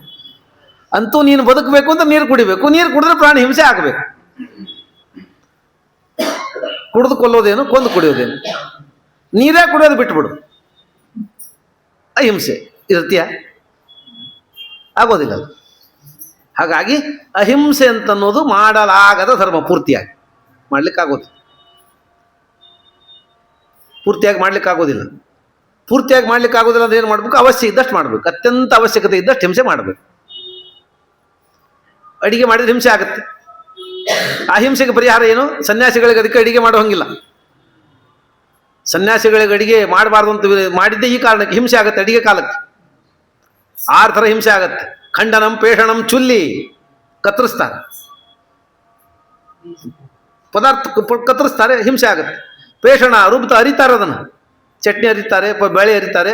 ಪೇಷಣಂ, ಚುಲ್ಲಿ, ಕುದಿಸ್ತಾರೆ ಬಿಸಿ ಒಳಗೆ, ರುಬ್ತಾರೆ. ಹೀಗೆ ಇದನ್ನು ಮಾಡಿ ಕೊನೆಗೆ ತಿಂತಾರೆ. 6 ಥರದ ಹಿಂಸೆ ಆಗುತ್ತೆ ಒಂದು ಅಡಿಗೆ ಮಾಡಬೇಕು ಅಂದರೆ. ಹೀಗೆ ಸನ್ಯಾಸಿ ಆದವ ಯಾರಿಗೂ ಹಿಂಸೆ ಮಾಡೋದಿಲ್ಲ ಅಂತ ಮಾತು ಕೊಟ್ಟು, ನನ್ನಿಂದ ಯಾರಿಗೂ ಹಿಂಸೆ ಆಗೋದಿಲ್ಲ ಅಂತ ಸನ್ಯಾಸ ತಗೊಂಡಿರ್ತಾನೆ. ಆದ್ದರಿಂದ ಹಿಂಸಾಕಾರ್ಯವಾದ ಅಡಿಗೆ ಮಾಡಬಾರ್ದು. ಮತ್ತು ಅಡಿಗೆ ಮಾಡಿ ತಿನ್ಬೋದೇನು ಅಂದರೆ ಅದಕ್ಕೆ ಹಿಂಸೆ ಮಾಡಿದರೆ ಆ ಹಿಂಸೆ ಪರಿಹಾರವಾಗಿ ಗೃಹಸ್ಥ ವೈಷ್ಣವ ಮಾಡ್ಕೋಬೇಕು. ಪಂಚಸೂನಾ ಪರಿಹಾರಾರ್ಥಂ ಅಂಥೇಳಿ ಆ 5 ತರಹದ 5 ರೀತಿಯ ಹಿಂಸೆಗಾಗಿ ಪ್ರಾಯಶ್ಚಿತ್ತ ಮಾಡಿಕೊಂಡು ಆ ಅಡಿಗೆ ಶುದ್ಧ ಮಾಡಿಟ್ರೆ ಸನ್ಯಾಸಿ ತಗೊಂಡು ತಿನ್ಬೇಕು. ಅದನ್ನು ಹಿಂಗಿತ್ತು ವ್ಯವಸ್ಥೆ ಅಂತೂ ಅಡಿಗೆ ಮಾಡಬೇಕು ಅಂದ್ರೆ ಹಿಂಸೆ ಮಾಡಬೇಕು. ಹಿಂಸೆ ಮಾಡದೆ ಅನ್ನ ಸಿಗೋದಿಲ್ಲ ಜಗತ್ತೊಳಗೆ. ಅದಕ್ಕೆ ಪ್ರಾಕ್ಟಿಕಲ್ ಆಗಿ ಹೇಳಿದ್ರು ಆಚಾರ. ಹಿಂಸೆ ಅನಿವಾರ್ಯ ಅಂತಾದರೆ ಎಷ್ಟು ಅನಿವಾರ್ಯ ಅಷ್ಟು ಮಾಡಬೇಕು. ಅದಕ್ಕೆ ಪ್ರಾಯಶ್ಚಿತ್ತ ಮಾಡ್ಕೋಬೇಕು. ಅನಿವಾರ್ಯ ಅಲ್ಲ, ಬದುಕಬೇಕು. ಎಷ್ಟು ಬೇಕು ಅಷ್ಟು ಮಾತ್ರ ಮಾಡಿ ಅದಕ್ಕೆ ಪ್ರಾಯಶ್ಚಿತ್ತ ಮಾಡ್ಕೊಂಡು ಅದನ್ನು ಪರಿಹಾರ ಮಾಡ್ಕೋಬೇಕು ಅಂತ ಹೇಳಿ. ಯಾಕಂದ್ರೆ ಹೆಂಗೂ ಪರಿಹಾರ ಇದೆ ಅಂದ ಮಾತ್ರಕ್ಕೆ ಪಾಪ ಮಾಡ್ತಾ ಹೋದರೆ ಯಾರಿಗೋ ಡಾಕ್ಟರ್ ಹತ್ರ ಬರ್ತಾರೆ, ಏನೋ ಆಗಿರುತ್ತೆ, ಆಪರೇಷನ್ ಮಾಡಬೇಕು, ಏನೋ ಕಾರಣಕ್ಕೆ ಆಪರೇಷನ್ ಮಾಡಬೇಕು. ಆಪರೇಷನ್ ಮಾಡಲಿಕ್ಕೆ ಸ್ಪೆಷಲಿಸ್ಟ್ ಕರೆಸ್ತಾರೆ, ಸರ್ಜನ್ ಕರೆಸಿದ್ರು. ಎಷ್ಟು ಆಪರೇಷನ್ ಮಾಡಬೇಕು? ಸಾಧ್ಯ ಆದ ಮಟ್ಟಿಗೆ ಕಡಿಮೆ ಕೊಯ್ಲಿಕ್ಕೆ ಪ್ರಯತ್ನ ಮಾಡ್ತಾರೆ ಅವರು. ಕಡಿಮೆ ಕತ್ತರಿಸಿದ ಜಾಗ ಕತ್ತರಿಸಿ ಮತ್ತೆ ಅದನ್ನು ಮೂಡ್ಲಿಕ್ಕೆ ಪ್ರಯತ್ನ ಮಾಡ್ತಾರೆ. ಅಟ್ಯಾಕ್ ತಲೆ ಕೆಡಿಸ್ಕೊಂಡ್ರಿ, ಹೆಂಗೂ ಸೂಜಿ ಇದೆ, ದಾರ ಇದೆ, ಉದ್ದಕ್ಕೆ ಸೀಳ್ಬಿಟ್ರಿ, ಉದ್ದಕ್ಕೆ ಸೀಳು ಎಲ್ಲ ಮಾಡಿ ಆಮೇಲೆ ಹೊಲ್ಲ ತಗೊಳ್ರಿ ಅಂತಾರೆ ನಾವು. ಸೂಜಿ ದಾರ ಇದೆ ಅಂತ ಅನ್ನೋ ಕಾರಣಕ್ಕೆ ಸೀಳೋದಲ್ಲ. ಎಷ್ಟು ಅನಿವಾರ್ಯ ಇದೆ ಅಷ್ಟು ಮಾತ್ರ ಹೆಂಗೆ ಮಾಡ್ತಾರಲ್ಲ ಹಾಗೆ ಹಿಂಸೆ ಅನಿವಾರ್ಯ ಆದ ಕಾರಣಕ್ಕಾಗಿ ಎಷ್ಟು ಬೇಕೋ ಅಷ್ಟು ಮಾಡಬೇಕು. ಪ್ರಾಯಶ್ಚಿತ್ತ ಇದೆ ಅಂತ ಹಿಂಸೆ ಮಾಡ್ತಾ ಹೋದರೆ, ಪ್ರಾಯಶ್ಚಿತ್ತ ಇದೆ ಅಂತ ಹಿಂಸೆ ಮಾಡಿದರೆ ಪ್ರಾಯಶ್ಚಿತ್ತ ಉಳಿದ್ಬಿಡ್ತದೆ. ಪ್ರಾಯಶ್ಚಿತ್ತನಿಗೆ ಮುಗಿದು ಹೋಗ್ಬಿಡ್ತದೆ, ಹಿಂಸೆ ಮಾತ್ರ ಉಳಿತದೆ. ಹಿಂಗಾಗಿ ಒಬ್ಬರು ಒಂದು ಕಡೆಗೆ ಹೋಗಿದ್ದ, ಎಲ್ಲ ಮದುವೆ ಊಟ ಕಾರ್ಯಕ್ರಮ ಊಟಕ್ಕೆ ಹೋಗಿದ್ದ. ಊಟಕ್ಕೆ ಹೋದಾಗ ಅಲ್ಲಿ ಬೋಂಡ ತಂದು ಹಾಕಿದ್ರು. ಪಾಪಿವ ನಾ ಟೇಬಲ್ ಮೇಲೆ ಉಣ್ಣೋದಿಲ್ರಿ, ಮಡಿ ಊಟ ಅಂತೇಳಿ ಕಲ್ಯಾಣ ಊಟದ ಕೆಳಗೆ ಕೂತಿದ್ದೆವು. ಕೆಲವು ಕಲ್ಯಾಣ ಊಟದ ಮಡಿಲೇ ಕೆಳಗೆ ಕೂತು ಉಂಡು ಬಂದ್ಬಿಡ್ತಾರೆ. ನಾವು ಟೇಬಲ್ ಮೇಲೆ ತಿನ್ನೋದಿಲ್ಲ, ಎಲ್ಲಿ ಹಾಕ್ಕೊಂಡ್ರಿ ಹಾಕ್ರಿ ಅಂತೇಳಿ ಟೇಬಲ್ ಮೇಲೆ ಕೆಳಗೆ ಕೂತ್ಕೊಂಡು ಅಲ್ಲೇ ಅಷ್ಟೇ ಕಲ್ಯಾಣ ಊಟದಾಗೆ ಒಂದು ಕೆಳಗೆ ಅಷ್ಟೇ ಮಡಿಲೇ ಕೆಳಗೆ ಕೂತು ಎಲ್ಲಿ ಹಾಕ್ಕೊಂಡು ಕೆಳಗೊಂಡು ಬರ್ತಾರೆ ಇವರು. ಯಾರು ಎಷ್ಟು ಮಾಡ್ತಾರೋ ಅಷ್ಟೇ ಒಳ್ಳೆಯ ಶ್ರೇಷ್ಠ, ನಾವು ಇಲ್ಲ ಅಂತ ಅನ್ನೋದಿಲ್ಲ. ಅದ್ರ ಅಡಿಗೆಯವರೆಲ್ಲ ಅವ್ರು ಸ್ನಾನ ಮಾಡಿ ಬಡಿಸಿ ಸ್ನಾನ ಮಾಡ್ತಾರೆ. ಆಮೇಲೆ ಅಡಿಗೆ ಮಾಡಿ ಬಡಿಸಿ ಮುಗಿದ್ಮೇಲೆ ಸ್ನಾನ ಮಾಡ್ತಾರೆ ಅವರು. ಹಿಂದಿನ ದಿವಸ ಎದುರುಗೊಳ್ಳೋದೆಲ್ಲ ಆಗಿರ್ತಲ್ಲ, ಮತ್ತು ಒಲಿಗಿಲಿ ತೊಳೆಯೋದೆಲ್ಲ ಕಷ್ಟ ಅಂತ ಹೇಳಿ ಅದನ್ನು ಎತ್ತಿಟ್ಟು ಅದೇ ಒಲಿ ಮೇಲೆ ಅಡಿಗೆ ಮಾಡಿ ಎಲ್ಲ ಮಾಡಿ ಮಕ್ಕೊಂಡ್ಬಿಟ್ಟಿರ್ತಾರೆ. ಎಲ್ಲ ಬಡಿಸಿ ಗಿಡಿಸಿ ಆಮೇಲೆ ಸ್ನಾನ ಮಾಡಿ ಫ್ರೆಶ್ ಆಗ್ತಾರೆ. ಫ್ರೆಶ್ ಆಗಿ ಹೋಗಿ ನೋಡಿರ್ಬೇಕಾರೆ ನಮ್ಮಪ್ಪ ನಾಣೆ ಅವ್ರು ಮಾಡಿದ ಅಡಿಗೆ ಉಣ್ಣೋದೇ ಎಲ್ಲ ಹೊಂಟದಾಗ ಅವ್ರು ಇನ್ನಾರು ಇರ್ತಾರೆ. ಅವರು ಹೊರಗಿಂದ ಬಕ್ರಿ ಪಲ್ಯ ತರಿಸ್ಕೊಂಡಿರ್ತಾರೆ, ಕೂತ್ ಮೂಲ್ಯ ತಿಂತಿರ್ತಾರೆ. ನಿಮಗೆ ಮಾಡಿ ಹಾಕಿ ಅವ್ರು ಬೇರೆ ತಿಂತಾರೆ ಹೋಗಿ. ಆದ್ರೂ ಪಾಪ ಇವ್ರು ಅಷ್ಟೇ ಕಲ್ಯಾಣ ಹೊಂಟದಾಗ ಕಲ್ ಮೇಲೆ ಕೂತ್ಕೊಂಡು ನಾವು ಟೇಬಲ್ ಮೇಲೆ ಉಣ್ಣೋದೆಲ್ಲ ಕೆಳಗೆ ಹಾಕಿ ಅಂತ ಎಲ್ಲಿ ಹಾಕ್ಸ್ಕೊಂಡು ಊಟಕ್ಕೆ ಕೂತಿದ್ದೆವು. ಊಟಕ್ಕೆ ಕೂತಿದ್ದ, ಬೋಂಡ ಬಂತು. ಈ ಕೆಳಗೆ ಕೂತು ಬೋಂಡ ಮಾಡಿವಿ, ಅದರಿಂದ ಶುದ್ಧವಾಗಿ ಮಾಡಿರ್ತಾರೆ ಅಂತ ತಿಳ್ಕೊಂಡು ತಿಂದ್ಬಿಟ್ಟ. ತಿಂದ ಮೇಲೆ ಗೊತ್ತಾಯ್ತು ಕೃಷ್ಣಗಡ್ಡೆ ಹಾಕಿ ಮಾಡಿದ್ರು. ಅದನ್ನು ಕೃಷ್ಣಗಡ್ಡೆ ಹಾಕಿ ಮಾಡಿದ್ರು. ಇವಂದು ತಿಂದಿಲ್ಲ ಪಾಪ, ಅವತ್ತು ತಿಂದ್ಬಿಟ್ಟ. ಬಂದ ಕೂಡಲೇ ಆಚಾರ್ಯ ಹೋಗಿ ಕೇಳ್ದ, ಭೇಟಿಯಾಗ ಆಚಾರ್ಯ ಹಿಂಗಾಯ್ತು ಹಾಕ್ಬಿಟ್ರು, ಗೊತ್ತು ತಿಂದ್ಬಿಟ್ಟಿದ್ದೆ, ಆಮೇಲೆ ಗೊತ್ತಾಯ್ತು ಏನು ಮಾಡಬೇಕು ಅಂತ. ಆಚಾರ್ಯ ಏನು ವಾಪಸ್ ಸುಮ್ಮನೆ ಭಾಳ ಇಷ್ಟಿಗೆ ಎಲ್ಲದಕ್ಕೂ ಸಣ್ಣ ಸಣ್ಣದಕ್ಕೆಲ್ಲ ಹುಡುಕೋದು ಕಷ್ಟ, ಪಂಚಗವ್ಯ ತೊಗೊಂಬಿಡು ಅಂದರು. ಪಂಚಗವ್ಯ ಇದೆಲ್ಲ ದಿವಸದಿಗೆ ಹೇಳಿದ್ದಾರೆ, ಪಂಚಗವ್ಯ ತಗೋರಿ ನೀವೇ ಮಾಡಿಕೊಡ್ರಿ ನಾವು ಕುಡಿ ಅಂತ ಹೇಳಿದ ತಪ್ಪಿಗೆ ಪಾಪ ಅವರೇ ಎಲ್ಲ ಹೋಗಿ ಗೋಮೂತ್ರ ಹುಡುಕಿ ಗೋಮಯ ಹುಡ್ಕೊಂಬಂದು ಹಾಲು ತುಪ್ಪ ಎಲ್ಲ ತಂದು ವ್ಯವಸ್ಥೆ ಮಾಡಿ ಹಾಕಿ ಒಂದು ಬಾಟ್ಲಿ ಒಳಗೆ ಹಾಕಿಟ್ರು. ಬಂದು ತೊಗೊಂಡು ಹೋದೆವು. ತೊಗೊಂಡು ಹೋಗಿ ಪಂಚಗವ್ಯ ಕುಡ್ದ. ಪಂಚಗವ್ಯ ಕುಡ್ದನಲ್ಲ, ಕುಡಿಬೇಕಾಗಿತ್ತು, ಬಾಟ್ಲಿ ಹೋಗಿಲಿಲ್ಲ, ಅಲ್ಲೇ ಇಟ್ಟಿದ್ದ. ಮನೆಯ ಕಿಟಕಿಯಾಗ ಅಲ್ಲೇ ಕೂತಿತ್ತು. ಮಾರನೇ ದಿವಸ ಹೋದೆವು, ಇನ್ನೊಂದು ಕಾರ್ಯಕ್ರಮ ಇತ್ತು, ಅಲ್ಲೊಂದು ಬೋಂಡ ಬಂತು. ಯಾವ್ದ್ರ ಬೋಂಡ ಅಂತ ಕೇಳ್ದ. ಅವ್ರು ಹೇಳಿದ್ರು ಕೃಷ್ಣಗಡ್ಡೆ ಹಾಕಿ ಮಾಡಿದ್ದು ಬೋಂಡ ಅಂತ ಹೇಳಿದ್ರು ಅವರು. ಬ್ಯಾಡ ಅಂದ ಮೊದ್ಲು, ಅವ್ ಮುಂದೆ ಹೋದ, ಆಮೇಲೆ ಹೊಳೆ ಕರ್ದ ಅವನು. ಹೆಂಗೂ ಪಂಚಗವ್ಯ ಮನೆ ಆಗದಲ್ಲ, ಪಂಚಗವ್ಯ ಮನೆ ಆಗದೆ ಹಾಕಿ ಬಂದವ. ಬೇಕಾದಷ್ಟು ತಿಂದು ಬಂದ, ಪಂಚಗವ್ಯ ಕುಡ್ದ. ಹೀಗೆ ತಿಂದು ಬರೋದು, ಪಂಚಗವ್ಯ ಕುಡಿದು ಮಾಡಿ ಮಾಡಿ ಪಂಚಗವ್ಯದ ಬಾಟ್ಲಿ ಖಾಲಿ ಆಯ್ತು. ದಿನ ಅವ್ರು ಯಾಕೆ ಮಾಡಿಕೊಡ್ತಾರೆ? ಪಂಚಗವ್ಯದ ಬಾಟ್ಲಿ ಖಾಲಿ ಆಯ್ತು, ತಿನ್ನೋದು ರೂಢಿ ಆಗ್ಬಿಡ್ತೀವಿ. ಹಾಗಾಗಿ ಪಂಚಗವ್ಯ ಇದೆ, ಪ್ರಾಯಶ್ಚಿತ್ತ ಇದೆ ಅಂತ ಅನ್ನೋದಕ್ಕೆ ಪಾಪ ಮಾಡೋದಲ್ಲ. ಅನಿವಾರ್ಯವಾಗಿ ಆದ ಪಾಪಕ್ಕೆ ಪ್ರಾಯಶ್ಚಿತ್ತವೇ ಹೊರತು ಪ್ರಾಯಶ್ಚಿತ್ತ ಇದ್ದದಕ್ಕೆ ಪಾಪ ಮಾಡ್ತಾ ಹೋಗಬಾರ್ದು. ಇಲ್ಲದ್ರೆ ಈಗ ಆದಿತ್ಯವಾರ ಹೋಗಿ ಕನ್ಫೆಷನ್ ಮಾಡ್ಕೋತಾರಲ್ಲ, ಆ ಬಾಕ್ಸ್ ಒಳಗೆ ಮುಖ ಹಾಕಿ, ತಂದೆ ನಾನು ಇಷ್ಟು ಪಾಪಗಳನ್ನು ಮಾಡಿದ್ದೇನೆ ಅಂದ್ರೆ, ಮಗನೇ ನಾ ಕ್ಷಮಿಸಿದ್ದೀನಿ, ಹೋಗಿ ಮತ್ತೆ ಮಾಡಿ ಬಾ ಪಾಪ ಅಂತೇಳಿ ತಂದೆ ಕ್ಷಮಿಸೋದು, ಮಗ ಪಾಪ ಮಾಡೋದು ಅಂತ ಅನ್ನೋ ಕನ್ಫೆಷನ್ ಆಗಬಾರ್ದು. ಪಾಪ ಪ್ರಾಯಶ್ಚಿತ್ತ ಅಂದ್ರೆ ಒಮ್ಮೆ ಮಾಡಿದ ಪಾಪವನ್ನು ಮತ್ತೆ ಮಾಡದೇ ಇರೋದು ನಿಜವಾದ ಪ್ರಾಯಶ್ಚಿತ್ತ. ಈ ಬೇರೆ ಪ್ರಾಯಶ್ಚಿತ್ತಗಳಲ್ಲ, ಅದರ ಯಾಂತ್ರಿಕ ವಿಧಾನಗಳಷ್ಟೇ. ಹೀಗೆ ಪ್ರಾಯಶ್ಚಿತ್ತವನ್ನು ಮಾಡಬೇಕು ಅಂತ ಹೇಳಿಕೊಡ್ತಾರೆ. ಅದರಿಂದ ಅಹಿಂಸಾ ಅಂತಂದ್ರೆ ಹಿಂಸೆಯನ್ನು ಮಾಡದೇ ಇರು, ಅನಿವಾರ್ಯವಾಗಿ ಆದ ಹಿಂಸೆಗೆ ಪ್ರಾಯಶ್ಚಿತ್ತ ಮಾಡ್ಕೊಂಬ.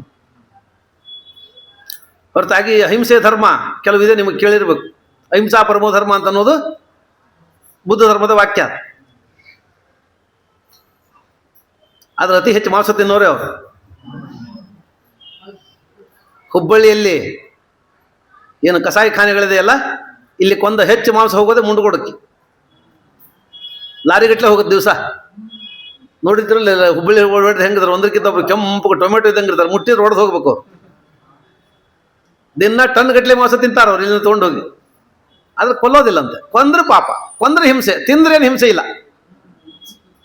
ಅವ್ರದ್ದೇನು ಅಂದ್ರೆ ಕೊಂದ್ರೆ ಹಿಂಸೆ. ಯಾರೋ ಕೊಲ್ತಾರೆ, ನಾವು ಕೊಲ್ಲೋದಿಲ್ಲ. ಕೊಂದು ತಂದು ಕೊಟ್ಟದ್ರೆ ನಾವು ತಿಂತೀವಿ, ಅದು ನಾವು ಅಹಿಂಸಾ ಧರ್ಮ. ಅವನ ಯಾಕೆ ಕೊಲ್ತಾನೆ? ನೀನು ತಿಂತ ಅವನು ಕೊಲ್ತಾನೆ. ಮಾರ್ಕೆಟ್ ಅದಕ್ಕೆ ಮಾಲ್ ಯಾವಾಗ ಬರ್ತದೆ, ಒಬ್ಬನು ಕೊಳ್ಳುವವನಿದ್ರೆ ಅವನು ಮಾರುವಂತ ತೊಗೊಂಡ್ಬರ್ತಾನೆ. ಹಾಗಾಗಿ ನೀನು ತಿಂದದ್ದು ಅವನಿಗೆ ಕೊಲ್ಲಿಕ್ಕೆ ಪ್ರೋತ್ಸಾಹನೆ, ಅಥವಾ ಅವನಿಗೆ ಕೊಂದು ಕೊಟ್ಟದ್ದು ನೀನು ತಿಂತಿ. ಆದ್ದರಿಂದ ಕೊಂದವನಷ್ಟೇ ಪಾಪ ತಿನ್ನೋದಕ್ಕೂ ಬರ್ತದೆ. ಅದ್ರೊಂಥರ ಕೊಂದ್ರೆ ಪಾಪ ಬರ್ತದೆ, ನಾವು ಕೊಲ್ಲೋದಿಲ್ಲ, ನಾವು ಹಿಂಸೆ ಮಾಡೋದಿಲ್ಲ, ನಾವು ತಿಂದು ಸ್ವಚ್ಛ ಮಾಡ್ಕೋತೀವಿ ಅದನ್ನು ಅಂತ ಹಿಂಗ ಸಮಾಧಾನ ಹೇಳ್ತಾರಲ್ಲ ಕೆಲವರು. ಕೊಂದು ಪಾಪ ತಿಂದು ಹೋಗ್ಬಿಡ್ತು ಅಂತ. ಕೊಂದು ಪಾಪ ತಿಂದು ಹೋಯ್ತು ಅಂತ ಅದನ್ನು ತಿನ್ನೋರು ಸಮರ್ಥನೆ ಮಾಡ್ಕೋತಾರೆ. ಇರಲಿ, ನಮಗೆ ಅವರ ಬಗ್ಗೆ ಚರ್ಚೆ ಮಾಡೋ ಪ್ರಶ್ನೆ ಬಹಳ ಅಪೇಕ್ಷೆ ಇಲ್ಲ. ಅಹಿಂಸೆಯನ್ನು ಜಗತ್ತು ಹೆಂಗೆ ತಪ್ಪಾಗಿ ತಿಳಿಯುತ್ತದೆ, ಅಹಿಂಸೆಯನ್ನ ತಮ್ಮ ತಮ್ಮ ಮೂಗಿನೇರಕ್ಕೆ ಹೇಗೆ ತಿಳಿದು ತಪ್ಪಾಗಿ ತಿಳಿದಿದ್ದಾರೆ ಅಂತ ಹೇಳಬೇಕಷ್ಟೇ ಹೊರತಾಗಿ ಯಾರು ತಿಂದ್ರೆ ಏನು, ಯಾರು ಬಿಟ್ರೆ ನಮಗೇನಾಗಬೇಕಾಗಿ. ಅವರವರ ಧರ್ಮ ಏನು ಹೇಳುತ್ತೆ, ಅವರವರ ಯೋಗ್ಯತೆ ಏನಿದೆ ಅದಕ್ಕೆ ತಕ್ಕಂತೆ ಅವರೆಲ್ಲ ಆಚರಣೆ ಮಾಡ್ತಾರೆ. ಹಾಗಾಗಿ ಅಹಿಂಸೆ ಅಂತಂದ್ರೆ ವಿಷ್ಣು ತೀರ್ಥರಿಂದ ಹೇಳಿ, ಅಹಿಂಸೆ ಅಂತಂದ್ರೆ ಮನಸ್ಸನ್ನು ಗೆಲ್ಲೋದು, ಕಾಮವನ್ನು ಗೆಲ್ಲೋದು. ಕಾಮವನ್ನು ಗೆಲ್ಲೋದೇ ಅಹಿಂಸೆ. ಅದು ದೊಡ್ಡ ತಪಸ್ಸು. ಕಾಮತ್ಯಾಗಂ ಪರಂ ತಪಃ ಅಂತ ಗೀತೆಯಲ್ಲಿ ಹೇಳಿದ್ದನ್ನ, ಕಾಮವನ್ನು ಗೆಲ್ಲುವುದೇ ಅಹಿಂಸೆ ದೊಡ್ಡ ತಪಸ್ಸು ಅಂತ ವಿಷ್ಣು ತೀರ್ಥರ ಮುಂದೆ ಹೇಳೋರಿದ್ದಾರೆ. ಅದನ್ನ ಏನು ಹೇಳ್ತಾರೆ ಅಂತ ಅನ್ನೋದು ನಾಳೆ ದಿವಸ ನೋಡ್ಲಿಕ್ಕೆ ಪ್ರಯತ್ನ ಮಾಡೋಣ. ಹರಯೇ ನಮಃ. ಶ್ರೀಕೃಷ್ಣಾರ್ಪಣಮಸ್ತು. ನಾಹಂ ಕರ್ತ ಹರಿಃ ಕರ್ತ ತತ್ಪೂಜಾ ಕರ್ಮ ಚಾಖಿಲ